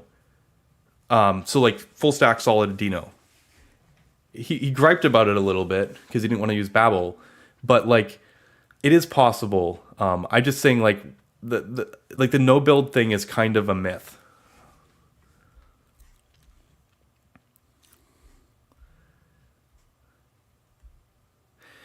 I think it's a challenging thing for the future because like it's funny. Dominic Ganaway, big fan, Creator of Inferno. He's been working on something that's like I'd say like he says it's a mix between React, Svelte, and Solid, but I'd say it's like 80% Solid, 15% Svelte, 5% React, and he went to the browsers. He tried to use like, we need reactivity in the language, and he started playing, or we need better JSX, and he started pushing stuff on Twitter if you've been following him. And Brendan Eich himself said JavaScript is not a control flow language, and like basically just straight up shut down the whole like atomic getter thing. And it was like, okay, I mean, he's not in charge anymore, but like I'm sure people behind it can carry his sentiment as well. So I guess we'll have to see. So like, even if we could find a way to like not standardize the whole thing or like something, it's just, I don't know. I'm going to talk to some more standards people. I kind of kept away because I was disillusioned because like every time I tried to do something, it was like, oh yeah, that's not something that we'd expect people to do. And I'm like, okay, well, fine. I'll go do this over here. And it's just been that over and over and over again. It's like, oh yeah, web components. Here's the universal. Oh yeah, no. Like, so I'm just like, it's fine. I've wanted to do something with JavaScript, which probably JavaScript wasn't made for, and here we are warping the semantics. And you know, in that sense, I have a lot of respect for React because they're doing something with JavaScript that JavaScript probably wasn't made for. Like they're bringing their functional stuff like all the way through, and I'm bringing the reactive stuff all the way through. So you know, here we are. Hey, how's it going? Raiders, where are we coming from? Wow, thank you. CM Griffin, thank you very much for dropping in. We're just kind of getting to the end of stream. I was explaining how SolidJS JSX works. So it's a very technical topic, and we are getting ready to do This Week in JavaScript, where I talk about all the stuff that's been going on Twitter. We're almost there. I was just kind of lamenting on attempts at getting JSX in the browser, and just where that kind of sits. I am not a big fan of that happening. So I'm glad it kind of stuck here, but there's other places, things I would like to see. So like everyone has their own agenda. So it's really hard to get standards. So I respect that. I get that. But in the meanwhile, I can just kind of go, okay, let's not worry about that and just try and build the craziest stuff. Yeah, I mean, there's a lot of I don't want to call it like, yeah, it's tricky. Yeah, I don't know. All right, so yeah, let's shift gears here. Did that answer the thing for the future? I think so. I have this article that I haven't released yet, all talking about why I don't think anyone. I think no build is a joke, but it comes down to like the fact that when we have these tools on our, like, we should think of it as a tool. We can always get better performance, smaller bundle size, better ergonomics, more extensibility, and like ultimately what we can do with the tooling versus without, we can always do more. So like this is like a no-brainer. Like that ship has sailed, but I understand why there's like a kind of regressionary pattern. We want simplicity to get rid of the complexity. I want that too, but it's not by denying what we already have. We just need to shift the things around in a way where we can make sense of them again. It's not about like getting rid of like tooling that makes our life better. It's about like figuring out how we can like apply it to the right places and bundle it in a way that it makes sense. That's what it's about. So maybe I'll release this article one day. Maybe not. Okay. Okay, so I'm going to drop off my screen 2 seconds while I just get ready for This Week in JavaScript. Yeah, let me close that down. I hope you guys enjoyed the exploration on JSX. I definitely did. It's a lot of fun. I hope this answers people's questions. This has been a topic that people have been asking for ages. Sorry, my computer's going to die if I don't plug in again. It's always hard. I like roll over my screen and sort of roll over my power cable, and I have like no room here because of the green screen that is acting up on me today, but who cares? Let's see here. Let's zoom in, get my tabs all ready to go. It's good because there was a few cool conversations this week from my perspective, but I don't know, where does our week start? Oh yeah. There was a big release this week too. Yeah, okay. My week started January 22nd, I think, from my perspective. Okay, let's get this going. Everyone still alive? I know that this has been a long stream.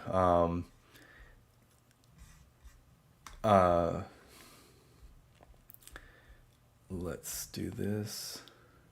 And I'm doing this off screen now, just in case. I don't want to show people circles. I managed to edit that out of the old video, but I feel very bad about that. So yeah, I think we're good to go. I'm trying to think of where I want to start on this stuff. Do a little solid stuff, do a little bit of, yeah, okay. Let's do this. Let's blow this up a little bit more.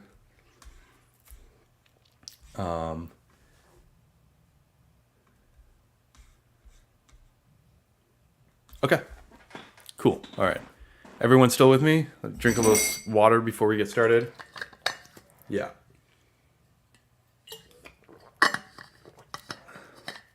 Oh, that's nice. I've been talking so long, you know?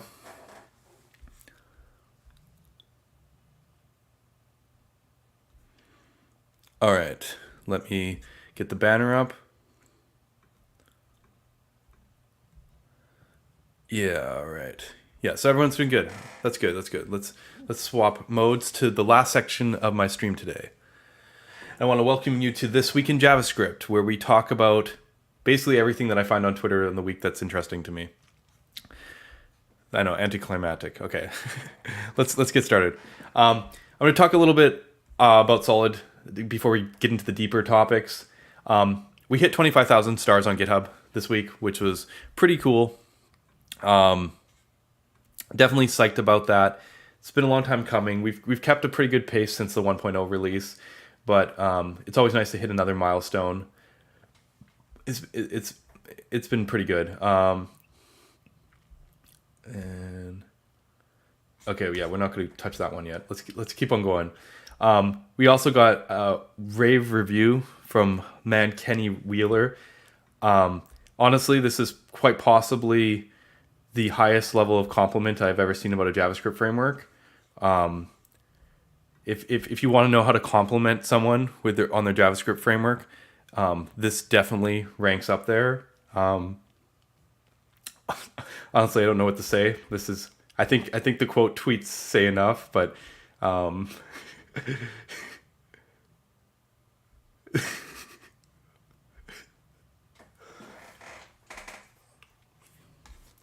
it's definitely a proud moment for me and the Solid community. Yeah. Basically, we're coming out of award season, in JavaScript, and we had a good run this year. I'm really stoked to see the excitement and stuff that's been coming around on Solid. Other than that, I want to point out we got another animation library, AutoAnimate. Really cool, simple library that came out this week. Do check it out. But that's most of what I wanted to cover on the Solid thing. The other big news that we should all be talking about is Astro 2.0 dropped this week. And honestly, I'm pretty excited about this. I almost was like, I should pull Fred on. We can do that. I mean, Fred would love to come on. The funniest thing is, I dig into the really technical topics. And I think there's a couple in this release that would be really interesting to get into. But that's not what Astro 2.0 release is about. Astro 1.0, they released SSR, and it was like a big deal. And it changed the mechanical way you can approach Astro. This release is kind of like a bunch of stuff that they had just made better. This is a quality of life release. They looked at what people were using, understood their use cases, and really listened. So I'm very stoked on this release from the fact of that. In that, like, automatic type safety for Markdown and MDX, and it plugs right into Zod. If you haven't seen this, like, watch Ben's video on it. It is really cool. If you're building this type of content sites, which is what you probably are doing with Astro, this is a killer feature, these content collections. I know other static generators have it, but Astro is kind of like bridging this gap between that world and like the Next.js world, even though, you can't really compare the projects head to head. And having this sort of feature in here is just the right mix of like simplicity and power.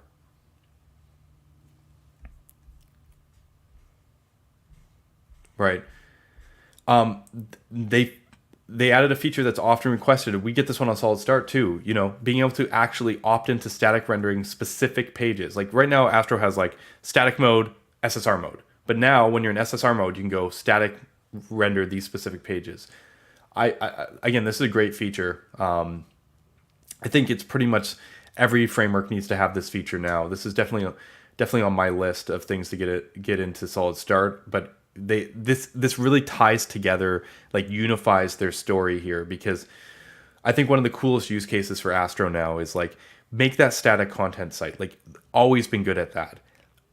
But at the same time, right alongside it, make that more dynamic experience. I often talk about how Astro might not be like the best choice for your single page app. Like, you can build something on top and like kind of do it. Like, it doesn't have the same levels of tools that you'd find like in a Remix or SvelteKit, because it's hard to do that when you're agnostic. But if that dynamic side of things isn't that much and you're using the same things and you're in the same zone, like, this just bridges the gap in a way that really tells a compelling story. So very stoked about that. They added some better error overlays. Obviously, it's not a feature I care that much about because I never write code with errors. My code is perfect. Dev server optimizations on HMR. This is a big one. It's really hard to get server rendered HMR right.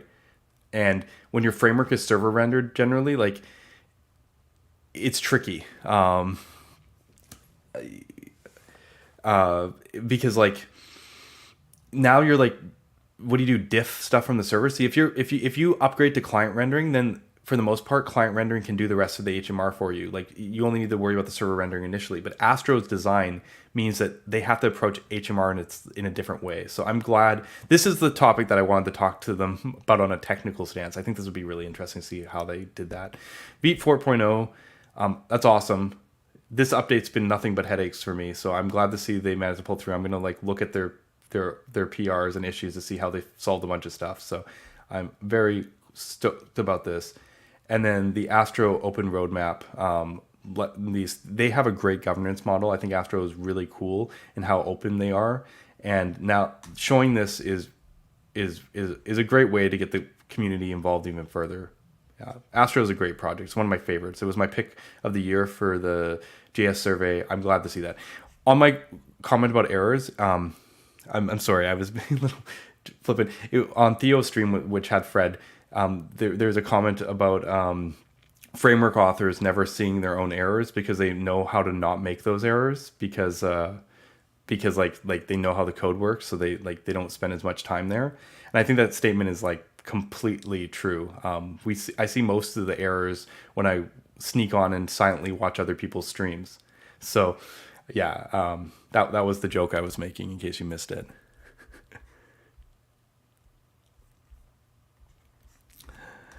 Okay, so yeah, Astro 2.0 release. Yeah, as I said, it wasn't quite the topic for the stream, but if this is like, I couldn't be more excited about this release. This is the release I was waiting for the last, couple months, knowing that it was coming. I was like, this was like on my radar. I was like, I want to celebrate it in my own way. It just, yeah. All right. Now we get to get into some other more interesting areas. Yeah, are we like just straight into these topics now? Yeah, okay. Yeah, let's just dive in. Okay, one more short one before we dive in. Damien, who's on stream earlier. Oh no, you're still here. Yeah, yeah. Has created a very useful library for React developers trying to get into Solid. Unfortunately, I missed it. I wasn't able to cover this in my stream last week where I covered getting Solid in React. Well, Damien has brought hooks into Solid, for better or for worse. And he posted up this great example, which some people are just like, is that how you make a counter in Solid? That's insane. And the funniest thing is, I knew what, like, this is why I made this comment, because the second I saw this, I knew what he was doing. This example is from one of my favorite articles of all time, in the React space, which is Dan Abramoff wrote an article to show how to use hooks to make a counter. And it's funny because, yeah, let's see, Ryan Florence. Yeah, here it is. We talked about this in the previous stream, where, like, in order to make the use interval counter here, you needed to basically use a ref to save the callback and use multiple effects to do all this stuff. And you know the punchline in Solid, it's like a two-liner. But what Damien did was literally copy that code, drop it into a create memo, and ta-da, working React counter. Yeah, I mean, clearly, I'm pretty sure this is a joke. We basically have zero use for hooks in Solid. If anything, like, bringing this model in is like more costly and just more verbose. But I at least found it funny. Maybe you will too. This is something the Solid community likes to do. They like to rewrite other frameworks mechanisms into Solid, or use compilers, or do crazy technical stuff. I kind of wish they just helped me with Solid Start, but this is funny too. That's not a stab at Damien. Damien's been doing the dev tools for Solid, and he's been doing a great job on those. So I'm glad to see him having fun on it. Okay, so let's talk about this. But to talk about this, I actually have to talk about where this whole thing started. Let's go there. So we talked about this actually last week on stream, and people have been talking about this for months now, but it takes somebody like Theo to go open the issue on React's GitHub. And that issue that he opened on the React's GitHub was, create React app is not a great recommendation to be making, especially for newer developers. As an educator, I run into countless issues, blah, blah, blah. He basically says we need to change it. Right. And I think he's completely right. And I think most people think he's completely right. We've said over and over again, and even in his stream where he's talking about the pathline for new developers, like, just get them started with Vite. But he didn't even go as far as saying, like, use Vite here. He just said, like, hey, oh no, he did. The title says with Vite. Okay, so there we go. So yes, with Vite, which most people agree is pretty good advice. I think there's some complicated issues here, but I can't help but feel that this post, which sparked a lot of conversations, and obviously like Devin comes out, he's creator Parcel, and he's like, well, why Vite not Parcel? Like it's more complicated than that, and I think the React team recognizes that too, because if they choose whatever that new thing is, they're probably displacing some part of the community or something. Like I appreciate if React didn't play favorites, and at the same time, there's all like, if like what is it, beta docs, beta.reactjs.com. Because the problem Theo's having is if you go to the doc, like the main doc sites right now on React, they send you right to CRA, and it's his stream covers this portion of it better. I want to focus on the part that comes after this, but where is it? Quick start? No. Is it not here? Start a new React project. Oh no, yeah, create React app. That's interesting.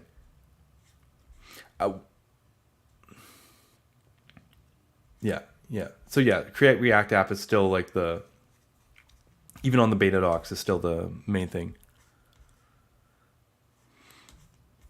But in any case, it's kind of a complicated issue, and I think this conversation came at a time that it sparked a similar conversation on the other side of things too, because like Andrew Clark went and wrote this. If you use React, you should just be using a React framework. If your existing app doesn't use a framework, you should incrementally migrate to one. If you're creating a new React project, you should use a framework from the beginning. Blah, blah, blah. React framework choice should have built-in solutions, blah, blah, blah. Next, Remix, Expo, blah, blah, blah, blah, blah.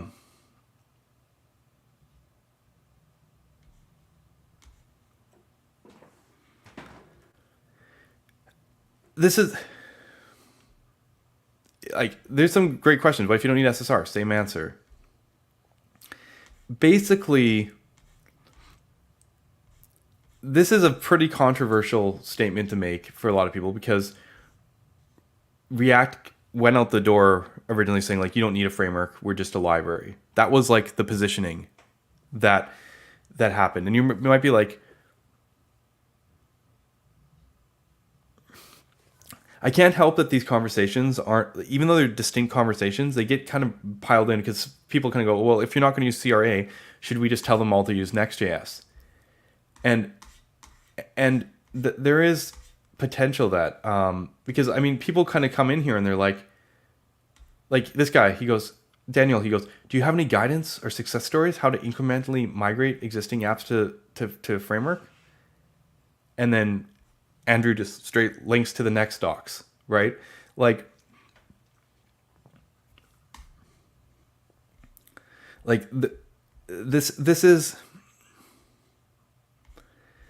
This is like,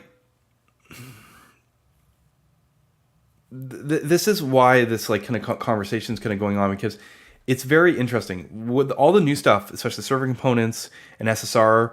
There's a lot of reason why you'd want it to have a framework. But there was this kind of consciousness for a while that like what made React so good was that it wasn't a framework from that definition. What's a framework and what's a library is a tricky one here. But it's kind of interesting. I actually went through most of the quote tweets at some point because I wanted to see if what people felt like this. And there's actually a lot of support initially on a lot of the quote tweets, saying like, yes, absolutely, yes, Next is awesome, yes.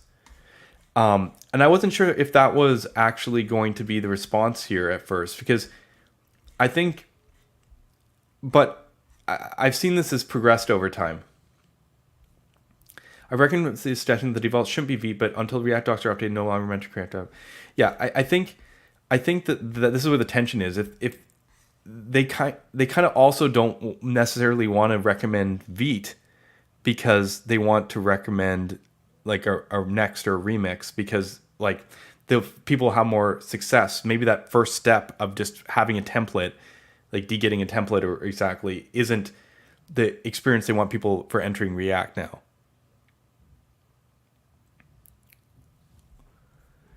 Yes, and this term, I spent like 4 hours talking to Dev recently. I think I mentioned about this, just going back and forth on what it means. And it's funny because like I feel like our render UI libraries like React and Solid are like basically frameworks already anyway. So it's like a hard distinction. But because most people say that React is a library and Next is a framework, I'm just going to keep on those lines. I'm going to say there is an arbitrary line, semi-arbitrary, where there's some kind of philosophical line being drawn, and whether the terms mean what anything, it's based on this kind of feeling of where those lines sit. We just need to differentiate. We don't have names for these things. They should recommend Astro. Yeah. I mean, that's not going to happen because, again, a different way of building React. But I mean, they could actually, if they are serious about this approach, they should recommend Astro. Right? Astro gives you all the tools you need to build with React in a specific way that involves islands. Yeah, they should recommend Astro. That's interesting. I like that.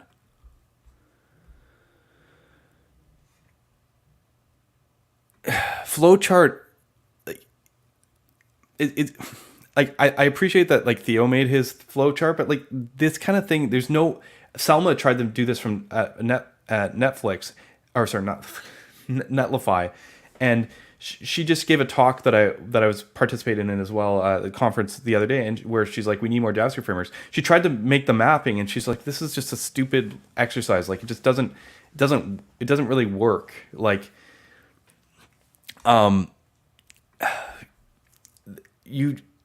there was lots of choices. The reason for those choices involve many factors that like a single decision tree is not going to cover. You're probably safest to pick something with reasonable defaults and go with it. I know I'm not making my case very strong here because I'm just saying go with Next.js, but like for the most part, if that's where, unless you have specific reasons, you probably should kind of go on a prescribed path for the most part for a lot of things. I just got to tell you, I never liked CRA in the first place. I never liked Next when I saw it. I actually just have this predisposition to hating JavaScript frameworks, like the framework ones. I love libraries. You see, tell me, I glow when I talk about React or Svelte or whatever. But then like the opinionated framework comes along, and I'm just like, so like. It sounds like I'm contradicting the advice there. See, I think Vite's a great choice because, like, from that layer up, build your thing. But it depends on what you're doing. Like, the tricky part, and this is what Theo said that I didn't realize. He said Twitch was built on CRA. Like, actual startups are picking up these starter templates and building their company around it. That was scary. I did not realize that. It makes sense, but I didn't realize that. When we built our React app at my last startup, I built all the custom Webpack configs myself. It took like a while. Like, sure, I was able to put it together in a couple, like in a day or day and a half, but like to actually settle it down and get everything working took like a month and a half. Like, not steady work, but we had to keep on tweaking and getting it there and getting the right pieces and doing all that. And then like I never felt like I had to worry about I'm gonna have to eject this later or like have to deal with any of that crap. But modern tools today don't have to worry about that. And this is kind of part of the conversation here, because what I have to say is that to me, React, where it is in its life cycle, this makes sense. Like, they are the big ship. They want ease onboarding, like everything. Like, they've already soaked up all they can in that range. Now they're getting the late adopters. They're taking over Angular. Like, they're just, it's okay that there's different sides to this thing, right? Over time, when you get to a certain level of adoption, it's kind of inevitable. I said survive long enough, the hero becomes a villain. And I just wanted to add that I don't think frameworks are the only place that have evolved a lot in the last couple of years. I think Vite has shown that the capability of our build tools has jumped leaps and bounds as well. Like, you don't need, like, using Vite is so much better than like using CRA. And in this conversation, Vite is the Webpack and CRA is the Next. Like, both sides have improved drastically. Which is really where this kind of conversation came in. Of course, you know, a lot of the responses to this were more critical. I'm trying to see if I can find the one I wanted to find here. Maybe it was response to this one.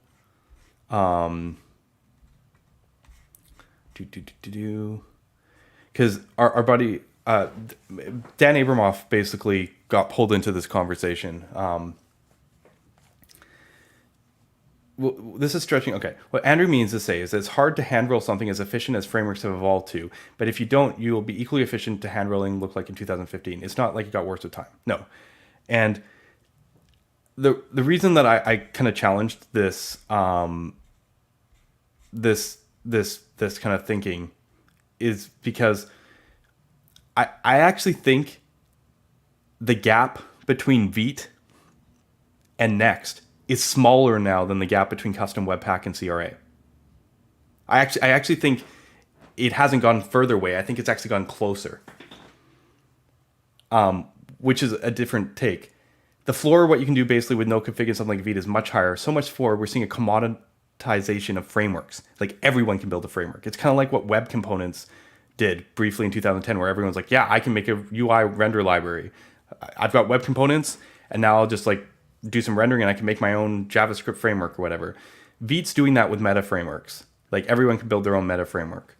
So like,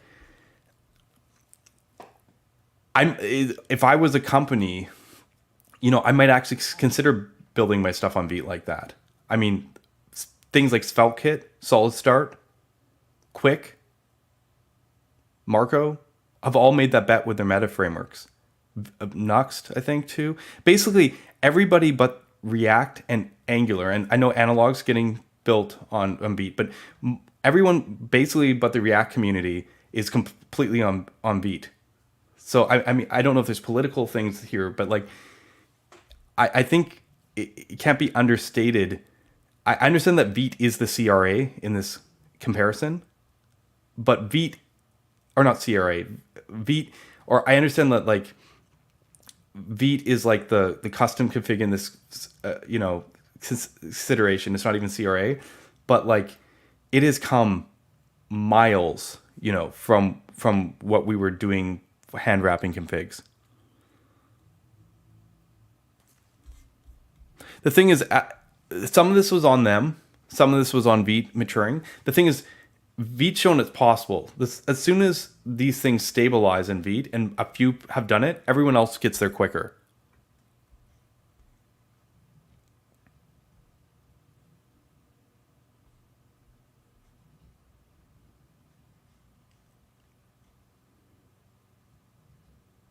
Yeah, I've heard of TurboPack. I talked to Jared Palmer.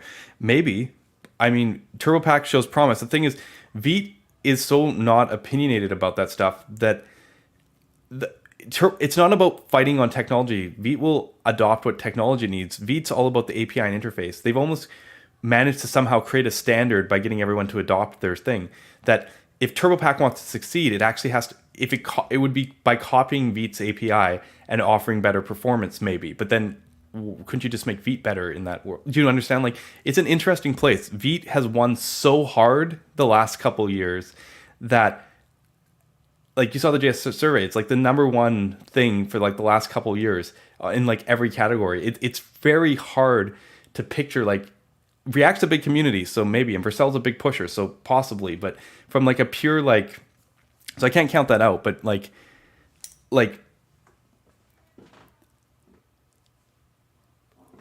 Vite has sort of taken over everywhere else.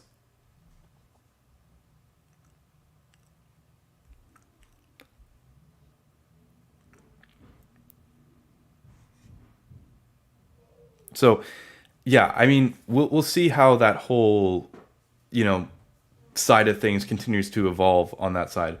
But like, what I'm just like, I think ultimately.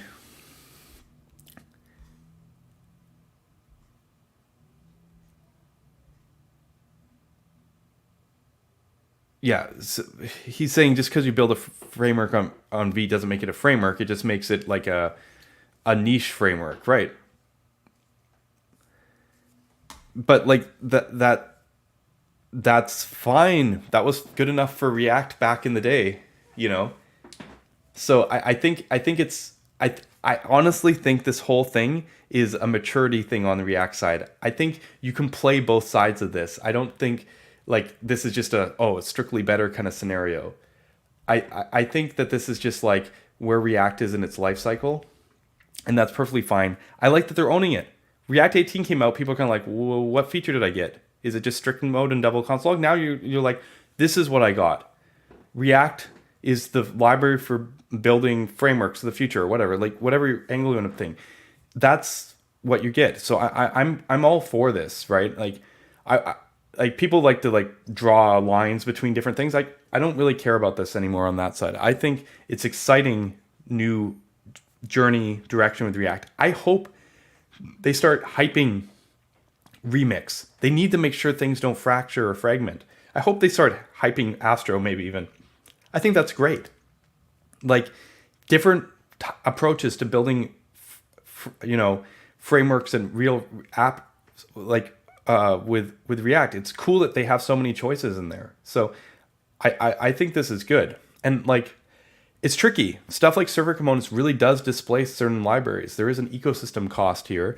And I think there's going to be some pushback from those libraries, but they were the same libraries that were pushing back against hooks to a certain degree because they were like, you're telling us that React's taking over the state management to a certain degree, and they're the most vocal against use effect, like this is all part of the cycle. And this cycle, I think, is becoming more clear to others. Dax made this great post that I think kind of captures it.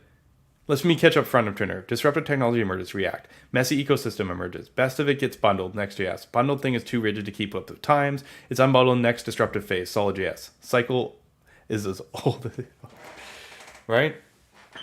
Like, this is basically, like, my perspective on this. I agree with this. I don't know whether Solid or whoever's in here, but as being Solid and I'm here, when I saw this stuff happening, I'm like cracking the champagne, I'm like, I'm not going to fight anyone with this. Like, good for you, own it. And, like they're kind of just, that's their focus. And they're just kind of like opening up that space, if you want to build without a framework, it's funny. People go, isn't Solid Start a framework? Well, you should watch my most recent talk. I was at a free conference on Thursday. I'm also giving it again Tuesday morning, talking about Solid Start and about how it is a very strange type of framework in that it's super modular. That's what I believe in. I as I said, I don't know. It's hard to predict the future on this side of things. You never know what disruptive technology will catch, but this is just all like, if you're looking for this pattern, like each of these stages can last different lengths. Things are looking up.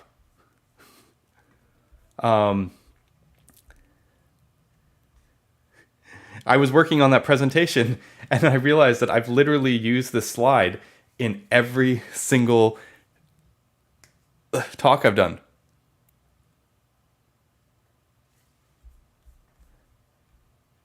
Well, the thing is, T3 still has all the stuff on Next. I'm talking about modular lower than T3 because like T3 is like adding a more opinionated layer on Next. And I think that's important. I'm talking about being even less opinionated about what Next delivers, like including even less stuff, like taking it at a lower level.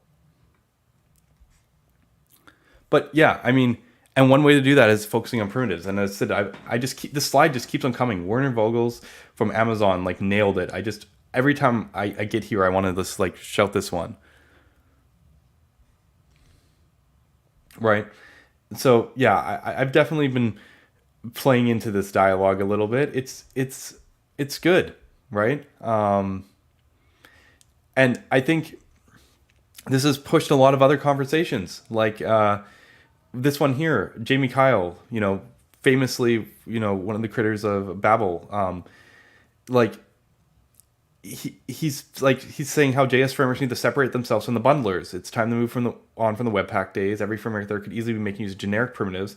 And the thing is, he might be just like speaking kind of from like a React scope or whatever, but like Vite has kind of, because Vite was based on a standard, but on rollup, like came like the standard plugin architecture. Like this is already happening, maybe just not in React land, and like I think it's hard to get completely there because what we've seen on the framework side is actually kind of the opposite. Frameworks that have to deal with client server bundling and HMR, stuff like Astro, stuff like Quick, stuff like Marco, have really been trying to figure out how to make the bundlers work to them. So much to the point that I'll tell you a little story about Marco, which I mentioned here, is that they had their own bundler, and then we're like, oh, no one, like over time, no one was going to use this, so they moved to the other bundlers. And every time you'd have to do all this like really complicated code to the point that we actually brought the bundling code in, like the plugins into the framework. And Quick is no different with its optimizer and all this. Like we need these tools to be able to get the most efficient stuff out of the framework. So it is going in. Maybe we can talk about standardizing on those primitives. But the funny thing is, all the frameworks that I've just mentioned all work on Vite. So they're it's not perfect, but Vite's doing something right? So I guess React Server Components is the exception. But yeah, I think this is a good conversation. I think it's kind of already happening though. And I'm hoping maybe we get real standards out of it. I think it's tricky though, because right now, the stuff that like happening Marco 6 or Quick is really kind of pushing the boundaries on what we think about bundling and frameworks. So it's hard to, if you jump on primitive too soon and try and like say like this is the story, we'll be chasing it forever with missed opportunities.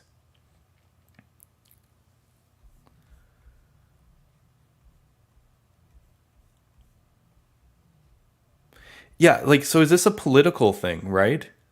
Because Vue is like the thing, like is that their concern? I don't know. I Vite is just good. I mean from the end user perspective, I think it's a little bit trickier for when you're where I'm sitting, but it is just good. And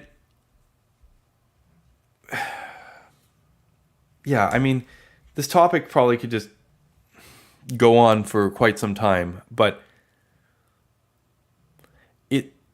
there is this like there is this tricky balance of things. It's cool that we're seeing right now is this crazy bundling of monolithic approaches, and I think it's good because like it coincides with the move back to the server. You got to understand, single page apps grew at the time that microservices were getting big, like the REST API, stateless stuff, and spas. Like the things go hand in hand. Now we're seeing like this move back to the server. We're seeing more monolithic stuff, and it's interesting because someone keeps on asking in chat. They're like, "Hey, what do you think about mobile and that?" And we're seeing that getting pulled in to these things too, like all in under this one monolith. Because the thing is, for the longest time, you spent a lot of time crafting the perfect API that would work for your web services and mobile, and that the API service was part of the thing. You're starting a startup, you start a new company, you have the web thing, maybe you next, and then you create the API server to power your mobile app that you create React Native or whatever. And like now we're like, okay, well, we want to bundle this all up. It's interesting that to my understanding, React's working with stuff like server components on mobile. So like it's interesting to see this kind of all merge together. At one point we thought we would be doing PWAs. That doesn't seem to be so much the case. So I think that this continues to be part of the conversation and stuff. And a lot of times people come around and they're like, "Oh, Ryan, what are you doing on mobile there?" I would love someone to work on stuff on mobile. The thing is, I got to be practical here. There's nothing you've seen from the JSX compilation. There's nothing stopping us from doing mobile. Like it's completely doable. The problem is something like React Native is like I'd say it's like a 3.5, 4 year project with like a team of maybe, I want to say about 15 developers. I just don't have those kind of resources, like realistically. Like maybe like there's things that are meet us halfway, things like NativeScript, like other projects to kind of make this more thing. But like someone going and creating React Native today and being like, "Oh, where's your React?" Like that's crazy. Someone has to invest in that. Like I'd love to see it, but like there's no way I could at all responsibly consider doing that where Solid's at with what like our open source community is. If someone wants to start that initiative within Solid, we'll give them full support and see if they can build up those people in that interest. I'm completely on it, but like realistically, like yeah, I think yeah, I mean, I don't know if NativeScript's good. Everyone tells me React Native is like way better. So like the problem is React Native completely dominates it and no one's going to recreate that realistically. It has Microsoft engineers helping in with their own versions and like it is huge. Yeah. If someone wants to fund that, but I think that's yeah, I you know, what am I doing here? Why am I notifications? Okay. So what I got one what I got here, yeah. Yeah, I got one more topic here.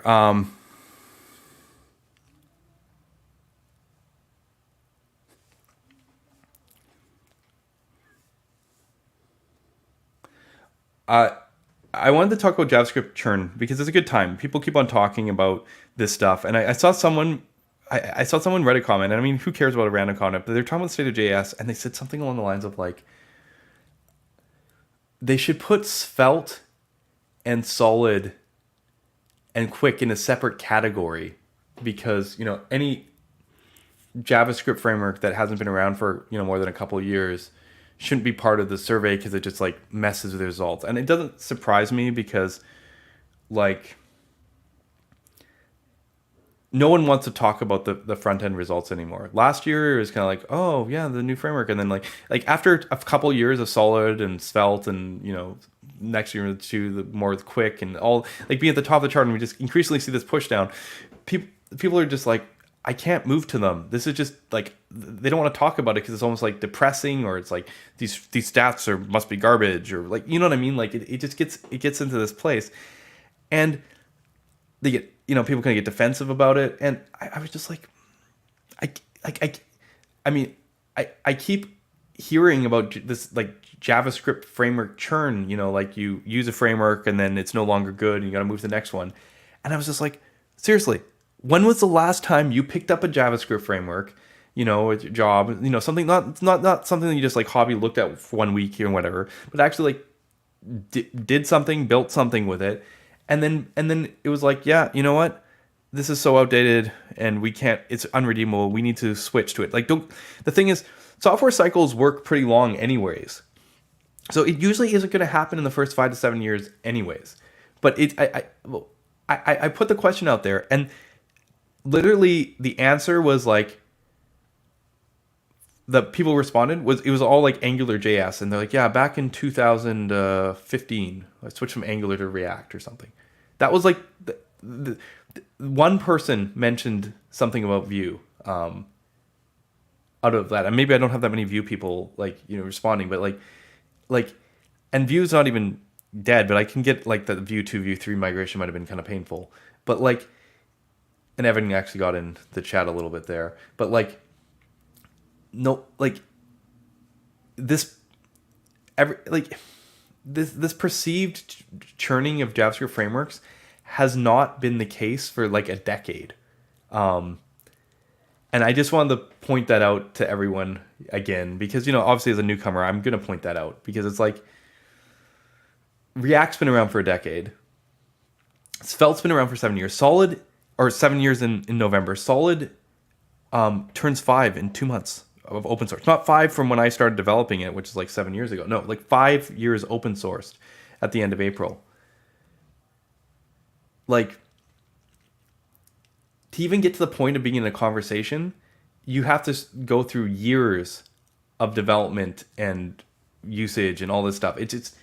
It's kind of funny, like, how long it takes for like a sort of like saying to kind of die or whatnot. It was interesting because like I thought maybe some people would try and argue it, and a few people did, but the people who did, they had nothing. And like most people are just like, huh, yeah, huh. But like when you professionally, framework doesn't have churn, but ecosystem definitely unstable for a while. Every company has a different flavor of React bundle. Yeah. So that's what that. So that's the other thing. It was AngularJS or people talking about all the different versions of React they had. But so that's within the framework itself, though. So what I'm getting at is like even if you pick the right bet long term, you're still going to hit churn. Like I picked React. Well, guess what? I was on React 2, I'm on React 3. I know that's not the versioning, but effectively this happens to everyone. This is just, it's such a, like,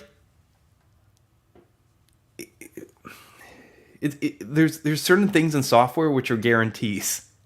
Do you know what I mean? Like they're just guarantees. You can't avoid them, and pretending like you can is just like setting yourself up poorly because you're like mismatching expectations.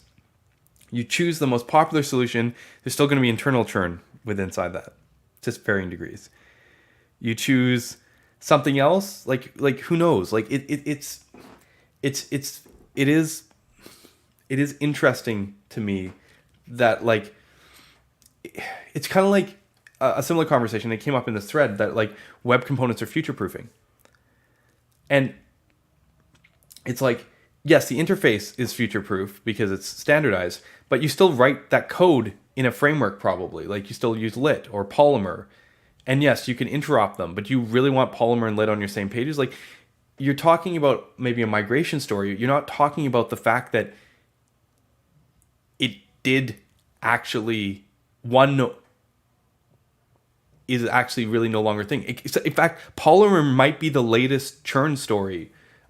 Date wise, you know, it wasn't as popular, but like Polymer is dead and Lit kind of took its place. Like that happens in web component world too. Like there's just things that are fundamental to the nature of software development is the best way I can put it. That like you just gotta like look at things based on qualities or properties. How easy is this to replace? How modular is this? What impact does it have on the rest of my system? It's not like I chose this one solution, now I'm good. And the higher in the stack, yeah, this is a good point. The more churn. Yeah, so you're getting there. Like this is why I was talking about this, because the higher in the stack and the more opinionated, I think stuff like Next.js are way churnier than say React itself. It's just like,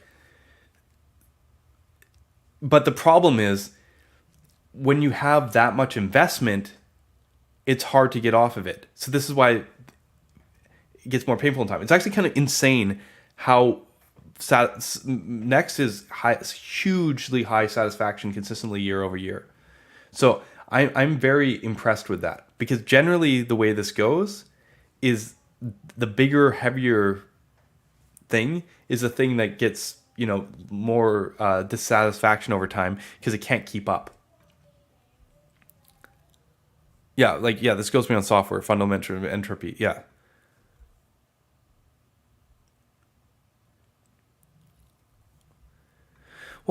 Well, here's the thing I've been wondering about this, though. Like, what stops you from booting up an old project? I guess, is it like the interface points have changed or something? Because, like, the web itself is mostly backwards compatible. My jQuery code from 2008 still works. Like,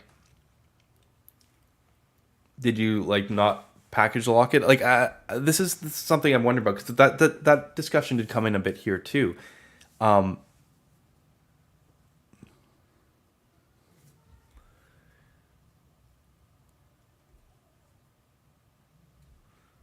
migrated from. Me too.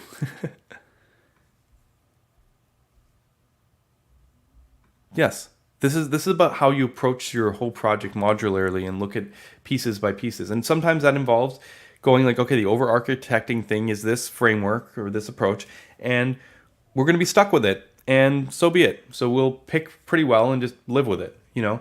It's just, that's the reality of it. That's why you don't see this churn thing. I guess the only thing you can complain about is that people are always innovating. And that seems like a silly thing to complain about.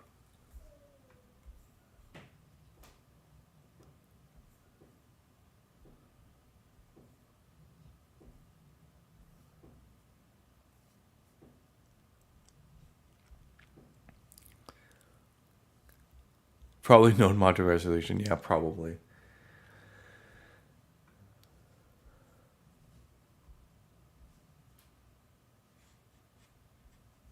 Yeah, yeah. I mean, so I don't know. I just wanted to throw this out here because it's like, yeah, you know, I think we're at a time where some things are shifting around, and the writing's on the wall there. So it's exciting time period.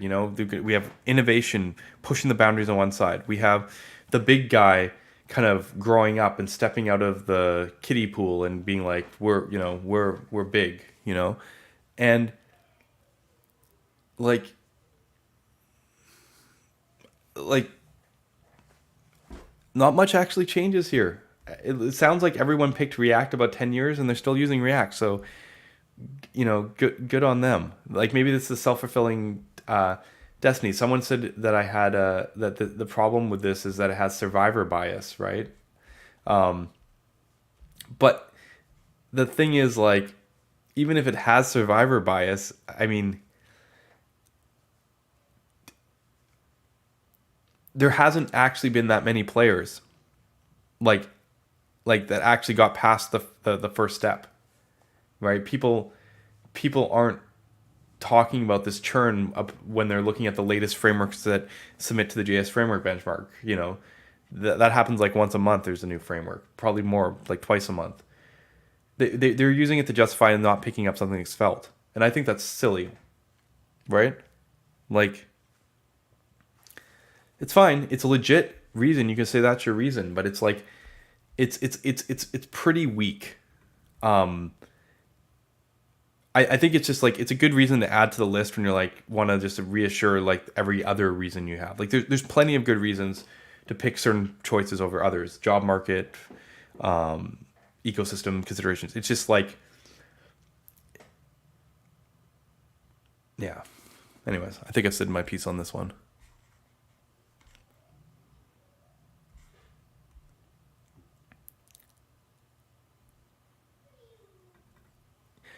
People turn into crazy amount of improvements showing up every other day, and other users don't have it. Yeah, are we just moving so fast? There's so many people focusing on the problems here that we're constantly evolving at a rate that's just uncomfortable. Yeah.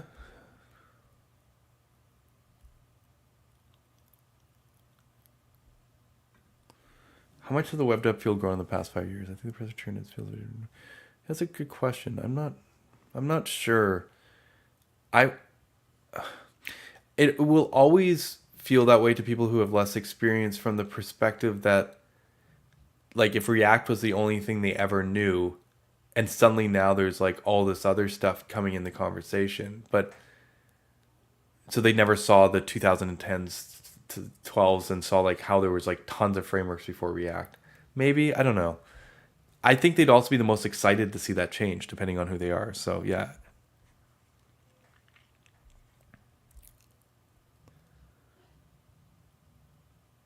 Oh yeah, yeah, yeah, yeah, yeah, yeah.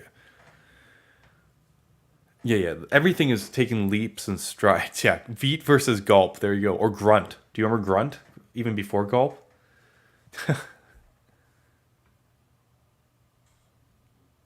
I still like Ember. Good for you.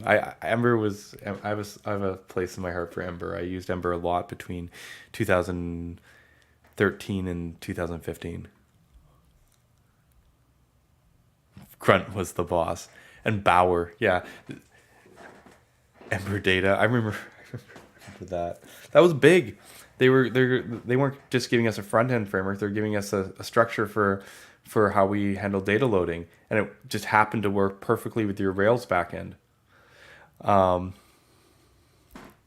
yeah, this is the fun part. I get all the old guard on stream. I'll just go and telling about all the crazy technology they used before the modern era. Like, there was just so much stuff. Like, you have no idea. It's so weird how much potential and how much innovation is going on, and how squashed it's been compared to like the ecosystem. There's so much the ecosystem needed to stabilize and needed to, like, fix on a few solutions and get productive.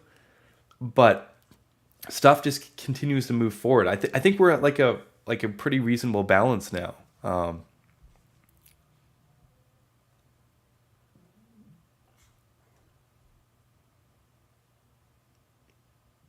So yeah, I mean,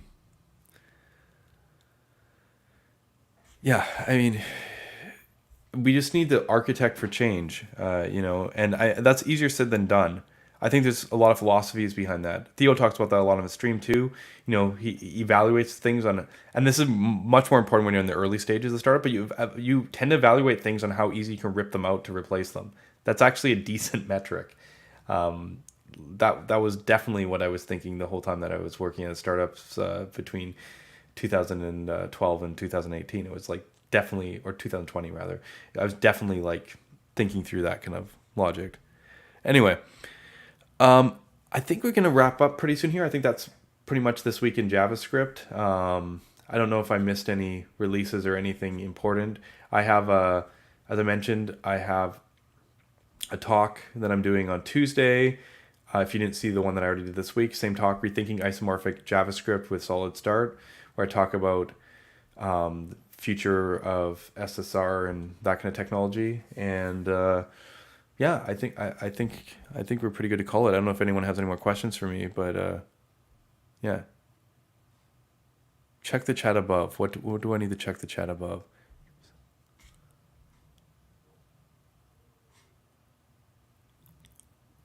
There's so much chats. I don't know what I'm missing.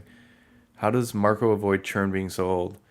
Yeah, good migration. I honestly, we've been very aggressive with Marco in terms of the redesign with version 6 and even the redesign of version 4. Marco, every couple versions, just goes through a like crazy migration. And as long as eBay can handle the migration, it's fine. It's actually very similar to Angular in that. Angular has amazing migration tools. And their move from AngularJS to Angular was amazing from that perspective. They were able to do that, like even at Google.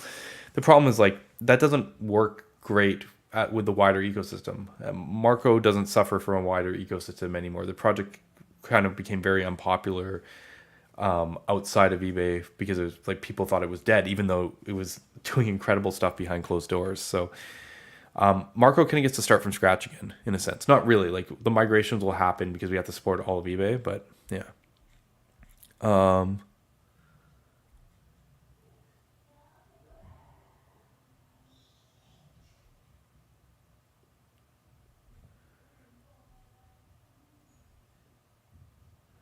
Yeah, okay. I think we're all done. Thank you all. Yeah, I hope everyone enjoys the streams. And we'll figure out what we're doing next week. I'm not quite sure yet. I wasn't sure for this week either. So yeah, I'll catch you all next time.